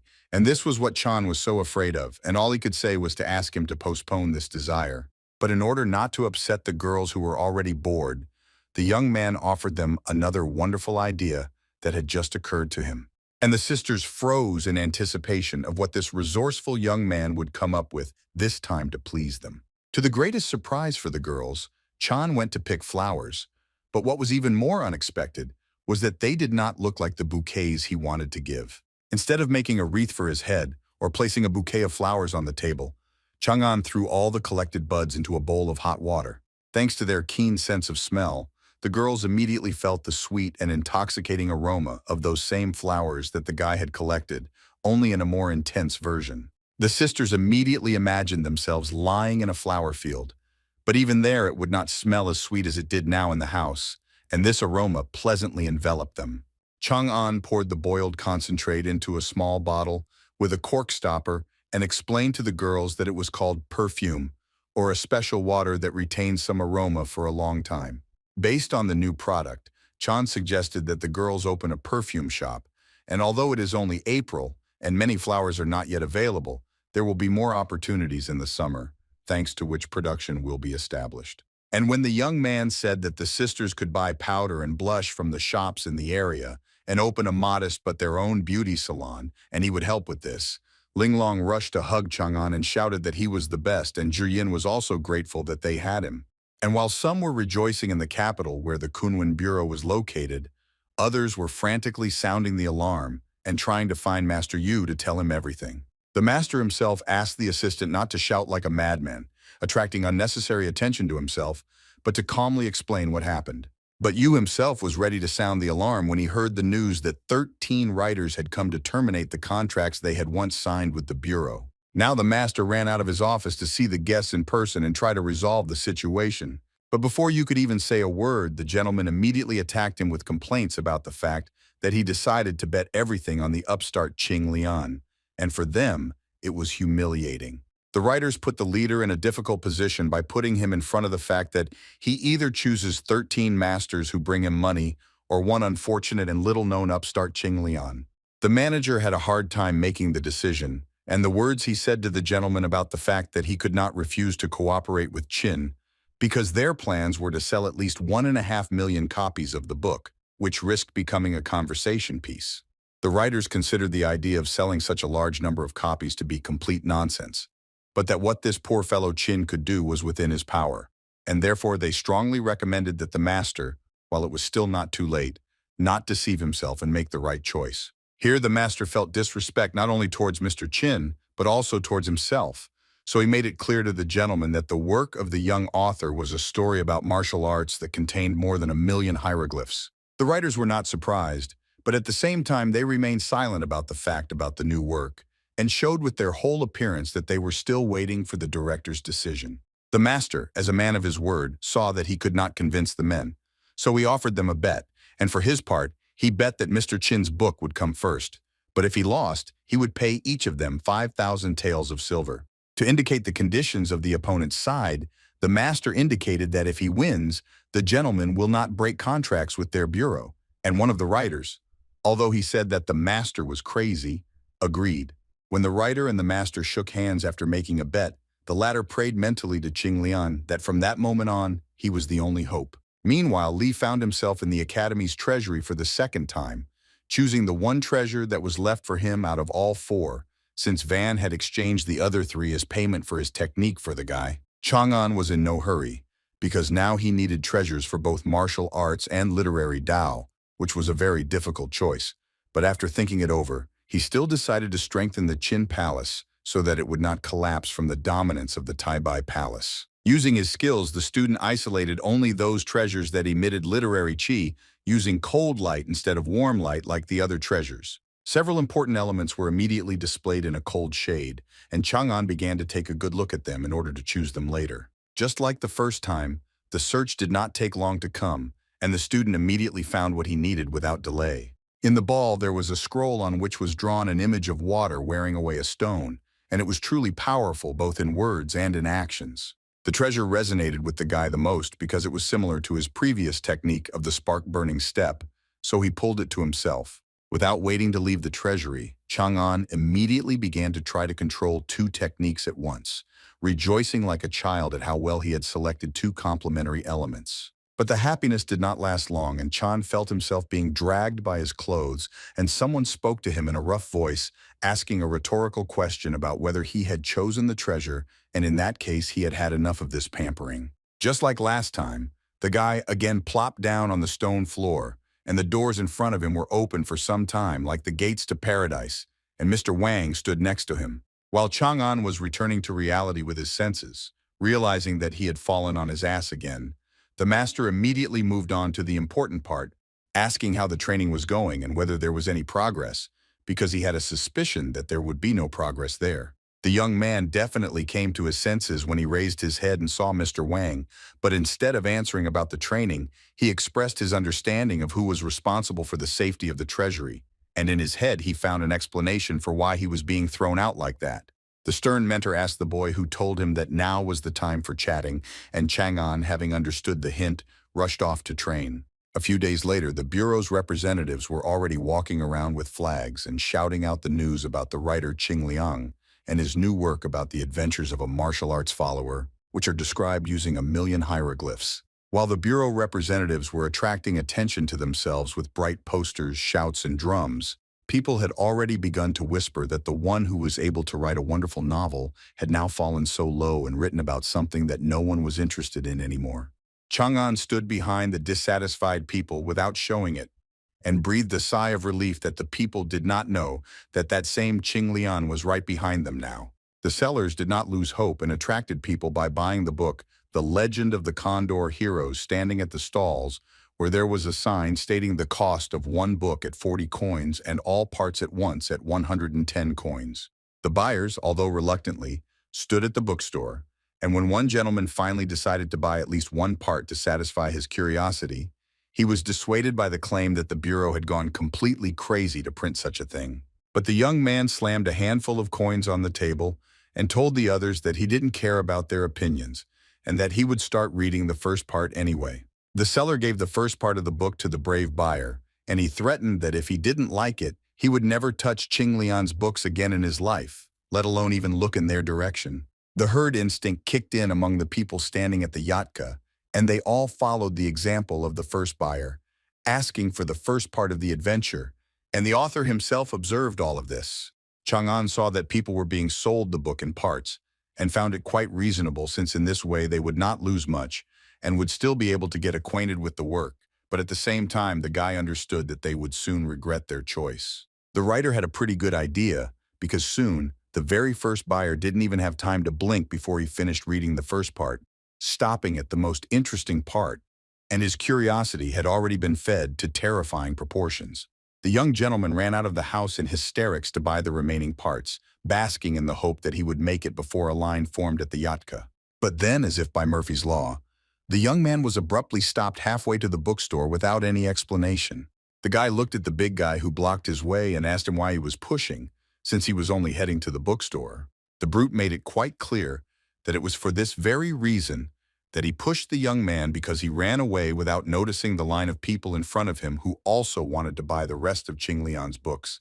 And then the guy was taken aback by such a number of people. Meanwhile, the discussion of the book was already in full swing in the queue, and now, instead of spitting, people could not contain their delight at how interesting a book about martial arts could be. The seller deliberately raised his hands like a white flag, showing that he was giving up, because he had to tell the huge crowd of people that all 800 copies had already been sold. And pure anger poured out on the poor guy in the form of indignation from those who initially had no intention of reading this nonsense, and now shouted that 800 copies was too few, and that the Kunlun Bureau were incompetent fools to print so few.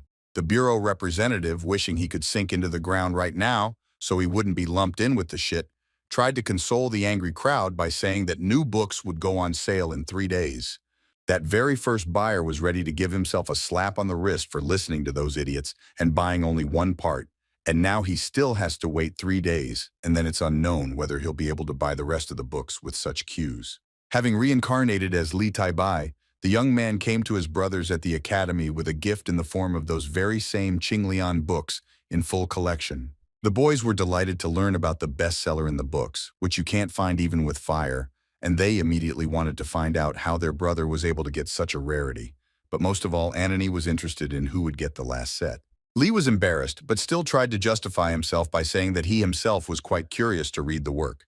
But Anne was quite perceptive, and immediately refuted his brother's theory, saying that he didn't believe him, and most likely the set of books would go to his sister, or even to Mrs. Yan, and as always, Taibai gave himself away with the expression on his face at that moment. Chang'an let out a nervous laugh and thought to himself that An knew how to surprise, because he immediately figured out his plan to give the books to Yan, but he would not know for sure that this was being done in order to advertise the book. At one point, Annan suddenly grabbed Li by the hem of his clothes, thereby pulling him towards himself in order to find out the details from him up close.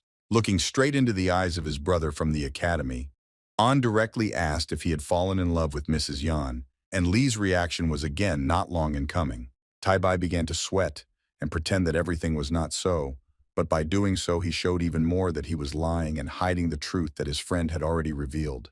But then Guan came to Li's defense, hanging on Anya's shoulder and pointing out to him that each of them had the right to their secrets, and in order to definitely throw his friend off track, he immediately asked the young man if he was jealous. Of course, Anan responded instantly that he was not jealous and that this was some kind of nonsense, but Guan insisted on his own, and turning to Taibai, asked to talk to him one-on-one, which made Li himself feel awkward. After class, Anne asked Taibai if he had changed his mind about refusing to participate in the Saints' April list, and Li still replied that he would like to stay in the background for a while now. But Annan decided to try to convince his brother again, and warned that in that case, he would have to hang on the 9th stage for a long time, because without high places in the Saints' list, he would not jump higher, and then Li became tense. Taibai, hearing that he was either stuck in place or even going down the stages, felt as if he had been struck by lightning, and he turned to Anya to make sure of what he had just said. Annan explained that he said what he said, and now only Taibai and Brother Guan are sitting at the 9th stage, but Guan will break through a little more, and in fact only Li will remain. If Chang'an really didn't care about the list before, now he felt like he was falling into the abyss of uncertainty from which he started, and if he didn't do anything now, everything that had been done before would collapse in an instant. Li rushed towards Anya with a burn, grabbing the poor fellow by the shoulders and was ready to shake all the spirit out of him. But having restrained himself, he asked for help. Tai Bai, thinking at lightning speed, could not find another way to find out from his brother Anan how else he could become higher in the stages. Pretending to be untouchable, An waved away Li's touch and said with great favor that there was one way to rise. This method, according to Anya, was called the June exam Dragon Gate, and in essence was almost a springboard, and at the same time it suited the goal that Li wanted to achieve. Brother Anan enlightened his friend that this exam was a grand event that until now had only been held in the main courtyard of the imperial capital, but this year they had made branches to cover more talents. And also explained that the Dragon Gate is divided into 9 competitions, namely etiquette, music, archery, horseback riding, writing, counting, verbal combat, knowledge of laws, and martial arts. The exam would not have been without rewards in addition to glory. Each Zushan Academy had already received various rewards for the winner, and these could be heavenly and earthly treasures, as well as martial arts techniques and ordinary jewelry. Anya concluded that with the help of such rewards, one cannot only break through to the highest stage, but also fly almost to the top. Li was so determined that he wondered why this event was called an exam, when in fact it was almost a free distribution of treasures. In order to bring his brother back down to earth, Anya said that in fact, it was only this year that they were so generous with the rewards, because this had never happened before. And then the first thing that came to Chang'an's mind was the suspicion of a trap if the rewards were to be distributed so generously only this year. And this had not happened in previous years. The young man felt uneasy at the thought that maybe this was a special trap for him, given his past experience of persecution and threats to his life. Tai Bai immediately brought himself to his senses with light slaps to the face, because the fact that this was a trap for him personally already smacked of paranoid thoughts, because doing something like this only for him was complete nonsense. While the guy was lightly slapping his face with his hands, a huge shoe flew straight at him, which he, of course, did not notice. The shoe landed neatly and beautifully on the student's face, so that he didn't even have time to do anything to avoid the collision. The blow was so powerful that Tai Bai fell to the floor, and his friends froze in bewilderment, looking at him and tried to call him until Master Wang came behind them to take the soul of his student. The master got mad at Li, cursing him like crazy because he had abandoned training and lost his breath, thus becoming the first such irresponsible student, and right now, he ordered him to gather his arms and run to training. Lying on the floor, Tai Bai quietly answered the master that he was coming now, and he himself thought that it made no difference at all whether he would be at the exam or not.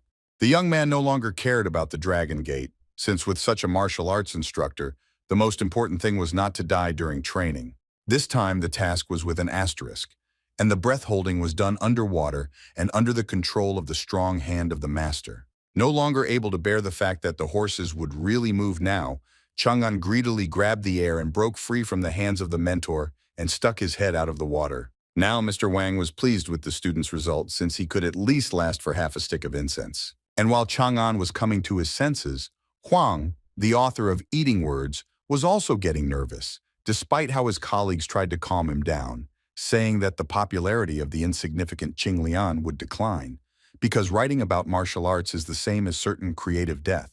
As it turned out, one of the writers brought a copy of the book with him and decided to let Wan read it so that he could see for himself that it was a piece of mediocrity. Qinshan, realizing what could await him after reading, extended his hand to his friend, asking him to give him the book right now. Wan was so focused on reading his competitor's book that he completely forgot about the young girl with whom he had already agreed to go for a walk today. But when you are a creative person to the core, the killer reader mode awakens in you, despite the fact that the book was brought straight into the mouth of the letter-crushing machine. And when the work ended up in Qinshan's hands, straight from the bureau itself, the choice was obvious, and the young lady went to hell with her walks. The reading mode was successfully activated, as well as the young author's concentration status on the manuscript text. The friends asked their colleague about his first impressions of reading it and were sure that he would now agree with them that the book was completely tasteless. But Wan shook his head and threw a chuckle of disappointment at the guys for how much they underestimated the author and his writing, having made the huge mistake of judging a book by its cover. Qinshan did not go into much detail, but simply said that Qing Lian was indeed better than him, which shocked his colleagues, and then added that all of them together were nothing compared to this genius. At that time, Qing Lian himself was sitting somewhere among the mountains in the form of Li Tai Bai next to his martial arts mentor Wang and sneezing repeatedly. The master asked the guy if he had caught a cold, to which he of course said that it was just an itchy nose. And so Van decided that in that case, everything was fine. And considering that everything was fine, the coach immediately informed the guy that he had clearly already rested, which meant he could continue training. Chang'an's heels shone brighter than the moon in the sky as he ran away from the tyrant master, who wanted to kill him for the umpteenth time. But it was not to be, and the fugitive was abruptly returned by a strong hand to his place to continue training his breathing and in general to not relax. Mr. Wang confronted the guy with the fact that he would not leave here until he could hold a whole stick of incense in the air. People were banging on the door, shouting for it to be opened immediately and not to hide like the last cowards from responsibility. A crowd gathered outside the doors of the Kunwen Bureau, calling the staff swindlers and demanding that they print more books or else they would break down the doors to hell. There was a good bolt on the door, but it was unknown whether it would hold.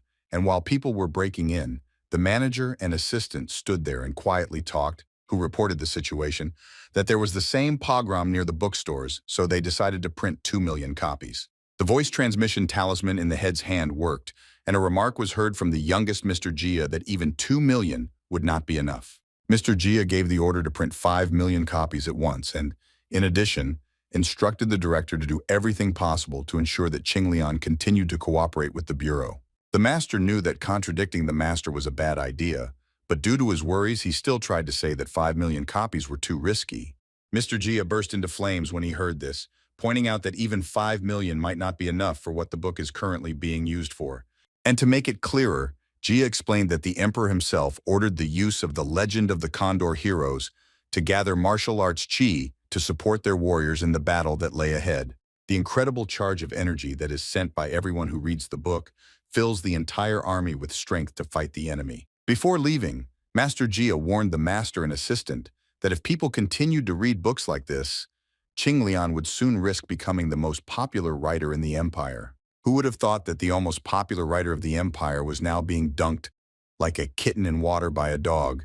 And when the morning came, the master suspiciously handed the student a new set of clothes, and Tai Bai was very grateful. He was grateful until the moment when the clothes were completely in his hands after it simply dragged him down like a stone to the bottom of the river. Mr. Wang was amused by how the guy with the clothes plopped down on the ground, and only after that, he clarified that from that moment on, the uniform was weighted and weighed about 200 jin, 100 kilograms. Poor Chang'an, holding his crushed hands in front of him, wanted to say your ass by the leg. But the guy had to restrain himself and shut up mid-sentence because the gloomy face of the master turned towards him and with a threatening voice asked if the guy had just said something. Li fell to his knees, saying that he was grateful to heaven for being lucky to have such a master as Mr. Wang, and he was pleased with the answer, giving the order to put on a new uniform and continue practicing breathing, and if this was successful, then learn the first stance of the technique. Exhausted both physically and mentally,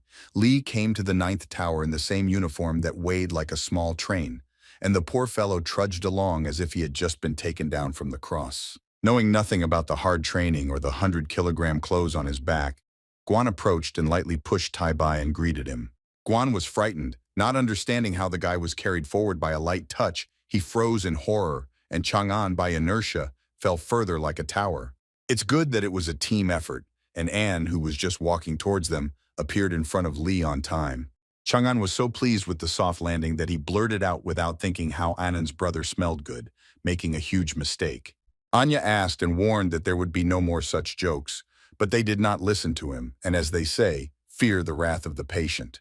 The young man simply stepped aside, causing Li to fall face down on the floor under the weight of his clothes, which was already very painful, but under the weight it felt doubly terrible. Somewhere there, from under a flattened face, a sad and barely alive, "Why did you do that?" was heard, to which that same flat face heard that there was no need to throw stupid jokes and that now this would be a lesson. Tai Bai lay on the table, weighed down by the mental and physical weight, while Guan said that he understood his brother's love, but that there is a limit to everything, and if he continued like this, he might not live to old age, and the guy said that it was all training and weighted clothing. Anne, having heard about the training and a bunch of other things, began to worry that Brother Li would not take part in the saints' list. Tai Bai himself understood that he was already so tired that he really didn't want anything, but Guan, who was sitting next to him with the soul of a warrior and at the same time a writer instead of his friend, answered that of course he would take part. Having become determined, Guan mentioned those masters who declared war on their brother Li, and now they became even more animated, poking the guy in the nose with the fact that he was inferior in everything to Qing Lian, and if these dogs continued to bark, then Tai Bai would lose the glory to which it had come with such difficulty. Here Guan addressed his friend directly, trying to awaken in him the warrior of literature, pointing out that he was no worse than that Qing, and to prove this, he needed to show his talent to the world.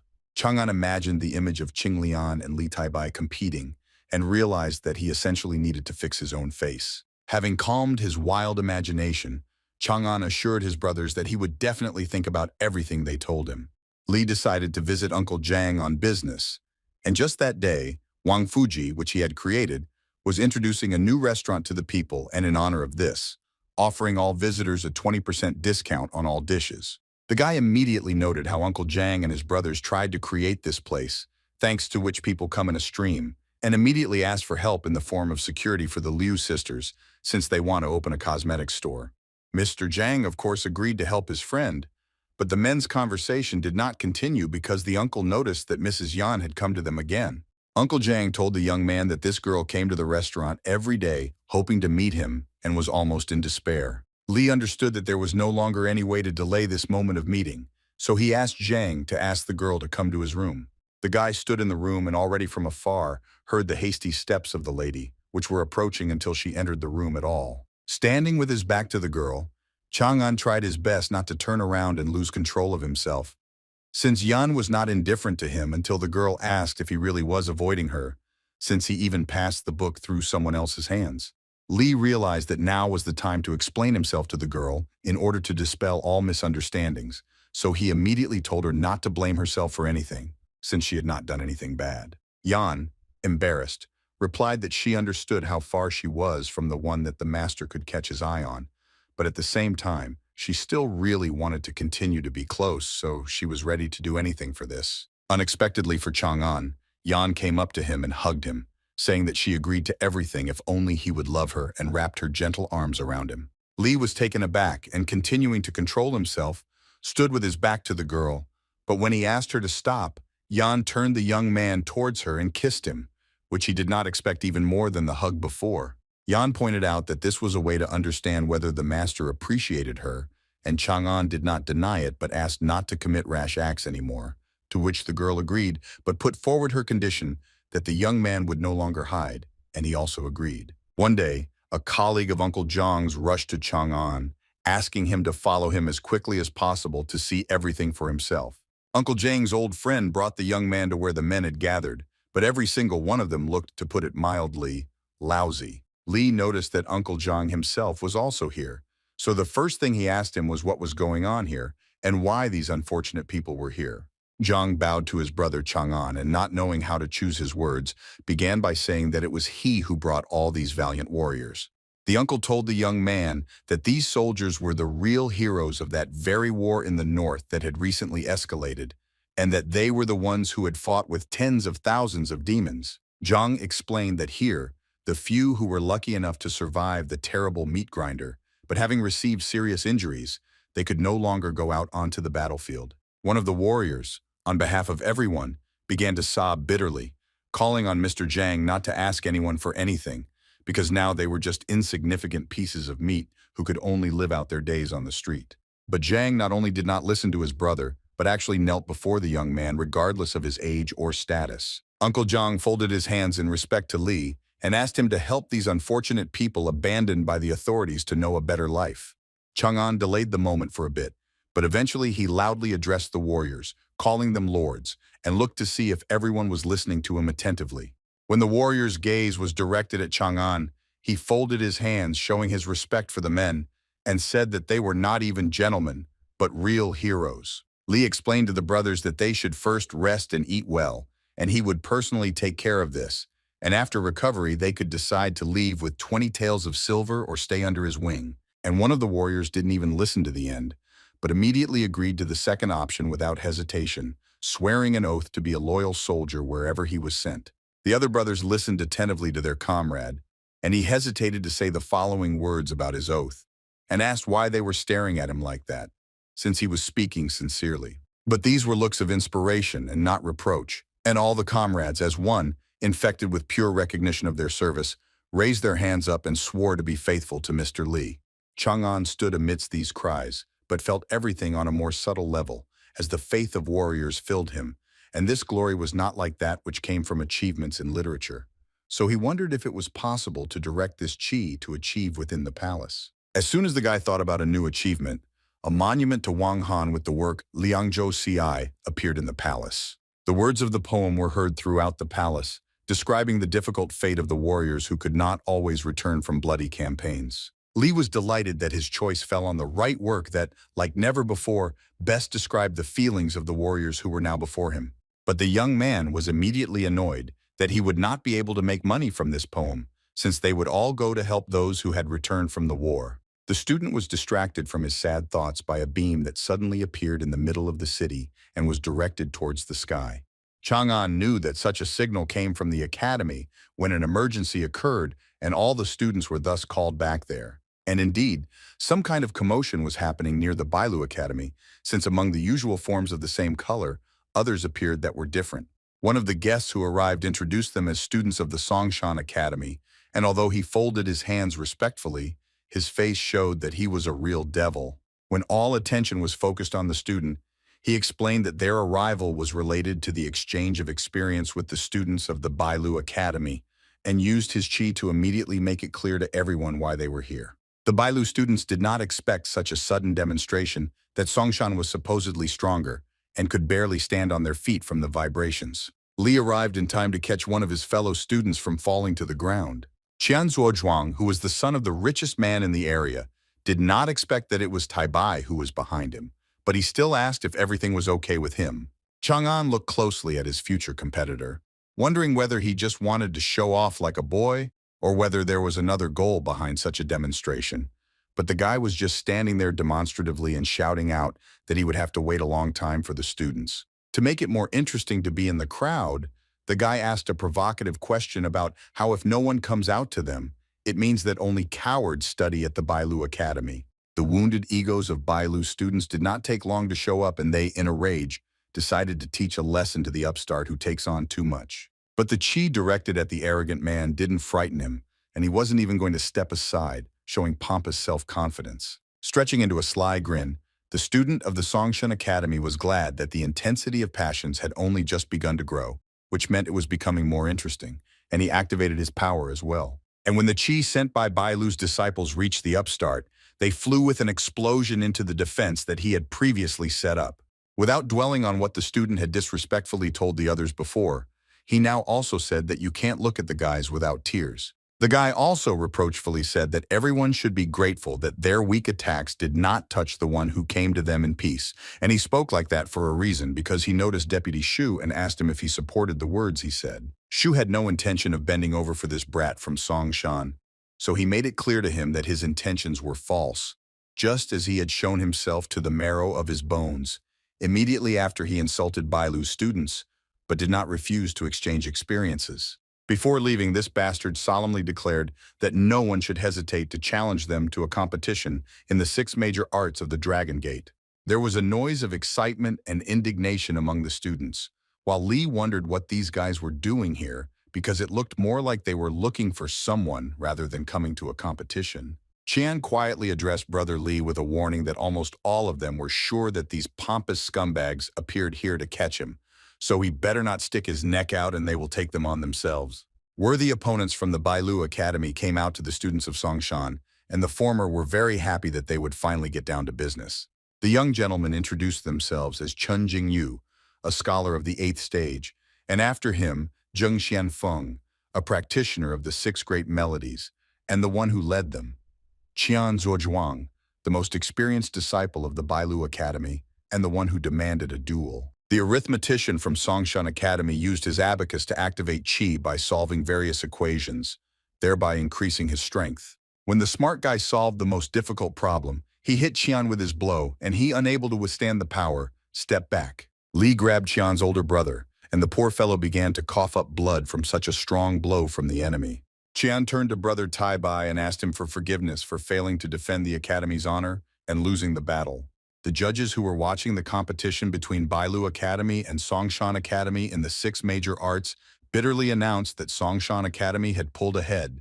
That same impudent fellow ironically noted that at the moment the Bailu Academy lives up to its so-called impeccable reputation. The old man from Songshan decided to provocatively stop the student by reminding him that Bailu had the genius Li Tai Bai, and maybe he at least had enough strength to give a worthy rebuff. Bailu's students were burning with hatred towards the bullies, while Li himself, as always, calmly approached the further plan. The young man realized that if the opponents were not stopped, they would have a reason to continue to humiliate the students of the Bailu Academy. As Chang'an went to meet the enemy, a hand from one of the three literary warriors who had previously lost the battle fell on his shoulder. Qian asked Brother Li not to fall for the provocation because all those sharp words were said specifically to get him to come out of the shadows. The elder brother warned Tai Bai that if he now gives the opponents the opportunity to see him, they will continue to throw dirt at him and spread rumors, and he is, first and foremost, the hope of the academy. Li reassured the elder that he had no intention of going out into the light. But after those bastards insulted Bailu's students, he was not going to stand aside. Chang'an snapped his fingers and activated the first treasure he chose, which was the spark of igniting the step technique. The disciples of Songshan found themselves surrounded by a flaming ring from which it was impossible to even jump out, so they became hostages. And then Li started talking to them, pointing out that they had put too much weight on him by calling him a genius, but in fact he was the same student as everyone else in Bailu. The old man, covering himself from the fire, asked why then the most ordinary student would not show them his appearance, and was he really afraid of the defeat that his older brothers had already suffered. Suddenly, a huge palm appeared right next to the old man, and Tai Bai suggested raising the stakes and determining the winner as the one who would take first place on the May list of the saint. The master jumped away from the palm, which also began to emit light as an indication that the bet had been placed. The mentor got tired of this and decided to put an end to the recklessness, and in addition, he was irritated that Li did not show himself, so he activated one of his techniques by hitting his palm against his palm. The master summoned a huge stream of water to clear the enemy's puny fire from his path and finally see him. But Li, still in the same calm state, finally said that he was challenging all of Songshan's students and clarified that if they were so confident in their abilities, then it would be easy for them to overcome him. And then he snapped his fingers again. The ring of fire dissolved, but the master could no longer call the water back. So after the hot trap, a cool shower awaited the students. Everyone was immediately doused with a column of cold water, which was originally intended to extinguish the fire. The students of Songshan stood there, completely wet, and at the same time humiliated by the fact that they had shit on themselves. The students of Bailu Academy began to laugh at the wet and clumsy enemies who had gotten what they were fighting for, and they praised Tai Bai for teaching them a lesson. The master, unable to bear such humiliation, shouted at Li Tai Bai to come out right now and meet the enemy face to face and pay for what he had done. But Bailu's disciples were already in a different mood thanks to Brother Li, and immediately told the upstart to bite his tongue because he had nothing to answer for. And what offended the old man was that the guy turned out to be more skilled than all of them put together. The wet hens, leaving, threatened that everything would be decided on the Saints' May list, and if this worthless Tai Bai suffers a defeat, he will personally apologize to the entire academy. The young man did not laugh with the others, because he understood that this was no longer just an affair, but a clear plan, with the goal of bringing him out into the world with clearly evil intentions. Under the main tree of the academy, two masters were talking, and Wang insisted that he was against Taipei's participation in the Dragon Gate tournament, because the reward in the form of a saint's technique this year was clearly a trap, and Li was the academy's only hope. The head of the Bailu Academy, Zhao Xianggong, who was already 160 years old at the moment, sat under the tree, filling it with energy, and asked Tianan's opinion on how long this Jianmu tree could live. Van thought it would be worth answering about the plant's longevity, so he pointed out sarcastically that it would outlive them all put together. But the head surprised the mentor with the truth that the tree had at least 50 years left, and when its time came to leave, the Bailu Academy would also come to an end.